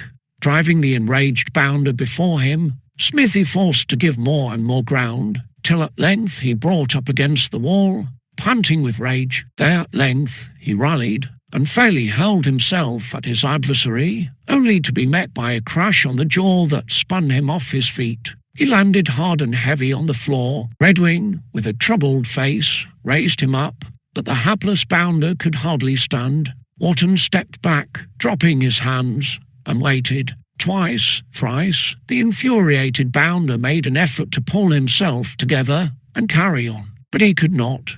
And in fact he would have fallen again, but for Redwing's supporting arm. "You can't go on, Smithy," whispered Redwing. "Chuck it, for goodness sake." The bounder gave him an evil look. "I'm not licked," he muttered. "Think I'm going to let that rotter knock me out as he did Wingate? I'm going on." "You can't, old fellow." "Oh, shut up," snarled the bounder. He made one more effort, tottered, and would have fallen had not Redwing caught him in time. Then even Vernon Smith had to realize that the fight was over and that he was beaten. He gave Wharton one look, a fierce and bitter look, and allowed Tom Redwing to lead him out of the rack. The door closed on them. Harry Wharton stood breathing hard. The fight had told on him, too, though far from as severely as on the bounder. Every eye was on him, coldly or inimically. There was no one to rejoice in his victory. He did not seem to care. For a couple of minutes he stood, recovering his breath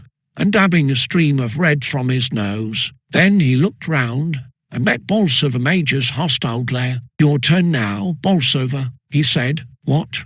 Are you ready?" "More than ready, you rotter," snorted Bolsover, and he threw his jacket to Skinner and pushed up his cuffs. Then Bob Cherry, at length, pushed in. "Look here, this won't do," he exclaimed. "Don't be a fool, Wharton. You can't scrap with two fellows, one after another. Mind minding your own business, Cherry," asked Wharton. "You cheeky fathead, stand out of the way. You'll be licked, you fathead, and you're asking for it. That needn't worry you." Bob, with a knitted brow, stood back. Harry Wharton faced up to his second adversary, and the burly Bolsover came on rather like a bull at a gate. They were fighting hammer and tongs when the door opened, and Wingate of the 6th walked into the rack. Chapter Roman 24 called to order. "Stop that!" Wingate's voice rapped out sharply. There was a breathless hush in the rack. The fight ceased at once, Wharton and Bolsover Major dropping their hands and staring round. The Greyfriars captain came towards them with a grim and frowning brow.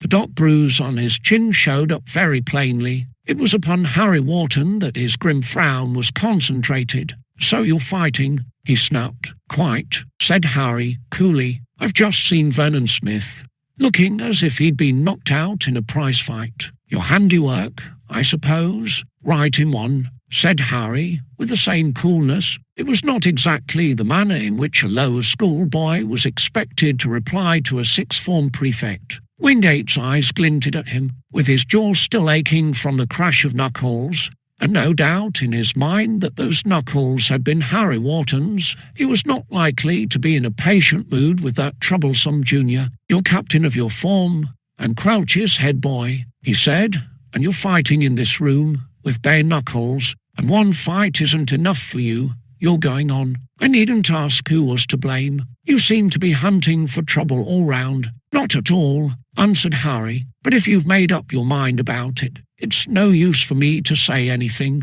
Not much use, certainly, when I can't believe a word you say," snapped Wingate scornfully. "I'll ask somebody else." He looked round at the crowd of staring faces. "Who started this row?" "Oh, I'll tell you," exclaimed Harry, as the other fellows stood silent. "You started it, Wingate."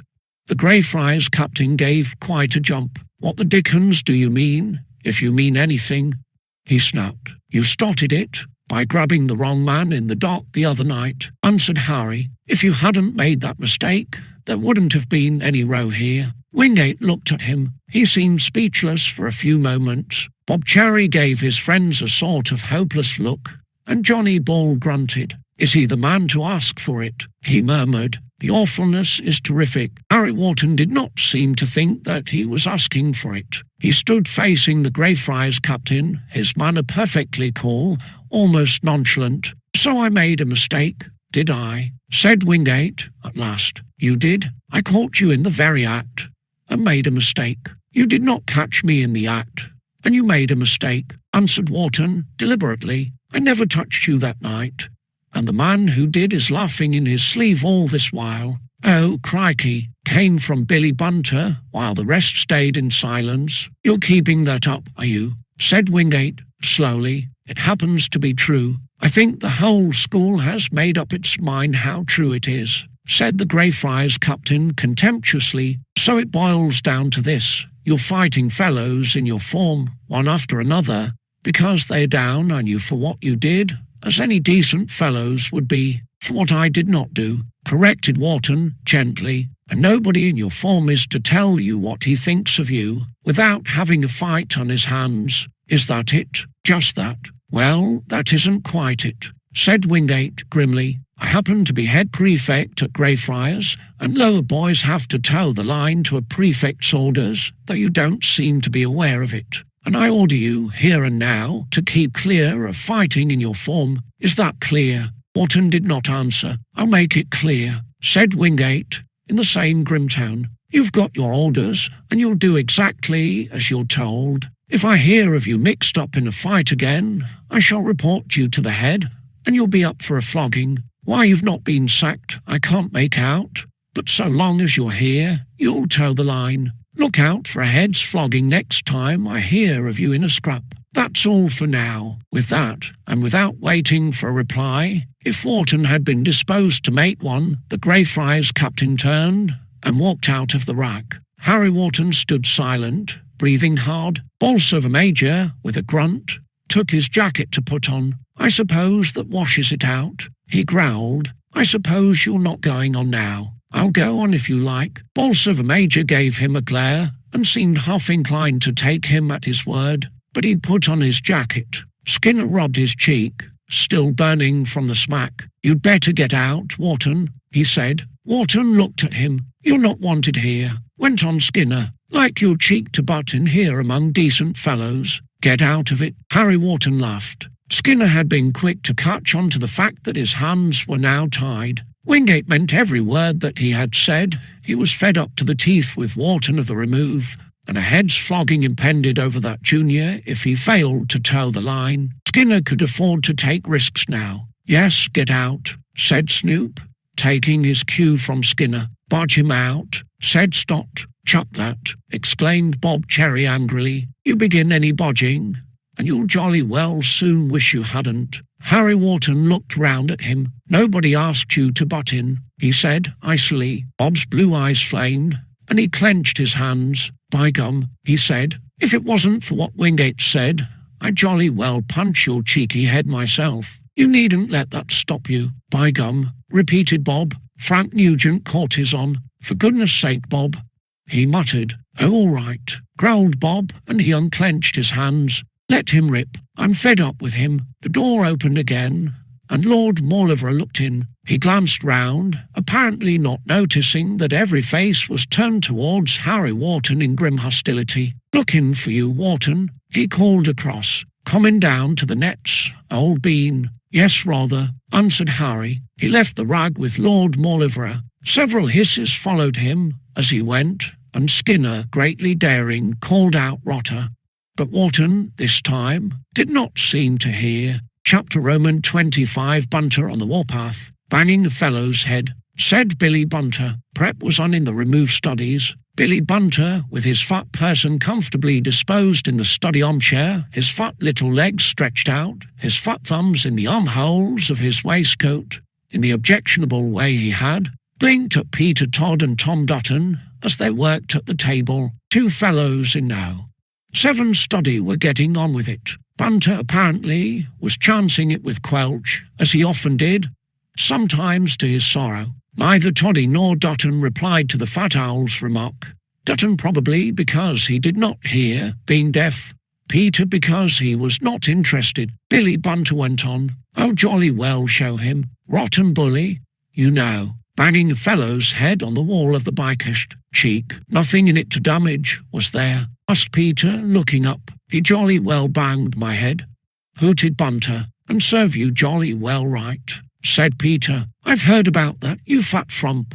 And if I'd been there, I'd have kicked you into the boggin, beast. Now shut up, added Peter. Give your chin a rest, and let a fellow work, if you're too lazy to do any yourself. If you think I'm going to let a fellow bang my head, Peter Todd, you're jolly well mistaken, said Bunter. I'm going to punch his head for it. Ha ha ha, roared Peter. Bunter gave him an indignant blink. Blessed if I see anything to cackle at. What are you cackling at, you silly ass? I can see you punching Wharton's head, chuckled Peter. Better make your will first, old fat man. If you funk Wharton, I jolly well don't, retorted Bunter disdainfully. I'd knock him spinning as soon as look at him. Ha ha ha, yelled Peter. Well, you'll jolly well see, after prep, declared Bunter. I'll jolly well show him whether he can bang a fellow's head or not. You wait. Peter, chuckling, resumed prep. Billy Bunter, sprawled in the armchair, frowned.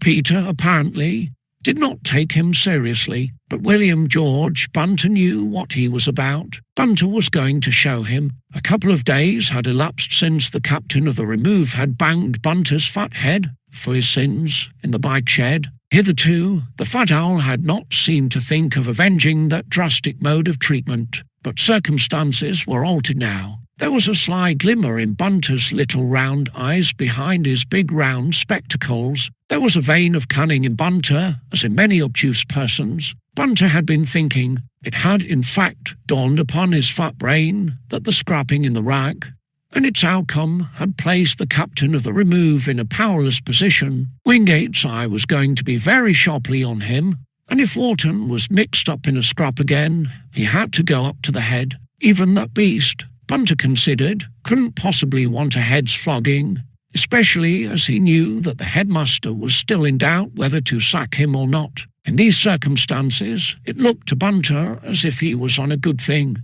Bunter was no fighting man in ordinary circumstances, but these circumstances were not ordinary. He sat in the armchair thinking it out, till prep was over, and it looked good to Bunter, seen from every angle. When Toddy and Dutton put away their books, the fat owl heaved himself out of the armchair. Coming along, Toddy, he asked, as he opened the study door. Like to see me thrash Wharton? Toddy chortled. I'd like to see it no end. He agreed. It would be a sight for gods and men and little fishes. Think you can handle it? You'll jolly well see, said Bunter darkly. I'm going to his study now to punch his nose. To begin with, are you going to ask him to lend you a chair? Eh? What you mean? You'll have to stand on something to reach his nose. Yah. Bunter rolled out of the study and the warpath. Other fellows were coming out of the studies, and Billy Bunter grinned as he blinked at Vernon Smith's face. The bounder wore only two visible traces of the combat in the rack. Smithy gave him a black look. He was far from being in a good temper, and he seemed to find Bunter's fat grin neither grateful nor comforting. I say, Smithy, squeaked Bunter. Oh, get out, you fat ass, snapped Smithy. Like to come along with me to Wharton's study? I'm going to have him out, announced Bunter. Warty, he banged my head the other day. I'm jolly well going to thrash him for it. You fat ass. Hallo, hallo, hallo, what's that? Exclaimed Bob Cherry as he came down the passage with Johnny Ball, Nugent, and the nabob. Bunter blinked round at him. Don't you get butting in, Cherry, he said. Tain't any business of yours if I thrash Wharton. Oh, my hat, gasped Bob. No, I won't butt in, old fat frump. I'll just stand around and pick up the pieces. The peacefulness will be terrific, grinned Harry Jamset Ram Singh. The thrashfulness will be a boot on the other leg, my esteemed and idiotic Bunter. Who's afraid of him? Demanded Bunter valiantly. I'm going to have him out of his study and thrash him, see. He banged my head. He didn't bang any sense into it, remarked Johnny Ball. What is the fat chump burbling about? Asked Frank Nugent, staring at Bunter. You'd better steer clear of Wharton, you ass. You won't find him in a good temper. Fat lot I care for his temper, jeered Bunter. Just you watch me. and you'll jolly well see." The fat owl, with a determined fat face and quite a truculent air, rolled down the passage to no one's study. A crowd of fellows followed him, most of them laughing. Billy Bunter on the warpath was rather a new phenomenon, and the removed fellows seemed to find him entertaining. The door of no one's study was shut. No doubt Wharton, like the rest, was through with prep, but he had not come out. Perhaps he was undecided whether to turn up in the rag that evening, where every face but one would be hostile. At all events, his study door had not opened, and Bunter found it shut when he arrived. Bang! The fat owl delivered a vigorous kick at the door. That was an act of defiance to begin with. Nothing was heard from the study. The occupant certainly must have heard the bang of Bunter's hoof, but he did not heed it. Bunter turned the door handle and held the door wide open with a crash. He rolled into the doorway and fixed his eyes and his spectacles on Harry Wharton. The captain of the Remove was seated at the table, and he glanced up at the fat figure whose ample proportions almost filled the doorway from side to side. "Oh," squeaked Bunter, "there you are." "Here I am," answered Harry with a nod. "Come out of that study." "What? And put up your hands, eh?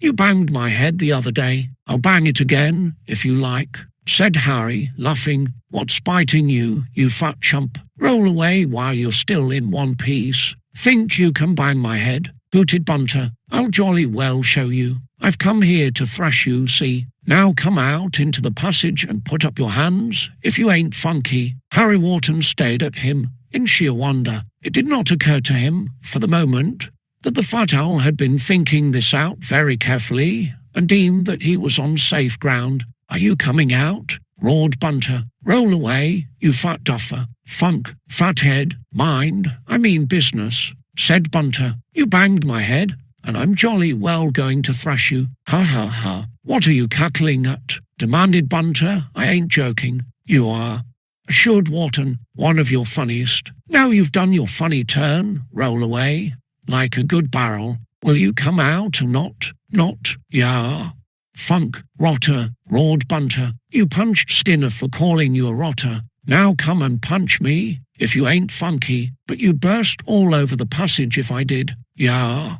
"Rotter, swab, worm," roared Bunter, more and more valiant as the captain of the Remove did not stir. There was no doubt, in Bunter's fat mind, that Wharton was restrained by the certain prospect of a head's flogging if he became mixed up in a fight again. And if that was so, the fat and fatuous owl was at liberty to spread himself to any extent, without fear of painful consequences. In the absence of danger, Bunter was bold as a lion, so he went unvalorously. "Rotter, tick, worm, swab, smudge, funk, yeah," who sneaked out of the dorm to punch a man in the dock, who ought to be jolly well sacked. "Who?" Billy Bunter ceased suddenly as the captain of the Remove rose to his feet, his brow darkening. Up to that moment Wharton had been so patient that the fat owl was sure of his ground, not realizing in the least that it was because he was too absurd to be worth punching. But Wharton had, apparently, changed his mind now, and he came across the study towards the door with an expression on his face that made all Billy Bunter's valour ooze out at his fat fingertips. "Go it, Bunter," yelled a dozen fellows in the passage. "Ha ha ha, give him jip, Bunter." Billy Bunter did not look like giving anybody jip. He backed from the doorway, but he backed in vain. Behind him was a crowd of Remove fellows, and there was no room for Bunter to back through. Almost all the Remove were gathered round now. One study, and the passage was packed. There was no retreat for the warlike owl. Certainly he could have advanced, but never was a fellow more disinclined to advance. "Aye, I say, you keep off," yelled Bunter as the captain of the Remove came on. "Dee, don't you touch me, you beast. You'll go up for a flogging if you do. You keep off." "Ha ha ha," came a yell from the packed passage, as Billy Bunter thus revealed the hitherto hidden cause of his unaccustomed valour. "Oh," gasped Wharton, as he suddenly understood. "Why, you fat villain, I'll jolly well." "Keep off," yelled Bunter. "You'll have Wingate after you. You'll go up to the head." "Ha ha ha. I say, you fellows, let a fellow pass." "Ha ha ha. Ger out of the way. Toddy." Stop shoving me, Wibbly. Let me pass, Ogilvy. I've got to go down and see Quelch. Ha ha ha. Oh, Lego, raved Bunter as the captain of the remove grasped him by a fat ear. I say, wow. Look here, you beast. I mean dear old chap. The fat owl was twirled round by his fat ear. He gave a yell of apprehension as he revolved. The next moment his apprehensions were realised as a foot thudded on the tightest trousers at Greyfriars. Thud. Yarrow. Thud. Ewerhoop. The fat owl shot out of the doorway and rolled. The door slammed after him. He did not open it again. Billy Bunter was no longer on the warpath. Chapter Roman 26 Mowley asks for IT. Tap.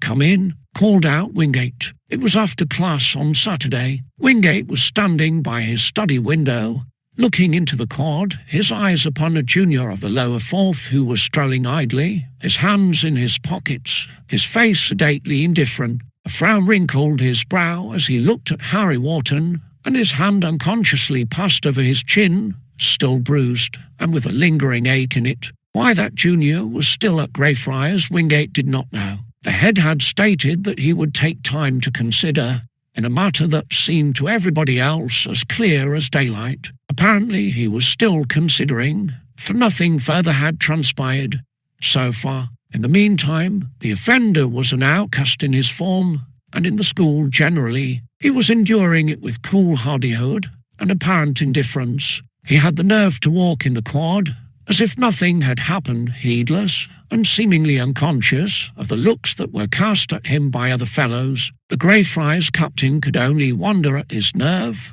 after what he had done, and in view of what impended over him. Wingate turned from the window as the tap came at his study door. It was Lord Mauleverer of the Remove who came in. Well, said Wingate. May I speak to you for a minute or two, Wingate? Asked Mauleverer. Of course, you young ass, if you've anything to say. What is it? About Wharton? Wingate's brows knitted. Well, what about him? He asked gruffly. Wharton's name, to Wingate, had rather the effect of a red rag on a bull. I hope you won't think it a cheek, Wingate, said Mauleverer. It's because I believe Wharton's version of what happened on Wednesday night. You young ass, that will do. I'm not the only one, said Mauleverer. His friends believe what he says about it, and the head seems to think there's a doubt, Wingate. Do let me speak, he went on, as Wingate made an impatient gesture. I've thought of something that may help.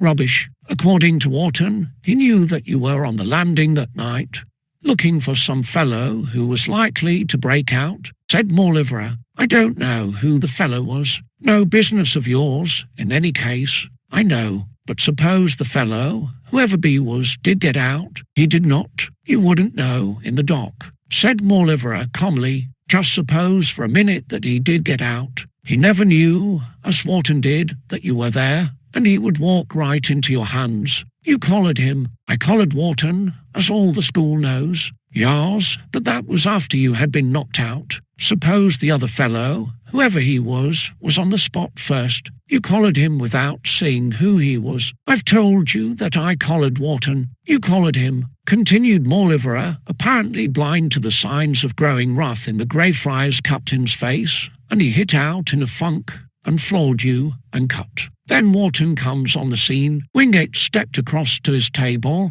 on which his official ashplant lay. His hand dropped on the ashplant. Mauleverer did not seem to notice it.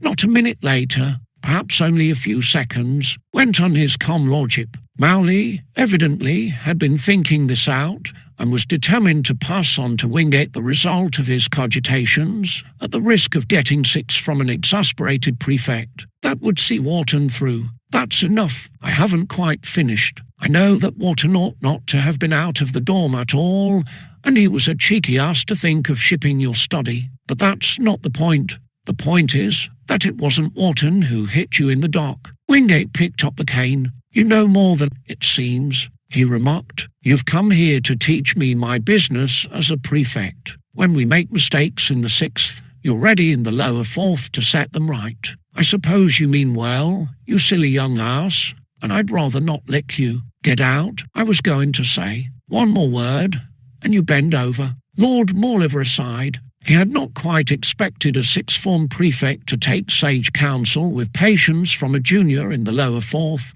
Probably, of all the Greyfriars Sixth, only Wingate would have heard him with so much patience thus far. But his patience seemed to be exhausted now, and the cane was swishing. But six or no six, Lord Mauleverer had come there to say what was in his mind, and he was going to say it. He hoped, at least, that it might turn the Greyfriars captain's thoughts in a new direction. "I suppose you're going to lick me, Wingate," he sighed, "but do let me finish. You've got so fixed on Wharton that you've never bothered your head about the other man. I said one more word, and you'd have to bend over, Mauleverer," said Wingate grimly. "Yars, I'm ready to bend over as soon as you like," assented Lord Mauleverer resignedly. "You think it's an awful cheek for me to come here and beard the lion in his den, the jolly old Douglas in his hall, what? But I've really got something to say, Wingate. That man you were watching for that night may have come out,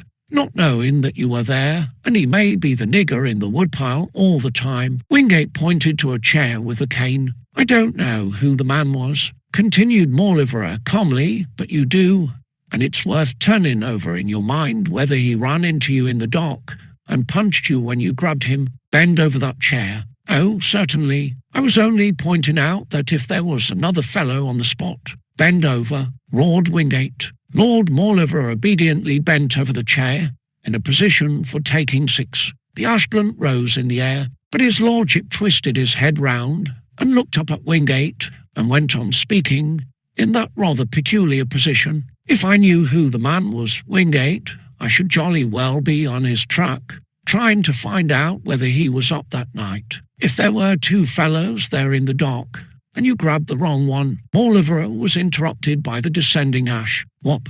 Wow!" gasped his lordship. "Now get out," growled the Greyfriars captain. "Another word, you cheeky young ass, and I make it six." Lord Mauleverer rose, wriggling. He had been let off with one whop, and it had not been a very hard one, but it made him wriggle. He went wriggling to the door, Wingate frowning after him as he went. In the doorway, he paused and looked back. "That's the man to get on the track of Wingate," he said. "You know who he was, and if it turned out that he was up that night." Wingate made a stride towards him, the ash blunt swishing. Lord Mauleverer skipped actively out of the study into the passage and shut the door after him hastily. The prefect seemed half inclined to open the door and call him back. However, he threw the ash blunt on the table. "The young ass," he growled. He went back to the window and stood looking out with a knitted brow. Harry Wharton was still in sight, idling by the old elms. It came into Wingate's mind that if,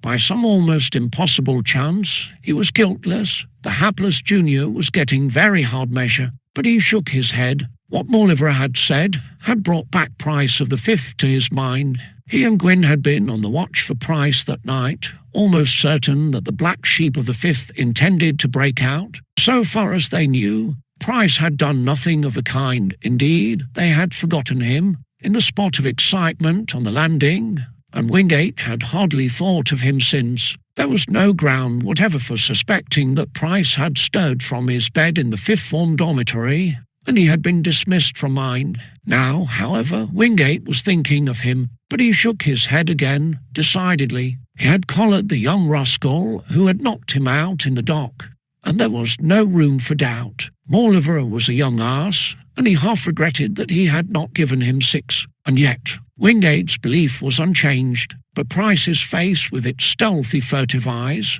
lingered in his mind. What Mauleverer had said had not been wholly without result. If the captain of Greyfriars had not changed his belief, at least he had been given food for thought. Chapter Roman 27, no luck for Bunter. I say, Wharton. Harry Wharton did not turn his head as he heard that fat squeak. He was in the bike shed, pumping a tyre. He was going out on his bike that afternoon, on his own. Excepting for the cheery friendliness of Lord Mauleverer, the once popular captain of the Remove was left to himself. These days, that was partly by his own choice, for his old friends would have stood by him at a sign, but he did not choose to give that sign. Neither did he seem to care for the new and unaccustomed solitude in which he found himself. No one could read in his looks, at all events, that he felt his ostracism. It was probable that, deep down in his heart, he was finding Pride a cold companion and sorely missed his old comrades.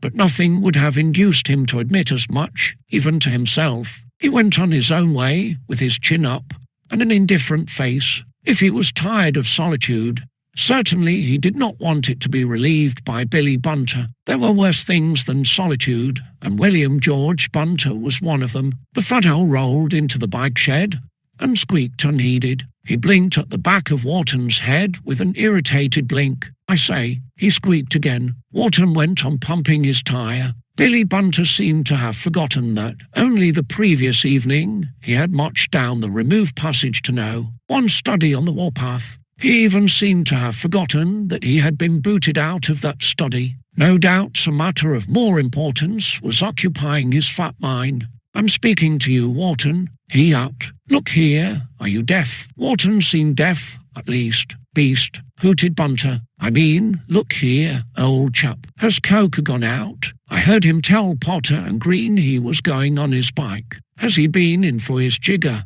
"I don't know, and don't care, so don't bother," answered Harry, speaking at last. "Beast. Look here, I want to know whether Coker's gone out yet. It's nothing about a hamper," added Bunter. "I don't know whether Coker's had a hamper or not, and I never saw Gosling take it up to his study. I just want to know whether he's gone. Fathead, yah." Bunter blinked round at the machines on the stands. If Coker of the Fifth had gone out on his bike, obviously his bike would not be there, and Bunter was very interested in Horace Coker's proceedings that afternoon for excellent reasons not unconnected with a hamper in a fifth-form study. There was a tramp of feet, and 4 removed fellows came in. Harry Wharton concentrated on his bike pump in order not to see them. They glanced at him, Frank Nugent compressing his lips a little, while Johnny Bull gave an audible grunt, and Harry Jamset Ramsing shrugged his slim shoulders slightly. Bob Cherry seemed about to speak, but checked himself, and in silence they took their machines from the stands. But as they wheeled them out, Bob paused. Harry Wharton, without looking round, knew that Bob was glancing back at him. "Going out on your jigger, Wharton," called out Bob, evidently making up his mind to one more attempt to break the ice. "Yes," said Harry, briefly, "coming our way." "No."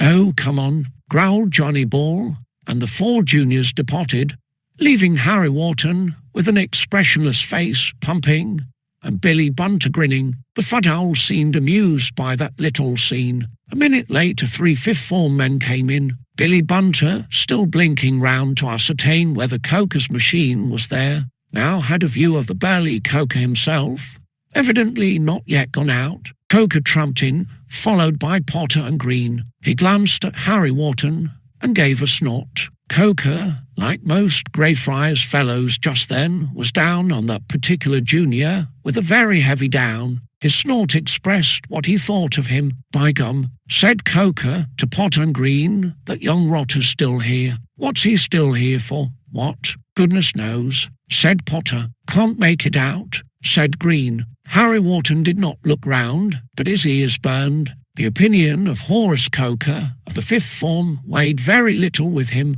but it was very unpleasant, all the same. Unpleasant as it was, it had to be tolerated. Punching a fifth form senior's head was not a practical proposition for a lower fourth junior. He pumped at his tyre and ignored Coker. "I've a jolly good mind to boot him round the bike shed," went on Coker, punching a man in the dock. "Pa," Wharton's eyes glinted. If Horace Coker had proceeded from words to deeds, he would undoubtedly have found the junior rather like a wildcat to handle. Luckily, Coker contented himself with another contemptuous snort, wheeled out his machine, and departed with Potter and Green. He, came from Bunter. Harry Wharton put up his pump and took his machine to wheel out, heedless of that fat-catchination. "I say, Harry, old chap," Bunter rolled in his way. "I say, get out of the way, fathead.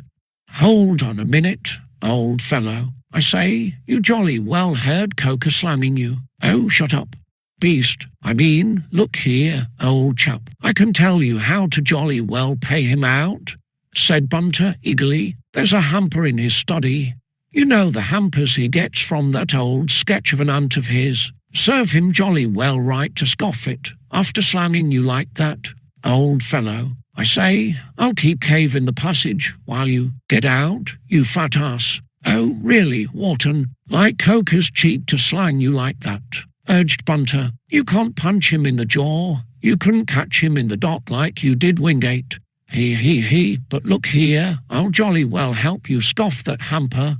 And I say, Yahoo, the front wheel of a bike bound and a pair of little fat legs, as a hint to Bunter to get out of the way. The fat owl tottered and sat down. "Oh, wow, Beast, wow," gasped Bunter. Harry Wharton wheeled out the bike, and Bunter was left sitting and spluttering. He scrambled up and rolled out of the bike shed and cast an infuriated blink after the captain of the remove, who was mounting his bike at the gate. "Yah!" roared Bunter, who punched a man in the dock, who ought to be sacked, who spod by the form. "Yah!"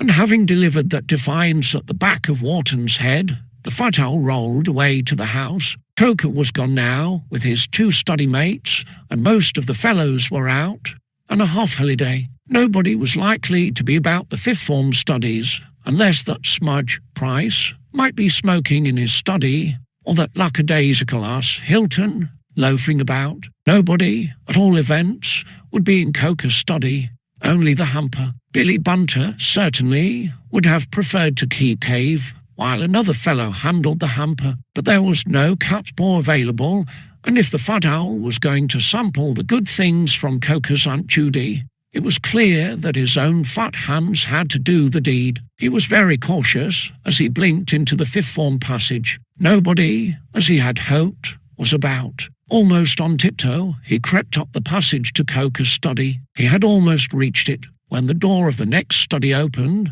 and Hilton of the fifth came out and almost walked into Bunter. "Oh," gasped Bunter, startled. Hilton stared at him. "What do you want here, you young ass?" he asked. "Oh, nothing," stammered Bunter. I wasn't going into Coker's study. I've got a message for him from Prout. Prout told me to come up to Coker's hamper. Coker's study. Look here, you leg o' my ear, Hilton.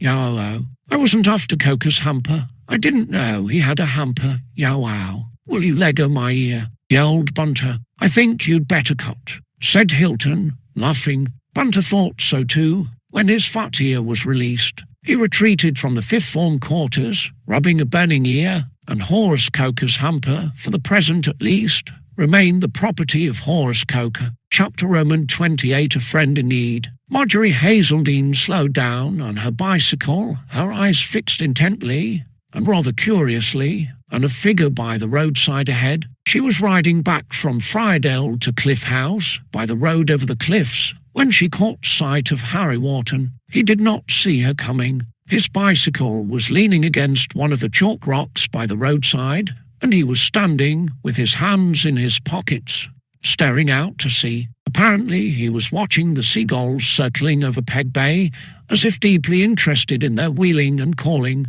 But the Cliff House girl could see that his face was dark and moody, lined with gloomy thought, and a look of concern came over her own face. After one look at Harry, she did not need telling that all was not well with her schoolboy friend of Greyfriars. She was quite near at hand, when Wharton heard the bicycle and turned his head with a little start. His moody brow cleared as he saw her, and he raised his cup. The sight of a kind and friendly face brought a gleam of brightness into his own. "Marjorie," he exclaimed. The Cliff House girl dismounted. "I saw you some distance off," she said, smiling, daydreaming. "Oh, no." Wharton stammered and coloured a little. "Not exactly. The fact is," he broke off, "waiting here for your friends." "Oh." Wharton's colour deepened. "No. You're generally in a bunch on a half-holiday," said Marjorie. She smiled again. "No cricket today. Isn't it the Cockcroft match next week?" Marjorie always remembered the Greyfriars junior fixtures. "Yes. I'd almost forgotten it, though. I suppose I should have fixed up something this afternoon, but if things had been as usual, I mean, aren't they as usual? Well, no. Nothing wrong, I hope. Well, yes. Something serious? Asked Marjorie. Yes, pretty serious, but I don't want to bother you with my scrapes. I shouldn't think it a bother, Harry. No, I know you wouldn't. I think you'd believe me too, and I'd like to hear you say so.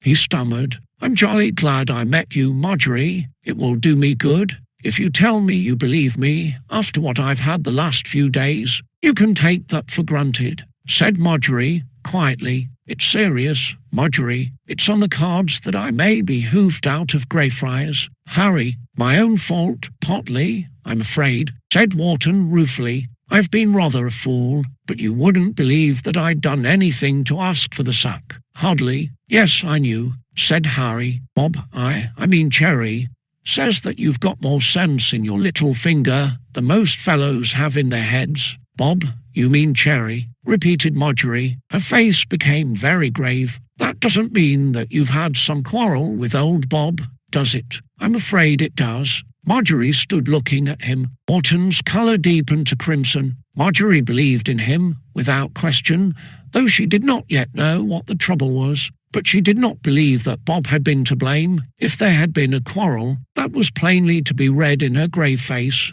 You don't know what's happened, Marjorie, said Wharton lamely. Look here, if you're not in a hurry, let's walk the bikes, and I'll tell you, if you care to hear. I should very much care to hear, answered Marjorie. Tell me what's happened. And as they walked the bikes along the sunny cliff road, in the direction of Cliff House, he told her. She listened very quietly and with close attention as he gave her his account of the trouble at Greyfriars. She did not speak, and her face was very thoughtful. You needn't tell me that I've been rather an arse and asked for a lot of what I've got. Wharton wound up. I've had plenty of time to think it over, and I can see that plainly enough. So can you, I suppose? Marjorie smiled faintly, but did not answer. Well, I've come to that myself, said Harry. It all started with my getting my back up and cheeking old Wingate. But he fancied that I was bullying that fat-ass Bunter, and I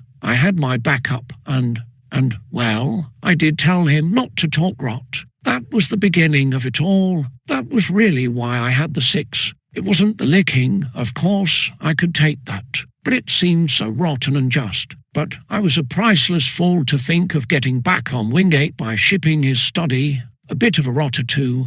I can see that now, though I couldn't then. I can understand how you felt, said Marjorie, softly. It was quite natural, but I was a wrong-headed ass, said Harry, with a rueful smile. Johnny called it sulks, and I suppose it was like that, but it didn't help at the time. But you'll believe this, Marjorie, when I came along to the landing in the dock and heard that moan, and knew that old Wingate had been hurt, I was sorry I'd ever thought of getting back on him. I could jolly well have kicked myself, and I ran up to help him, never thinking of anything else. That's true, Marjorie. That's like you, said Marjorie. More like you than the other things you've told me. But it was rotten luck, said Harry moodily. Wingate had a nasty crack on the head, and he must have been coming to when I heard him moan. He fancies that he was stunned for only a moment, but it must have been a good minute, at least time for the other man to get away and for me to come up. But what was he to think when I stumbled over him and he grabbed me? I ought not to have been there at all. That did it. Evidently Wharton had been doing some thinking on the subject and was in a chastened mood. The clouds of angry temper having passed away, he was able to see the episode as it appeared in other eyes. You have no idea who the other man was? Asked Marjorie. Not in the least. It might have been the man Wingate was watching for. I don't know who. Or some other fellow breaking out. I don't know. They may find him. It doesn't seem likely. Now it's fixed on me, and nobody seems to think of looking any further, said Harry. Only your headmaster, said Marjorie, quietly. Yes, the head's a wise old bird. That's the only silver lining to the cloud. It looks a clear case to everybody else, but he can see that it's not so jolly clear as it looks. I don't know how he'll decide, but nothing's happened so far. Your friends believe you." Wharton's face set. "They're not my friends now, Marjorie. They seem to have believed me when I told them what had happened the next day, but before that, I had no chance to explain, and they believed that I had done a rotten beastly thing. They believed, like all the rest, that I'd hit a man a foul blow in the dock.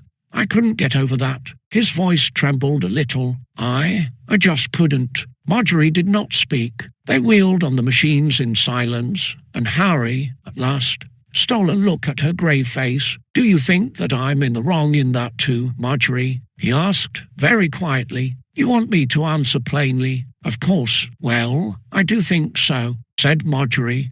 Harry Wharton's face fell. The dark, moody look returned to it, and he said nothing. "I'm sorry, Harry," said Marjorie, softly, "but you asked me, so I'm in the wrong all along the line," said Harry. There was a bitter note in his voice. "They couldn't wait till I had a chance to speak. They had to line up with the rest. They couldn't trust me." His eyes gleamed. "And they said they'd stick to me after what I'd done.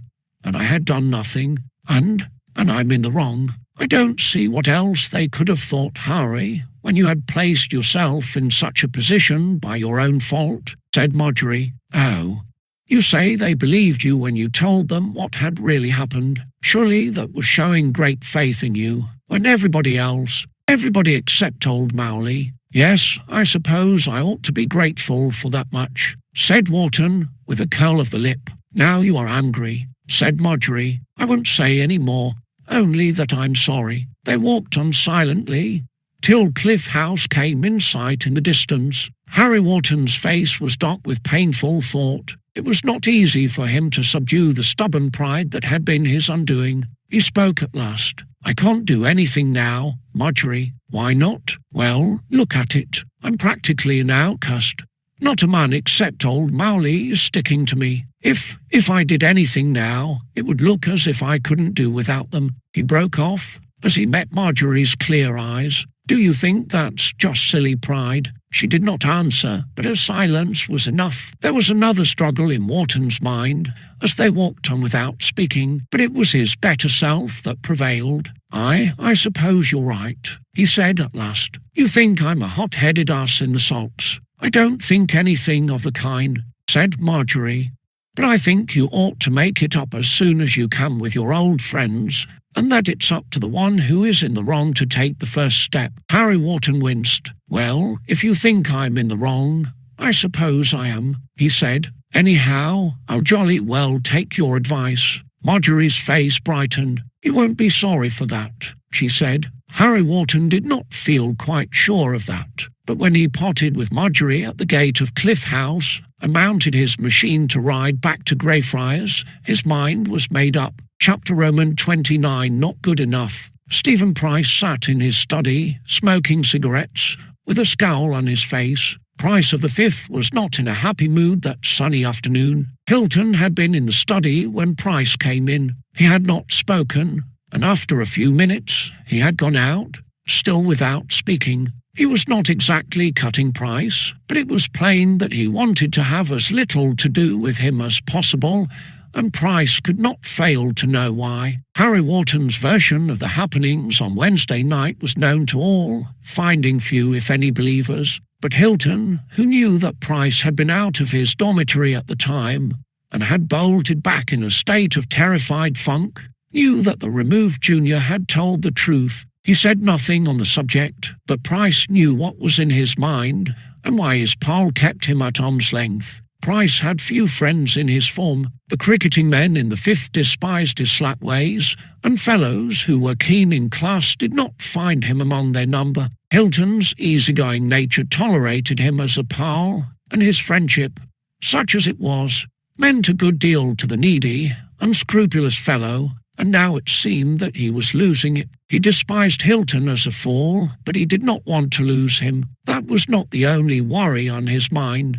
He could not be sure that his part in the episode on the dock landing might not come to light. It had been a stroke of sheer luck, from Price's point of view, for suspicion, or other certainty, to fall on that removed kid. The cheeky young rascal had asked for it, and got it. and nothing could have happened more luckily for the real culprit. His conscience did not trouble him. His feelings towards the captain of the remove were too bitter for that.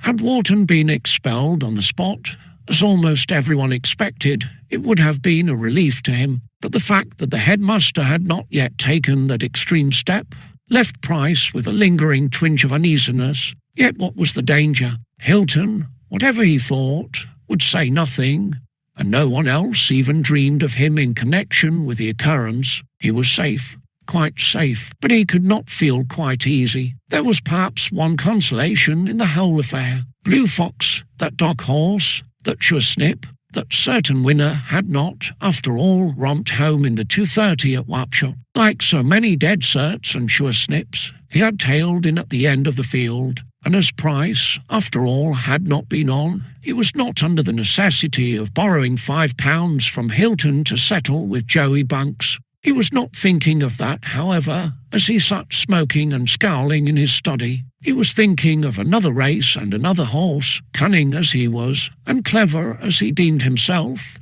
he was quite incapable of learning anything from such a lesson. He still fancied that he could spot winners, but he did not fancy that he could borrow money from Hilton in present circumstances, which was awkward for a sportsman who was in the state known as stony. His unpleasant meditations were interrupted by a tap at the door. It was opened. A Nugent minor of the second form looked in. Price's cigarette disappeared in his hand behind him. He did not want even a second form fag to see him smoking in his study, and his heart gave an unpleasant jump as he saw Dickie Nugent. Nugent minor was Wingate's fag, and his coming to the study could only mean a message from the captain of the school. A ghastly dread that Wingate had somehow found something out came over Price. If he was sent for. "Oh, you're here," said Dickie Nugent, staring across the study at him. "Wingate wants you to go to his study, Price." "Okay," said Price, as carelessly as he could. The fag shut the door and went.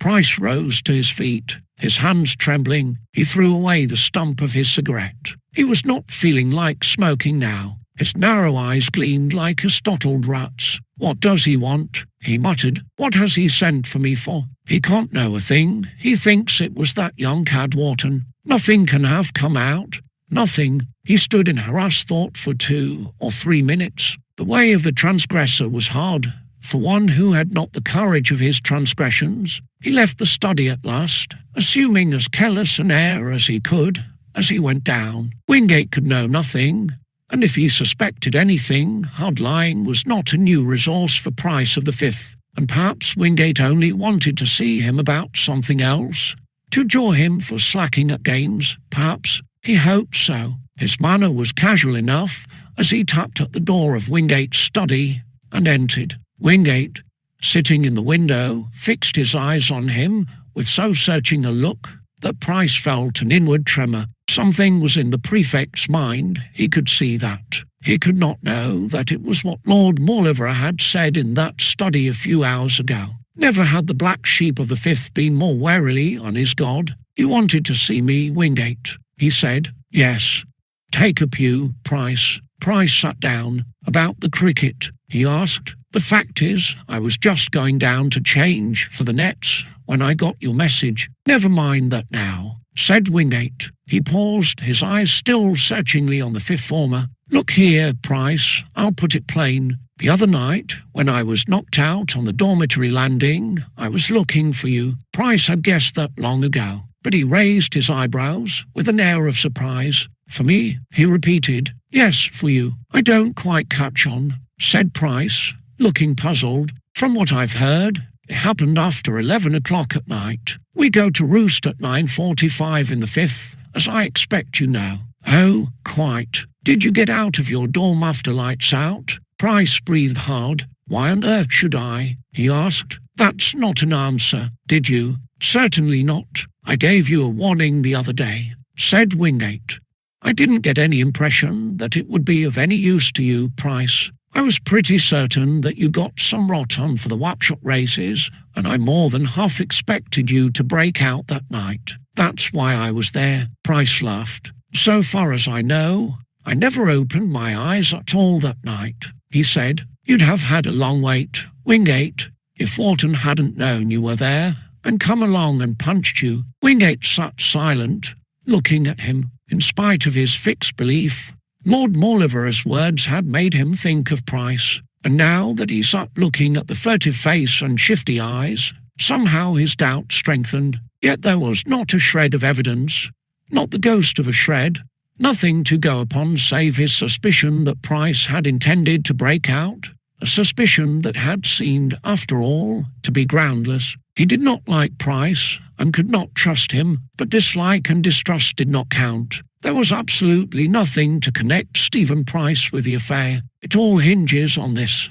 said Wingate at last. "I was knocked out and lost my senses for a moment, but it might easily have been for more than a moment. As it seemed, I couldn't know. If it was, there was time for one man to get away and another to come on the scene, which is that young sweep's story." "A very thin story," commented Price. "From what I've heard, you caught him right in the act. So I thought, and still think. But look here, if there was another man on the spot at all, it gives young Wharton a chance. There's not an atom of evidence that any other fellow was there, but if by some remote chance that young sweep came on the scene after I was knocked out, as he says, he's getting pretty hard measure." Wingate's brow wrinkled. The head seems to think it a case of not proven, and the head knows a lot. "Look here, Price." "Well, I've come to this," said Wingate. "If it was some other man who knocked me out, and he owns up, I'll let him off. The head trusts me as his head prefect,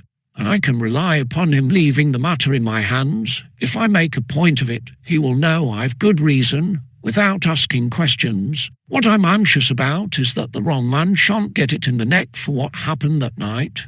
I don't care much about anything else compared with that. If it was some other fellow, not Wharton, and he owns up, I'll wash the whole thing out. He will have nothing to fear." Price drew a deep, deep breath. There was no doubt in Wingate's mind. He could see that. He was certain that Wharton of the Remove was the man, yet his thoughts lingered on Price. If Price was the man, the Greyfriars captain was giving him a chance to own up without having to face the consequences of what he had done. That offer did not tempt Price in the least. His was not a trusting nature. What Price saw in it was a trap. "That's what I wanted to say to you, Price," said Wingate after a pause. "And now, have you anything to tell me?" Price shook his head. "I won't pretend to misunderstand you, Wingate," he said, "but I've nothing to say on the subject, except what I've said already. Nothing at all. Nothing. That's all then," said Wingate, and the fifth form man left his study. The door closed on him before he allowed a bitter, sardonic sneer to appear on his face. Price flattered himself that he was too wide to be trapped so easily as all that. It was not quite good enough for Price. Wingate, with a knitted brow, sat staring from his study window. His frown deepened as he caught sight of Harry Wharton coming from the direction of the bike shed. The junior's face seemed to have lost the expression of hard indifference which it had worn of late. It was brighter, somehow, as if he felt that his affairs had taken a more cheerful turn. But Wingate's brow grew darker and darker as he watched him go into the house. Price, if by some remote possibility he was the guilty man, had been given a chance which surely, if he was guilty, he would not have refused. So it seemed at least to George Wingate. Yet his brow grew darker and darker with troubled thought, and doubt grew in his mind. Chapter XXX Unexpected. "Rotten all round," growled Bob Cherry. "The rottenfulness is terrific," sighed Harry Jamset Rumsing. "We can't do anything," muttered Nugent. Grunt from Johnny Bull. "We've done all we can, more than most fellows would have done. Wharton chooses to keep his back up. Well, leave it at that. Not if we can help it," said Frank quietly. Another grunt from Johnny. "Can't make a chap see reason if he won't," he said. "Though you take a horse to the water, you cannot make him spoil the broth,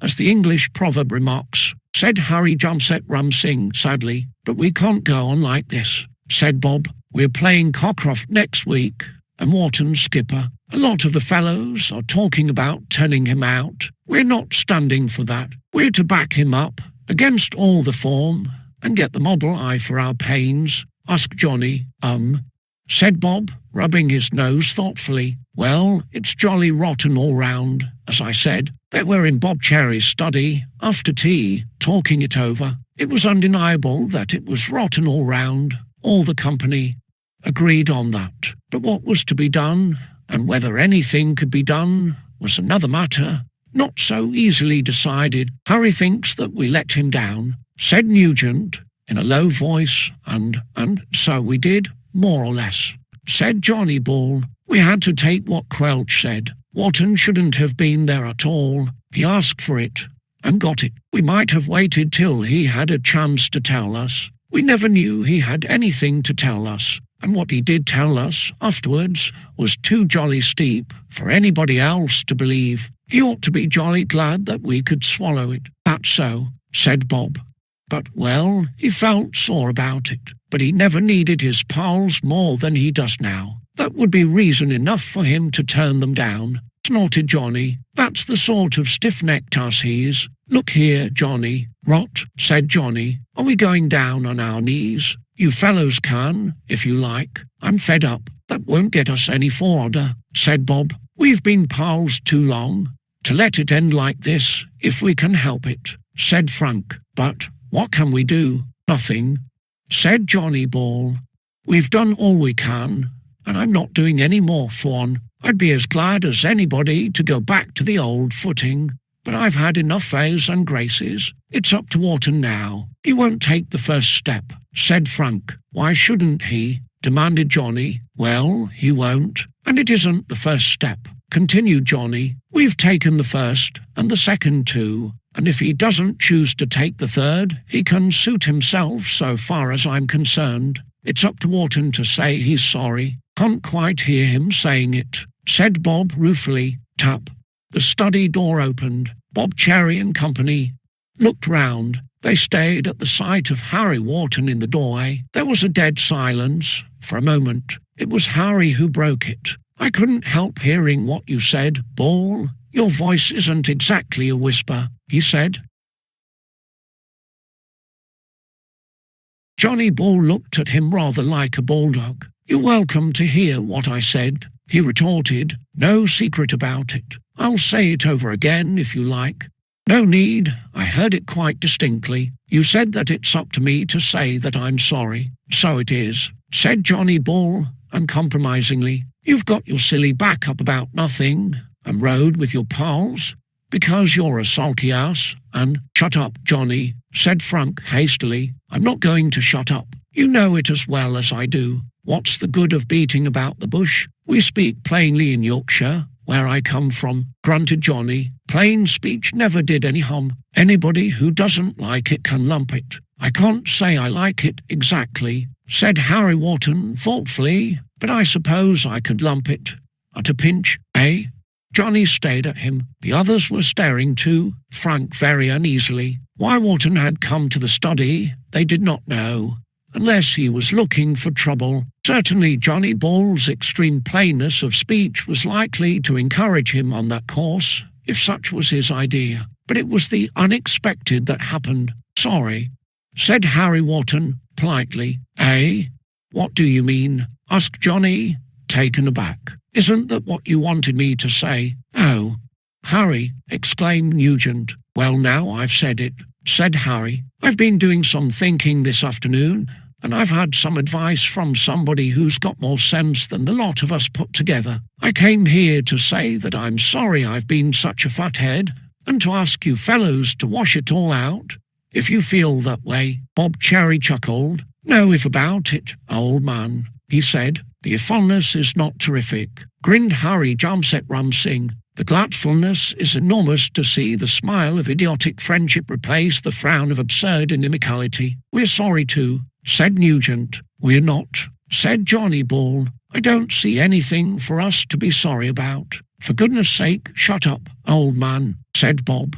Speech is silvery, my esteemed Johnny, but a still tongue locks the stable door that makes Jack a dull boy, said Harry Jamset Rumsing. The least said, the sooner the cracked pitcher goes longest to the well. Well, I think, recommenced Johnny. Gammon, said Bob. I think. Don't exaggerate, old chap. I tell you, I think. You can tell us till you're black in the face, but we shan't be able to get it down, said Bob, shaking his head. You silly ass, roared Johnny. Same to you, with knobs on. Harry Wharton laughed. Never mind what you think, Johnny, he said. We'll take the speech as read. But there's one more thing. There isn't, interrupted Bob. Or if there is, forget it. I'd better say it. If you fellows stand by me, you're the only fellows who will, excepting old Mowley. You'll have all the form against you. Blow the form, and everybody else, for that matter. Blow everybody else, and it's on the cards that I may be sacked,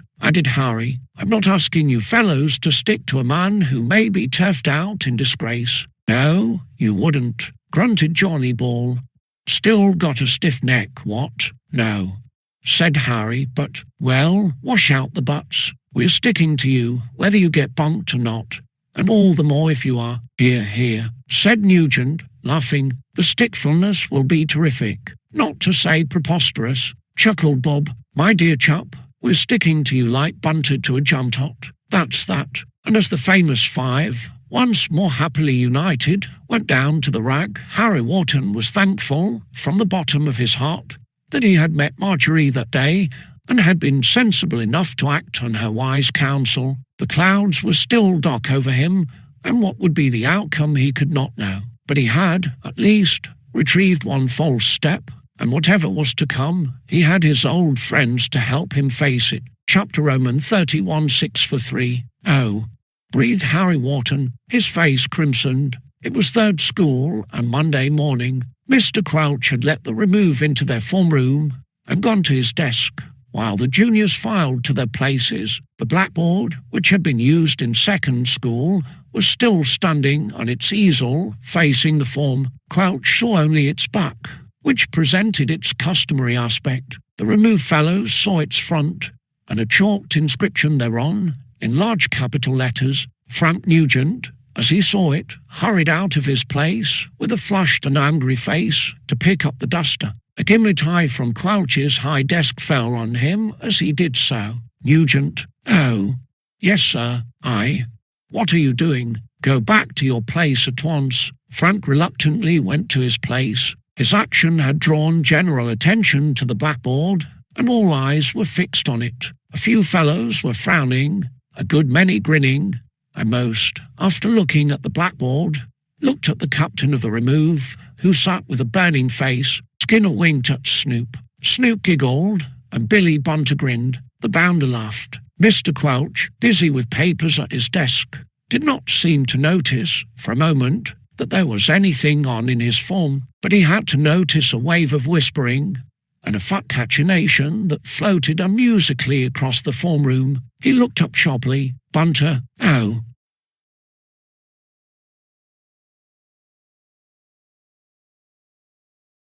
Gasped Bunter in alarm. It wasn't me, sir. What? What was not you, Bunter? Oh. Nothing, sir. I mean, anything, sir. I wasn't laughing, sir, at what's written on the blackboard. Is something written on the blackboard? Exclaimed Mr. Crouch, his brows knitted. The form room was locked during break, and if something had been written on the blackboard, it meant that some person unknown had clambered in at the open window, probably with the help of a bunk from another, which was, of course, very much against the rules. I don't know, sir, stammered the fat owl. I can't see it from here, sir. I'm rather short-sighted. Upon my word, said Mr. Crouch. Wharton, he called to his head boy, is there anything written on the blackboard? Wharton compressed his lips. Yes, sir. What is it? Harry Wharton hesitated. There was a general grin up and down the remove. Harry Wharton was the very last fellow in the form who could have wanted to read out what was written there. Mr. Crouch gave him an impatient look. Do you hear me, Wharton? He rapped, testily. If there is anything written on the blackboard, tell me at once what it is. Very well, sir, said Harry, quietly. Billy Bunter very nearly ejaculated he, again, but suppressed it in time. There were grinning faces all through the form as Wharton, in a clear voice, read out what was chalked on the blackboard. Wharton ought to be sacked. What? He exclaimed. What do you mean, Wharton? That is what is written there, sir. answered Harry. Upon my word. Mr. Quelch left his desk and came round the blackboard to see for himself. He fixed his eyes on the chalked inscription that sprawled across the board from side to side. Wharton ought to be sacked. Upon my word, repeated Mr. Quelch. His gimlet eyes glinted over the form, and 2 or 3 fellows felt an inward tremor. Still, Quelch couldn't possibly know who had chalked on the board. How could he? Who wrote those words on the blackboard? Rapped Mr. Quelch. There was no reply. Probably Mr. Quelch did not expect one. Some boy must have entered the form room surreptitiously during break, said Mr. Quelch in a deep voice. I shall ascertain who it was and cane him severely. In the meantime, you may take the duster, Wharton, and wipe the board clean. The chalked inscription disappeared under the duster, and Harry Wharton, with set lips, returned to his place. Mr. Quelch stood looking at his form in a dead silence. I order the boy who entered this form room surreptitiously to stand out before the form. He rapped. No one stirred. Quelch scanned the form with eyes like gimlets, scanning every fellow in the remove in turn. Then he rapped out, Bunter. Bunter almost bounded. Oh, he stuttered. It wasn't me, sir. I didn't. I never. I ain't surreptitious, sir. How did you get chalk on the sleeve of your jacket, Bunter? Oh, crikey. I didn't. I haven't. I wasn't. I never wiped my fingers on my sleeve, sir. Stand out before the form, Bunter. Oh, crikey. Up to that point, Billy Bunter had been amused. Now he ceased to be amused all of a sudden. His fat face registered woe and dread as he rolled out reluctantly before the form. That fat ass, murmured Bob Cherry. Somebody must have put him up to it. Silence in the form. Bunter. Oh, law. I didn't, groaned Bunter. I never got any chalk on my fingers, sir, and I never wiped them on my sleeve, and it was you, Bunter, who entered the form room during break by the window. Oh, no, sir. I was in the tuck shop at the time, sir. I never came anywhere near that window, sir. Besides, I couldn't climb in at that window unless a fellow bunked me up, and Skinner never bunked me up, did you, Skinner? Skinner did not speak. He only looked at Billy Bunter as if he could have bitten him. What? Exclaimed Mr. Quelch. Skinner? No, sir. Oh, no, sir. Skinner never bunked me up, and Snoop didn't help him, did you, Snoop? I was up in my study, sir, when I got in at that window. I mean, when I didn't got in. Skinner. Snoop. Stand out before the form. Mr. Quelch stepped to his desk and picked up his cane. Skinner and Snoop almost crawled out of their places, fervently wishing that they had not assisted the fatuous fat owl to perform that exploit in break. Mr. Quelch eyed them grimly. Skinner. Snoop, did you, or did you not, assist Bunter to enter this form room by the window? It was only a lock, sir, stammered Skinner. Snoop gave an indistinct mumble. Bunter, rapped Mr. Quelch. Yes, sir. No, sir. I didn't, sir. I wasn't. You will bend over that desk, Bunter. Oh, crikey. 6 times the cane swiped on Billy Bunter's tight trousers. 6 frantic howls woke the echoes of the form room and the corridor outside. Skinner bent over in his turn, and 6 swipes sounded like pistol shots. Snoop, there were 6 more shots. 3 dismal youths tottered back to their places, where they sat very uncomfortably. Mr. Quelch laid down his cane. Then he stood looking at his form, with a frowning brow. Apparently there was something more to come. After a pause he spoke. I trust, he said, that there will be no further occurrence of this kind. The charge against Wharton is not proved, and so long as a doubt remains, justice requires that an accused person should be given the benefit of the doubt. It is quite true that at the time there seemed to be no doubt in the matter, owing to Wharton's folly in placing himself in the position in which he was found. But it has transpired that doubt does exist, and it is for your headmaster, not for boys of this form, to decide. Until the matter is decided, I shall keep an open mind on the subject, and I advise the boys of my form to do the same. Wharton, you will now give out the papers." And the remove settled down to Latin papers, though after what Mr. Quelch had said, most of them had quite other food for thought. Chapter Roman 32, The Benefit of the Doubt. "Rot," said Vernon Smith. "Smithy, old man," murmured Tom Redwing. "Rot," repeated the bounder. "Rubbish," said Bolsover Major. There was a little crowd of the remove in the rug. Harry Wharton and company had gone down to the nets, but most of the remove fellows had gathered in the rug, where a rather excited discussion was going on. Lord Mauleverer, reposing at ease in a deep armchair, had a placid smile on his face. His lordship was feeling good. Many remove fellows, after what Quelch had said in the form room that morning, were coming round to his way of thinking in the affair of Harry Wharton, which was satisfactory. Still more satisfactory, perhaps, to his lazy lordship was the circumstance that, now that Harry was on the old terms with his old friends, there was no need for him to exert himself in the cause of friendship to the extent of bowling at the nets for the outcast of the form. Billy Bunter was in another armchair, but he was not exactly reposing in it. The fat owl was still feeling some of the effects of the six he had had that morning, and every now and then he gave a knee-like wriggle. Bunter, however, was not thinking wholly of the six, nor of the discussion that was going on. His fat thoughts wandered to Coker's hamper, which had narrowly escaped him on Saturday, and he was wondering, with deep interest, what might still remain in that hamper, and whether there might be a chance of sampling it before afternoon school. Dinner certainly had taken the edge off Billy Bunter's appetite, but Bunter always had room for more. Skinner and Snoop were scowling. They had no desire whatever for fellows to keep open minds on the subject of Wharton, as Mr. Quelch had recommended, and the bounder certainly was not going to change his views in a hurry, with an eye still darkened and a nose still swollen from the fight in the rug, and perhaps with a thought in his mind of the captaincy of the form, with the present captain out of the way. But it was clear that a good many fellows were influenced by what the remove master had said, and into the fact that Wharton's old friends were backing him.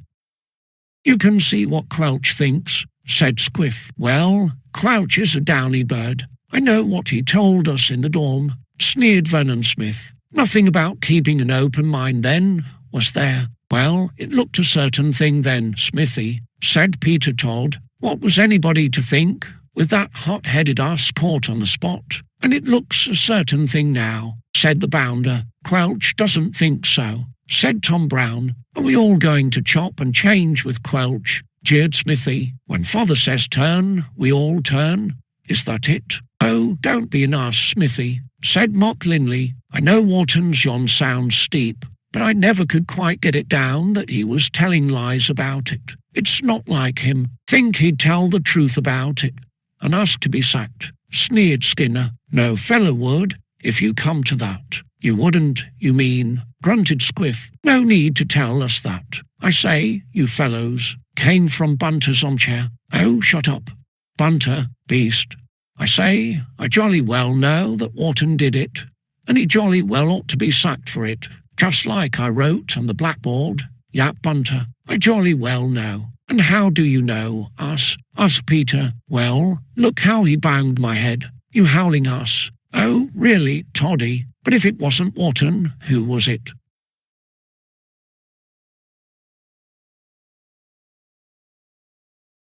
asked Skinner. "You're making out that somebody else punched Wingate in the dock now." "Well, who?" "Ask us another," said Tom Brown. "The head must think that somebody else might have done it, or he would have bunked Wharton before this. And old Mowley believed in him all the time," said Ogilvy. "Mowley's a silly ass," said Smithy. "Thanks," yawned Lord Mauleverer. "After all, his pals are backing him up," said Squiff. "Bob and Nugent and Ball and Old Ink Eye, they believe what he said about it. Trying to, I dare say," sneered Smithy. "Look here, Smithy," said Tom Redwing. "Quelch was right on the wicket in saying that an accused man is entitled to the benefit of the doubt." "There isn't any doubt," said the bounder obstinately. "Well, most of us think there is, and Quelch and the head seem to think so," said Squiff.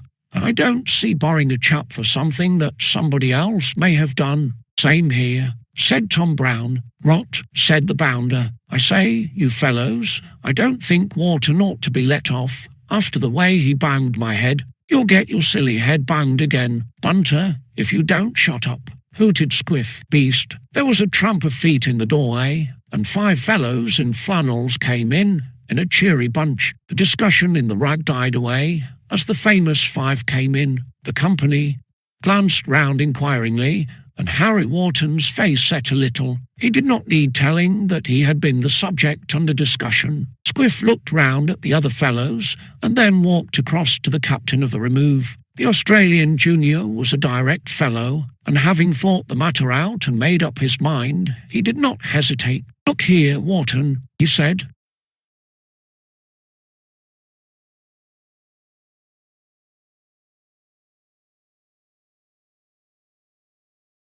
Looking, said Harry. We've been talking it over. I could see that, said Harry dryly. We just don't know whether you gave Wingate that jolt or not, said Squiff. That's your own fault, is it? If you don't know that it is, any fellow in the remove could tell you, including your own pals, said Squiff. Toddley, the company, stood uneasily silent. They more than half expected an angry rejoinder, but once more it was the unexpected that happened. No need for them to tell me, said Harry. I know it well enough. Oh, said Squiff, a little disconcerted. Well, that's sense. A fellow can't grouse about getting what he asks for. All the same, Crouch says it's not proved, and the head seems to think so too, and fair play's a jewel. You've been bod in the form, as you jolly well ought to be if you did it. Oh, quite. Well, that's over, so far as I'm concerned, at least, said Squiff. A couple of days ago, Harry Wharton would probably have replied thank you for nothing, and turned on his heel. But he had learned his lesson since then. He answered quietly, thanks. Look here, Squiff, old man, you used to be able to take my word, and I give you my word that I never touch Wingate. I can't guess who did, but I did not, and I jolly well believe you too, said Squiff. And that's that. He looked round. Other fellows who agree, come over here. There was a general move. Tom Brown and Peter Todd came first, followed by Redwing and Ogilvy, and then by Wibley and Russell and Mock Linley, and then by nearly every fellow in the rag. Skinner and Snoop sneered, and the bounder scowled, but they were the only fellows remaining outside the crowd that surrounded Harry Wharton. Chapter Roman 33, Any port in a storm. Billy Bunter stopped at the door of Coker's study in the 5th, and bent a fat ear to listen. There was no sound from the study. That, Bunter hoped at least, indicated that it was vacant, but he wanted to be sure. A fellow couldn't be too sure when he was planning to sample the contents of a hamper belonging to another fellow, and that fellow as heavy-handed as Coker of the 5th. Bunter had been scouting cautiously for some time. He had seen Potter and Green going down to the cricket with a crowd of other 5th form men,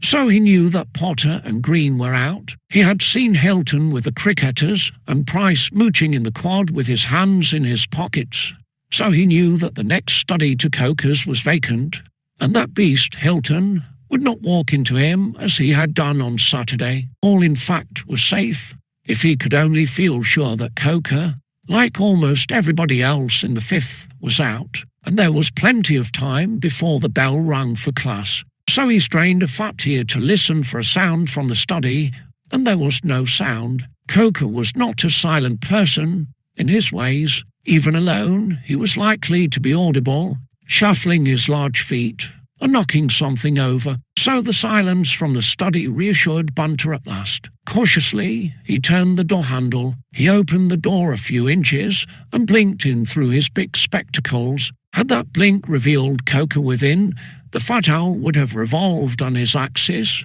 and departed in his high gear. But it did not reveal Coker. Bunter's fat face registered relief and satisfaction. He pushed the door wider and had a view of a hamper that stood in a corner of the study with the lid open. His eyes glistened at the sight of that hamper. It was in that hamper that his interest was centred, but he was still cautious, and he put his fat head into the doorway and blinked round the room to make assurance doubly sure that Horace Coker was not there, and his eyes and his spectacles assured him finally of the fact that Horace Coker wasn't. Having no eyes in the back of his head, Billy Bunter was happily unaware that the door of the game study, at the end of the passage near the landing, had opened. He remained equally unaware of the fact that Horace Coker, who was in the game study, was about to emerge. But though Bunter remained unconscious of Coker, Coker, glancing up the passage, did not remain unconscious of Bunter. He did not see Bunter's face, the fat owl's head being inside the doorway, but he saw the rest of Bunter and stayed at it blankly. And as Coker stayed at Bunter's back, Bunter, quite assured now, rolled into the study and disappeared from view. He shut the study door and shot across to the hamper. All was safe now, in Bunter's belief, as he had not the faintest idea that Coker of the Fifth had seen him and was coming up the passage with long strides and an expression on his rugged face that was almost blood-curdling. "Oh," gasped Bunter. "Good." He blinked into the hamper with an ecstatic blink. He had wondered how much might still remain in that hamper. He knew that Coker's hampers from his Aunt Judy were always well supplied. He had been there before, as it were. Coker and his friends had made a deep inroad into that hamper, but it was still half full. Apples and pears, paper bags that evidently contained pastry, met Billy Bunter's eyes and brought a beatific expression to his fat face. Bunter did not waste time. He clutched up a large and luscious pear and gave a gurgle of delight as he took an extensive bite out of it. It was a delicious bite, but it was, alas, the last as well as the first. For as the fat owl gurgled over a large mouthful of luscious pear, the study door was held open with a crash, which made the startled owl jump clear of the floor. "Oog," gasped Bunter. Some of that extensive mouthful went down the wrong way, and he choked. "Oog, Groog, oh, crikey, ooh." His eyes almost popped through his spectacles at Coker of the Fifth, standing in the study doorway. He was fairly caught. "So I've caught you, have I?" roared Coker. "Snooping my tuck, what? You fat young villain." "Groog, I say, I wasn't, I spluttered Bunter. "Oh, law, I say." Coker strode into the study. He picked up a ruler from the table. What he was going to do with that ruler, Billy Bunter did not need telling. He could almost feel it already, banging on his tight trousers. Ruler in hand, Coker stepped towards Bunter. Bunter bolted round the study table. "Stop," roared Coker. "Beast," gasped Bunter. For the moment, the table was between Bunter and Coker, but Coker was coming round it, and in a game of here we go round the mulberry bush, Bunter's little fat legs had simply no chance against Coker's long ones. Neither could he hope to bolt from the study before Coker's powerful grasp fell on him. In sheer desperation, Bunter took aim with the big, luscious pear which was still in his fat hand, and hurled it at Coker across the table. Squash! It was a ripe pear, ripe and soft and juicy, and at such short range even Bunter could not miss the target. The whizzing pear caught Coker suddenly and unexpectedly in the eye and squashed there. Coker gave a startled splutter and staggered. It was like him to stagger into a chair, stumble over it, and sprawl on the floor. Bump! "Oh," gasped Bunter. The roar of wrath that came from Horace Coker as he spread over the floor of his own study was positively terrifying. What he was certain to do, when he got up, was still more terrifying. Bunter had a few seconds, and like an arrow he shot out of the open doorway into the passage. He heard Coker scrambling up as he sped. Billy Bunter was not very bright, and he was not distinguished for presence of mind, but terror seemed to sharpen his fat faculties. Had he charged away down the passage, he would certainly have been captured before he had a chance of escaping. Instead of that, he stopped at the door of the next study, opened it, shot in, and closed the door after him. Within that door, he listened, palpitating. The next moment there was a thunder of heavy feet in the passage. Coker, breathing fury, was charging in pursuit. Probably he was surprised that Bunter was not in sight, and the fat owl, trembling, wondered whether Coker would guess that he had dodged into a study.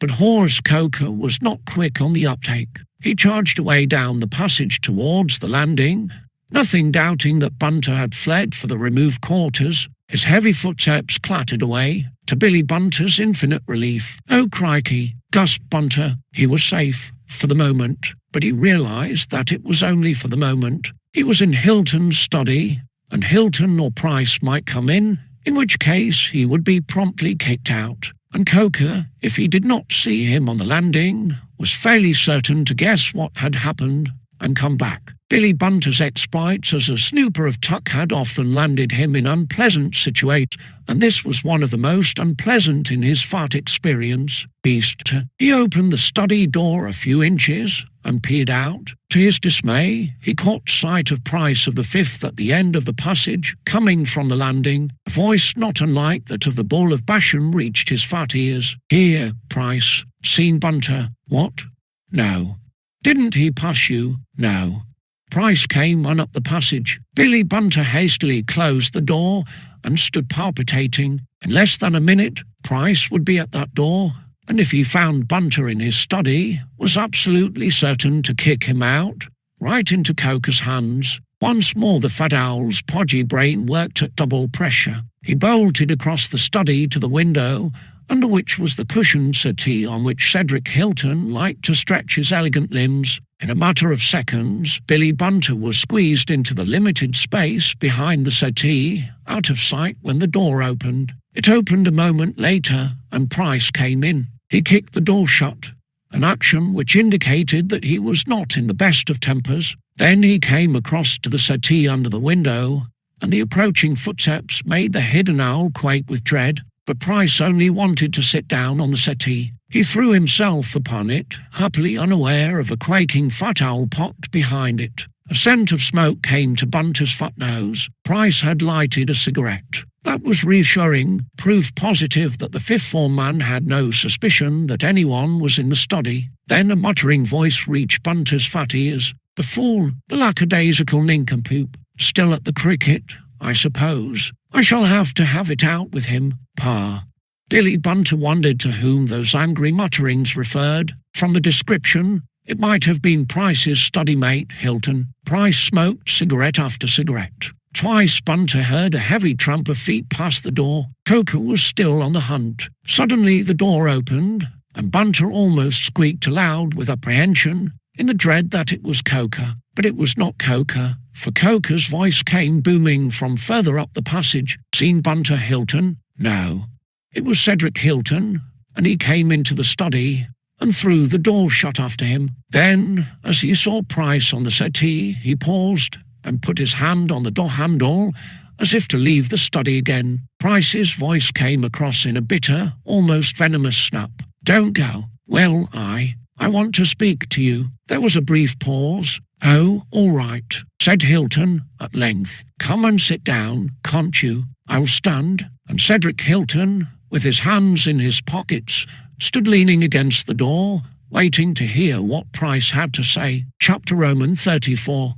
For IT. Price did not speak immediately. He sat on the settee, a half-smoked cigarette hanging loosely from his lip, his furtive eyes on the handsome fellow leaning on the door with an evil glint in them. Price certainly did not want to lose his pal. The wealthy, easygoing Hilton was much too useful to him for that. But at the moment he was feeling something like hatred for him. Not for many days had there been the usual talk about G's in that study. Hilton seemed to have taken to cricket, and to have forgotten the tastes he had in common with Price. He was not so often in the study as of old, and sometimes he walked out when Price came in. His reluctance to remain now was perfectly visible in his face and his manner. It was a change that evoked Stephen Price's bitter resentment, and made him fear that it would go further. Already it was noticed in the fifth that Hilton and Price were not so thick, and the more he was with the cricketing fellows, the less use he was likely to have for the dingy dabbler in racing and betting. Price wanted to get back to the old footing, but he would have been almost as pleased to dash his knuckles into the handsome, half-contemptuous face. "Well," said Hilton restively, as Price did not speak. "In a hurry," sneered Price. "The bell will be going soon for class." "The bell won't go for 20 minutes yet." "Look here," said Price, "what have you got your back up about? Cedric. Hilton shifted uncomfortably. I haven't exactly got my back up, he said, but you're always keeping out of my way now. The fellows have noticed it. Frightfully keen on cricket now.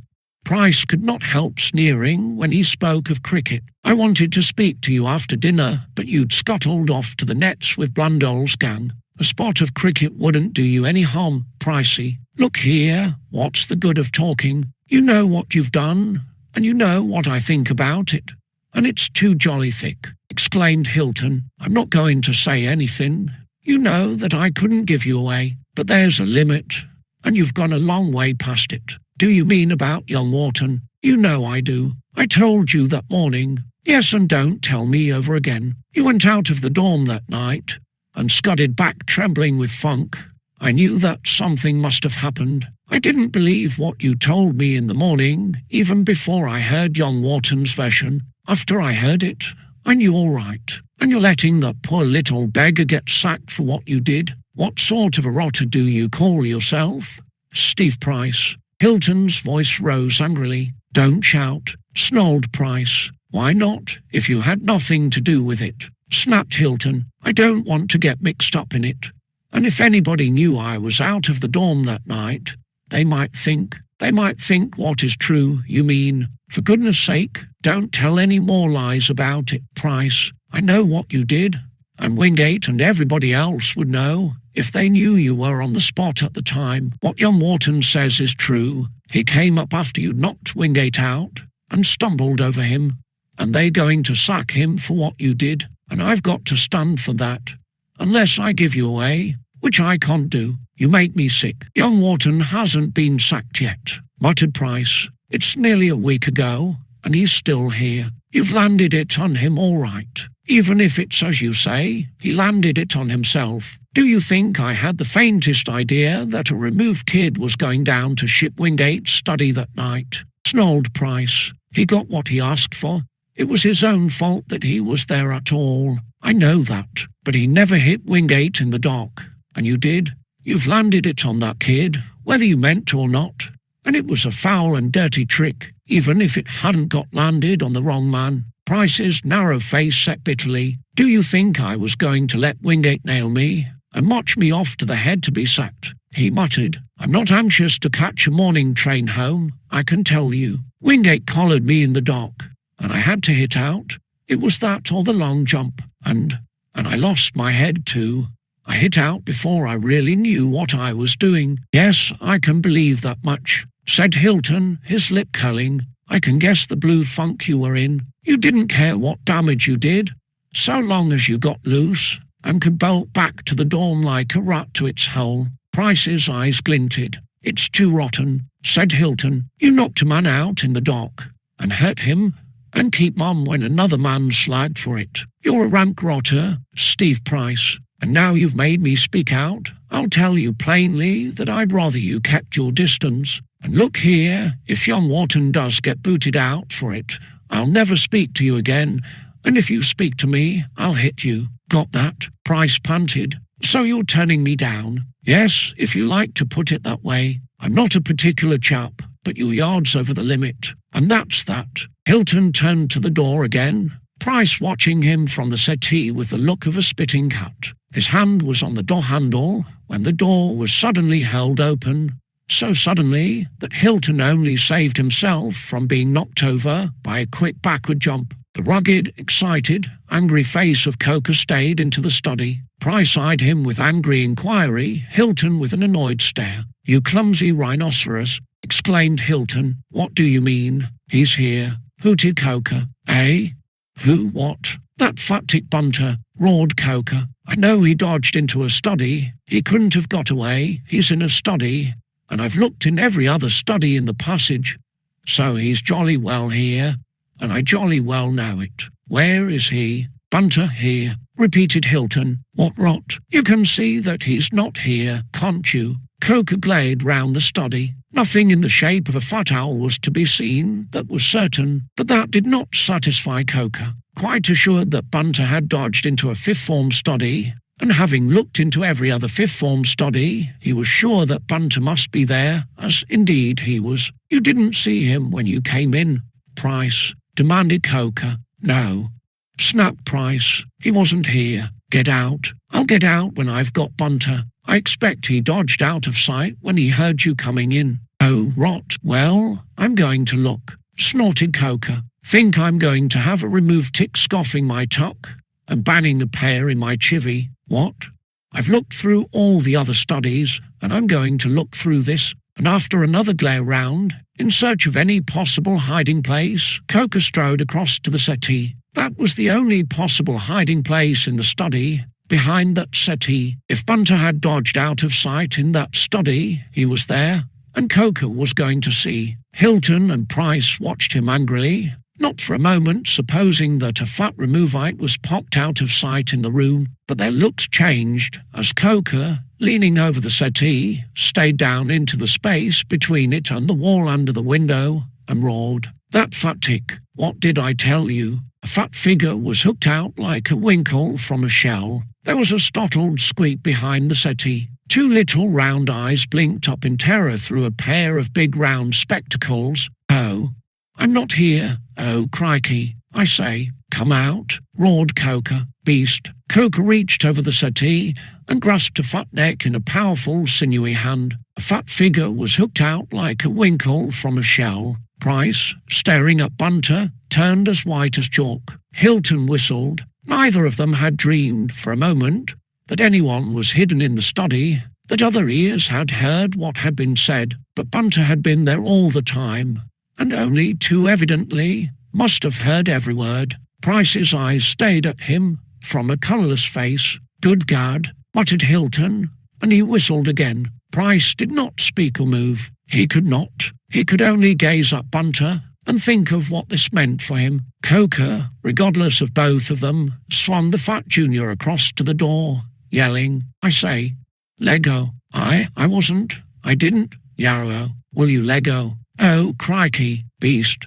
I say, "Oh, law." Another swing of Coker's arm, and Bunter was in the passage. Then there was a sound of a ruler establishing contact with trousers and frantic yelling. Billy Bunter had had 6 from Quelch that morning in 3rd school. Now he was getting more than 6 from Coker, and his voice, and its top note, revealed that he did not like it in the very least. Price, unheeding the yelling from the passage, staggered to his feet. He seemed weak on his legs. He gave Hilton a ghastly look. "Do you think he heard?" His voice was a husky whisper. "He must have, every word. Then it will be all over the school," muttered Price. "Oh, I'm for it. The game's up, and I'm for it." Hilton gave him a look, half of pity, half of contempt, and left the study without speaking again. Price remained there, leaning weakly on the table, as if all the strength had gone out of him, his brain almost reeling with the knowledge and certainty that all must now come out,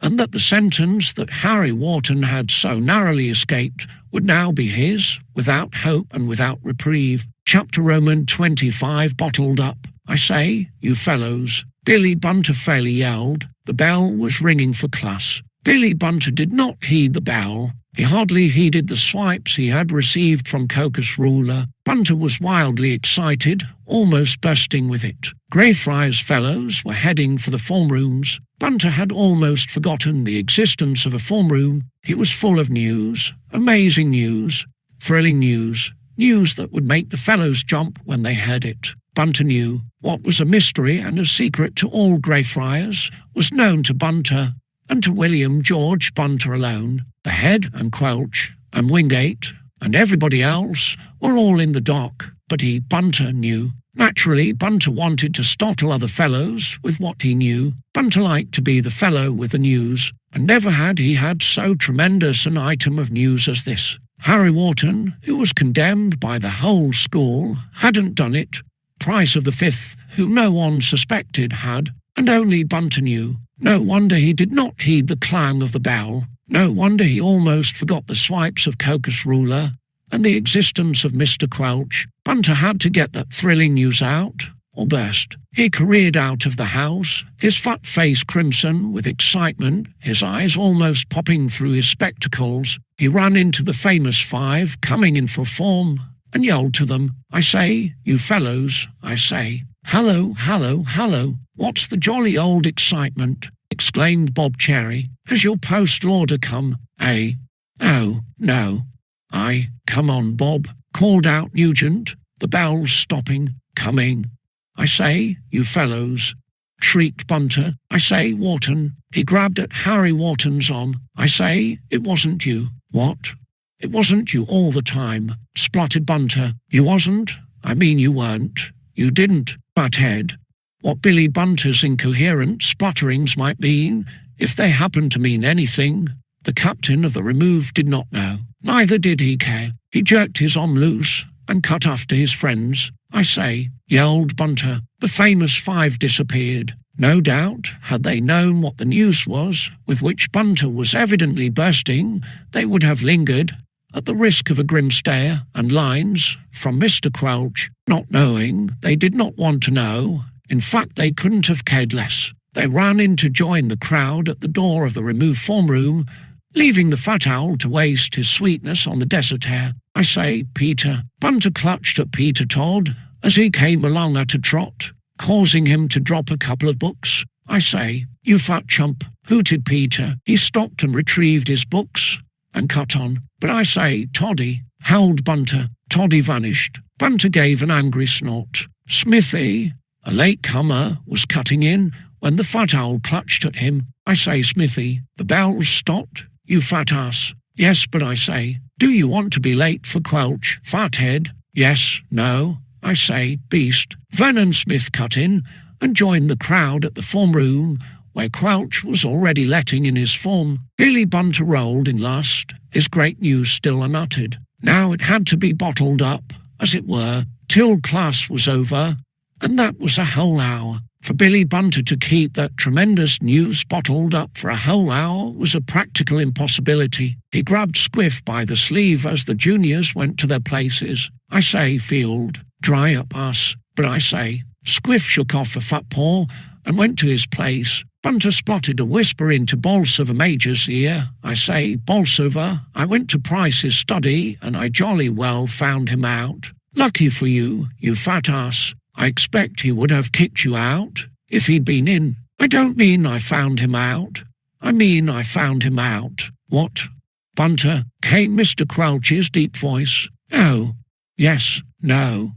I wasn't talking to Bolsover, sir. Go to your place at once, Bunter." Billy Bunter breathed hard and went to his place. It was really hard luck on Bunter. Never, in all his fat career, had he had such an exciting item of news to relate. Any fellow who heard it was certain to jump as soon as he heard, and he was not able to get out enough to make a single fellow jump. Bunter was silent for a couple of minutes. Then he was whispering to Skinner. "I say, Skinner, what do you think?" "I say, I was in Price's study, and I heard him talking to Hilton, and he said." Bunter, "Oh, yes, sir." "Are you talking in class?" Bunter, "Oh, no, sir. I never said anything to Skinner, sir. I never opened my mouth, sir." Gasped Bunter. "You were speaking to Skinner." Bunter, "Oh, no, sir. I never said a word, sir." "You can ask Skinner, sir. He heard me."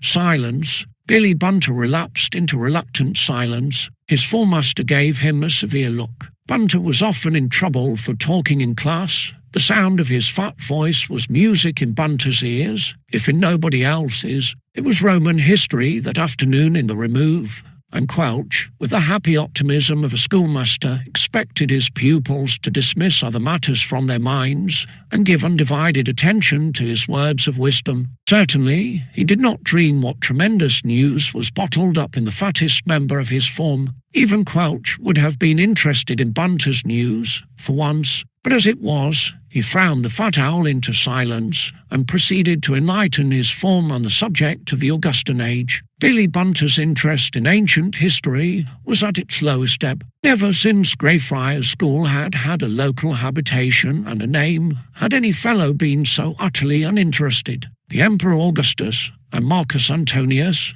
and Brutus and Cicero and Maecenas and Horace passed Billy Bunter by like the idle wind which he regarded not. How could any fellow possibly give attention to such stuff when he was bursting with news that would make every man at Greyfriars jump when he heard it. Bunter had to keep silent, but if Mr. Quelch expected Bunter to give him any attention, he was booked for one of those disappointments which so often occur in the career of a schoolmaster. Quelch's voice, to Bunter, was merely a drone, of no more account than the buzzing of a bluebottle that was seeking, unsuccessfully, to get through the glass of the form-room window. I say, Snoopy. Bunter, after a long silence that was positively anguish, was whispering again. I say, it was Price all the time. What that cryptic remark might mean, Sidney James Snoop did not know, but he did not want to draw a gimlet eye in his direction. If Bunter did, shut up, he muttered. But I say, Coker was after me, you know, and I dodged him. And Bunter, oh, crikey, you are talking again, Bunter. Oh, no, sir. I was listening to everything you said, sir, groaned Bunter. I never missed a word. Sir, have you been giving attention to the lesson, Bunter? Oh, yes, sir. I heard everything you said about Octavius Brutus and Marcus Augustus, sir. Oh, my hat, murmured Bob Cherry, and there was a sound of a chuckle in the remove. If you have been giving attention, Bunter, you will be able to answer some questions I shall put to you, said Mr. Quelch grimly. The name of the celebrated patron of letters in the reign of the Emperor Augustus. Price, sir. Y-A-T-O. I didn't mean Price, sir, gasped Bunter. That name, being uppermost in Bunter's fat mind, had popped out of its own accord, as it were. I didn't mean I mean Julius Caesar, sir. You mean Julius Caesar, ejaculated Mr. Quelch. Bunter, if you have not listened to a single word I have been saying. Oh, yes, sir. I heard every syllable. Then why did you not give me the name of Maecenas? Oh, I was just going to, sir. I meant Maecenas all the time, groaned Bunter, dizzily wondering who Maecenas might have been. Mr. Quelch breathed hard. Evidently, something other than Roman history was occupying Bunter's fat mind, which, and the subject of the Augustan age, was a perfect blank. However, Quelch gave him another chance. Name the author of the Odes and Epodes, Bunter. Bunter could only blink at him. Apparently, Bunter, you have never heard of Horace, said Mr. Quelch, with almost ferocious sarcasm. Oh, yes, sir. If you mean Coker, sir. Coker, repeated Mr. Quelch, dazedly. Ha ha ha, came from the remove. Really, they could not help it. Silence in the form. Bunter, you will stay in the form room for 1 hour after class, and I shall set you a paper on the subject of this lesson. Oh, crikey! Bunter almost collapsed. This was the unkindest cut of all. Not only had his great news to remain bottled up during class, it had to continue bottled up for an hour after class. It was the limit, but there was no help for Bunter. When the remove were dismissed after that lesson, Billy Bunter had to remain in the form room, and the remove marched out and left him there, dismally, dolefully, and disconsolately blinking at the paper kindly set him by his formaster, which was to improve his knowledge of the Augustan age, an improvement upon which Billy Bunter set no value whatever. Chapter Roman 36, The Last Chance. George Wingate came into his study and pitched Thucydides on the table. The sixth had been doing Thucydides with the head, enjoying a little excursion with the Spartans to the island of Sphacteria. Judging by Wingate's expression, he was not sorry to have finished with the Spartans and to be at leisure to think of cricket. Thucydides bumped on the table, and then Wingate, glancing round, observed that the study was not vacant. Price of the fifth form was standing by the window. The Greyfriars captain glanced at him inquiringly, and then his look became fixed on Price's face. There was always something a little furtive about Price. He never seemed quite able to look a fellow in the eyes. Now he seemed more furtive than ever, almost stealthy. Wingate could hardly keep an expression of distaste from his face. He had never liked Price, or trusted him, and never had any fellow looked more worthy of distrust than Stephen Price did at that moment. His face was pale and harassed. Since the discovery of Bunter in his study, and the certainty that the fat junior must have overheard every word he had said to Hilton, the wretched black sheep of the fifth had been in a very unenviable frame of mind. Bunter, of course, would repeat what he had overheard. Everyone at Greyfriars would know that it was Price, and not Harry Wharton, who had knocked Wingate out in the dock. Lying cost Price little, if lying could have saved him, but he knew that it could not. Bunter's story would soon be all over the school, and everyone would know. Price would be questioned, Hilton would be questioned, and even if Price had the nerve to cling to a desperate scheme of lying, Hilton certainly would not back him up in it. He was a lost man, the game was up, and he was going to be sacked. Price had been hardly able to drag himself into the fifth form room for class. He was late, and Mr. Prout had snapped at him for being late. He hardly heard Prout. Prout did not matter much when he was going up to the head to be expelled, but during form in the fifth, the wretched fellow rallied a little, trying to think of any means of escape, and like a beam of light in the darkness, he remembered what Wingate had said to him on Saturday. He had been given his chance then, and had refused it. Now it was the only chance that remained to him, and he grasped at it like a drowning man at a straw. Immediately the fifth were out. Price had hurried to Wingate's study to wait for him there. He had to speak to Wingate before the Greyfriars captain heard what all Greyfriars would soon be hearing. Bunter, he had no doubt, had already been telling his tale. Even if he had not babbled it before class, he would be babbling it now. Now that the remove were out of form, if Wingate heard, Price could picture the cold scorn in Wingate's face. If he had heard, if he knew in advance why the wretched culprit was there to make his belated confession, if Wingate knew, he would cut him short and march him directly to the head. It was only a few minutes, but it seemed almost an eternity to Price before Wingate came in. But one glance at him reassured the wretched fellow. Wingate had not heard yet. He had time. Wingate eyed him very sharply. Price had little nerve, and what little he had was in a shattered state. He was in an utter funk, as he had been the night when he had struck that sudden savage blow in the dock. His fear and uneasiness leaped to the eye. He had to lick his dry lips before he could speak. "Well,"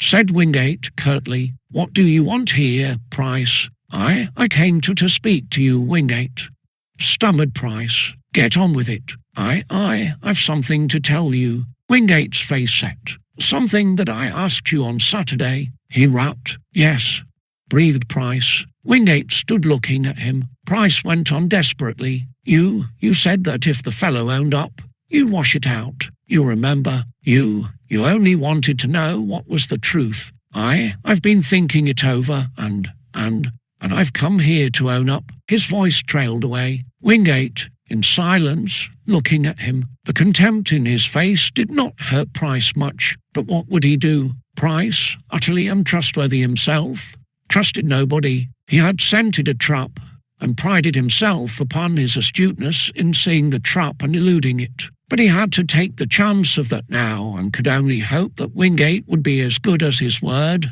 A frail hope for a fellow whose own word was worth nothing. There was a long silence. Perspiration clotted on Price's forehead. His knees sagged. Was Wingate going to keep his word, or had it been after all a trap, and was he going to take him to the head? "So it was you," said Wingate at last. "Yes," breathed Price. "You were out of your dormitory that night, and it was you that I collared in the dock, and who knocked me out." "Yes." "Then what Wharton said was true. He came on the scene after I was knocked out." "Yes." Wingate drew a deep breath. "And you let me believe, you let all Greyfriars believe, that it was that removed kid, and that he was lying. I never knew he was there. It was his own fault that he was mixed up in it at all. I never knew. Yes, that was his own fault. But you let me believe. Only the head thought there might be a doubt, or that kid would have been sacked for it. And you rotter, you said," muttered Price. "Yes, I said I'd let the rat off, if he owned up, and put things right," said Wingate. "You can crawl out of it, you worm, as you've done that. That poor kid will get justice now, at any rate. I can fix it for you, as you've owned up. Why didn't you tell me on Saturday?" Price did not answer that. "Well, you've come clean at last, at any rate," said Wingate, little dreaming why Price had come clean. "You're safe, if that's what's worrying you. I shall have to report this to the head, but I shall tell him that you've owned up of your own accord, and he will leave it in my hands." Price breathed more freely. I'm sorry, Wingate," he faltered. I was frightfully scared. That night, I lost my head. I never meant. Get out of my study. Get out." Price got out. Chapter Roman 37. At last, beast, groaned Billy Bunter. Sad to relate, he was alluding to his foremaster, Henry Samuel Quelch. Bunter sat at his desk in the removed form room, all on his own, and feeling as solitary and abandoned as Robinson Crusoe on his island, and he saw absolutely none of the charm that sages have seen in the face of solitude. Quelch had kindly set him a paper on the lesson. From that paper, the fat owl might have derived much knowledge of the Augustan age, had he felt the slightest, remotest interest in that historic age, but he didn't. Full of startling news, crammed with it, bursting with it, Billy Bunter had to sit there all alone in the form room, waiting for the hour to pass. And never had an hour seemed so long, even when Bunter had been waiting for a meal. The hand of the clock seemed not merely to crawl, but scarcely to move at all. But for the risk that Quelch might look in, Bunter would have chanced it and bolted, but Quelch was not a man with whom it was safe to take chances. So the dismal fat owl remained where he was, with headline news still bottled up within. Voices floated in through the open window of the form room from the quad. Everyone was out, excepting Bunter, and nobody, so far, knew what Bunter could tell them, with a whole school, as it were, ready to jump at his startling news. There had not been a single, solitary jump so far. It was undoubtedly very tough. For the umpteenth time, Bunter blinked at the clock. He wondered whether it had stopped. After hours and hours and hours, as it seemed to him, there was still another half hour to go. East.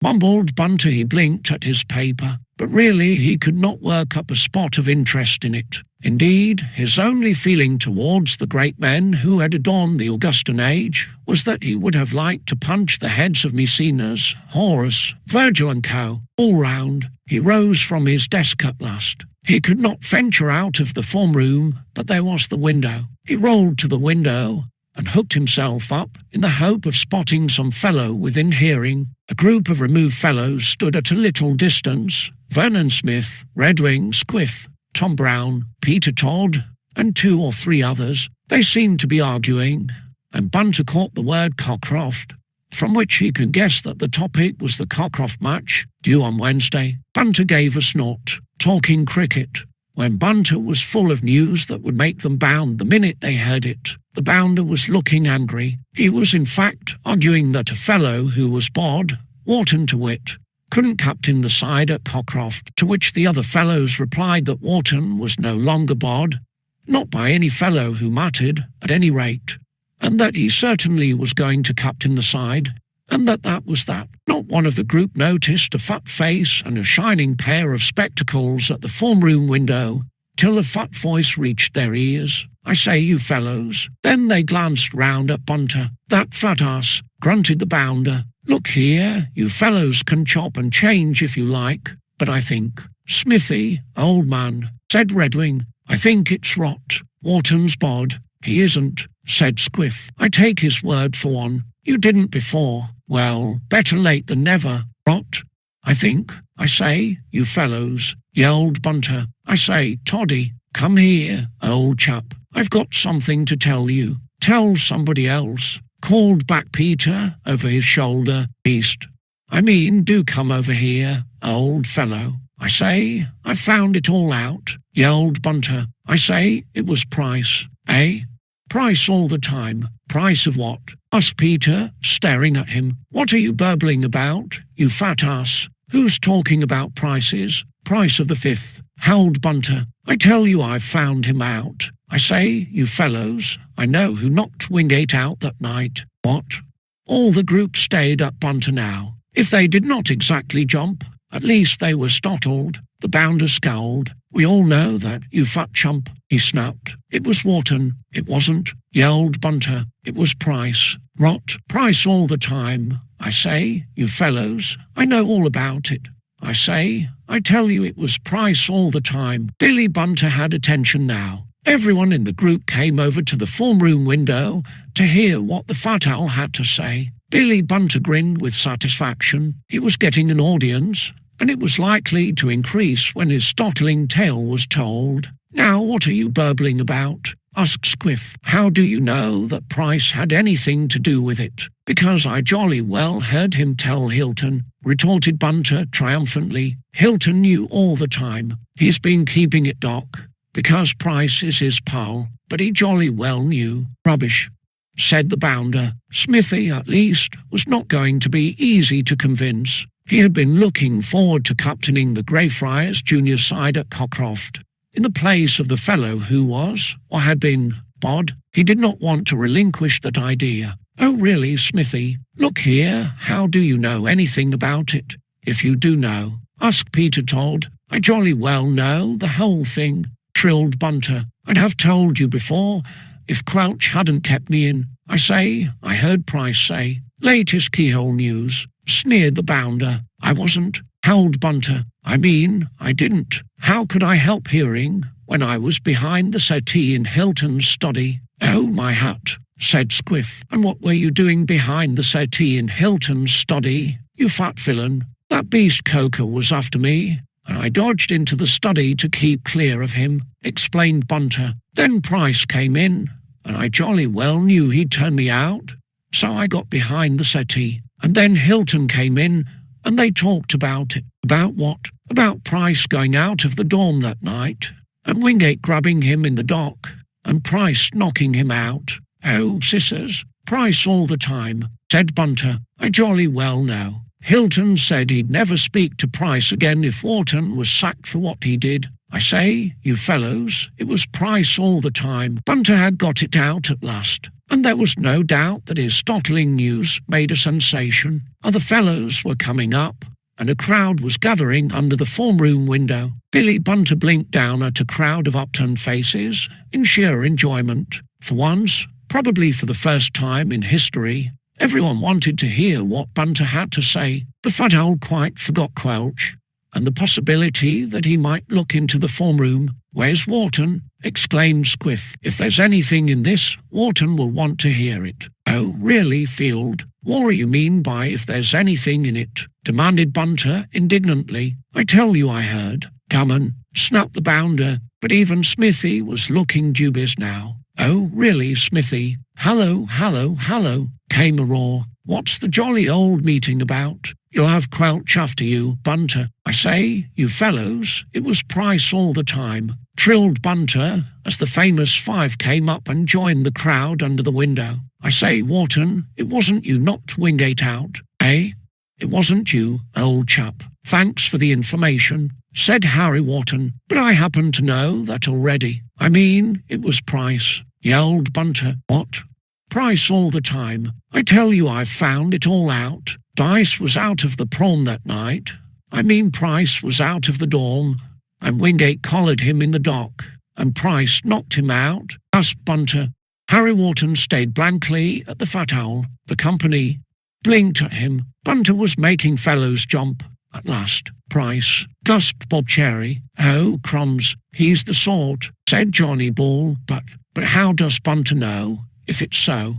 said Nugent. "Is the knowfulness terrific, my esteemed fat Bunter?" asked Harry Jamset Rumsing. "He says he heard Price tell Hilton," said Squiff. "So I jolly well did," gasped Bunter. "I know the whole thing. You see, Coker was after me, and I dodged into the duddy." "What?" "I mean I dodged into the study, and I heard everything they said, and it was Price knocked Wingate out that night, and he said, Yahoo." Billy Bunter broke off with a yell, and a hand that seemed like a steel vice fell on the back of his fat neck and jerked him away from the window. He whirled round to face his foremaster. "Oh, oh, crikey, oh," gasped Bunter. He had feared that Quelch might look into the form room. He had been right. There was Quelch, with his gimlet eyes boring into the dismayed fat owl. Bunter, "Oh, I've done my paper, sir. I was just going to do it. But Mr. Quelch was no longer interested in Bunter's paper. What he had heard, as he came into the form room, banished Bunter's paper and the Augustan age wholly from his mind. Bunter, I heard what you were saying. You have stated that it was Price, of the fifth form, who was guilty of the act of which Wharton was accused. Tell me at once what you know about the matter. Billy Bunter had not envisaged having to tell his startling tale to a beak, but he had no choice about it now. Under Quelch's grim eye he bubbled it out once more, Quelch putting in a shock question now and then. When he had heard all, the removed muster, still oblivious of Bunter's paper and the Augustan age, left the form room and hurried to Wingate's study. He arrived there only 10 minutes after Price of the Fifth had left. Price had been only just in time. Chapter Roman 38, the clouds rolled by. Wharton, yes, Wingate. There was a crowd of fellows in the rack after tea, and a buzz of excited voices. It died away as Wingate of the Sixth came in. Everybody, or almost everybody, had heard by this time. Billy Bunter had related his startling story to everyone who was willing to hear, and everyone wanted to know. For once, if only for once, William George Bunter was in request,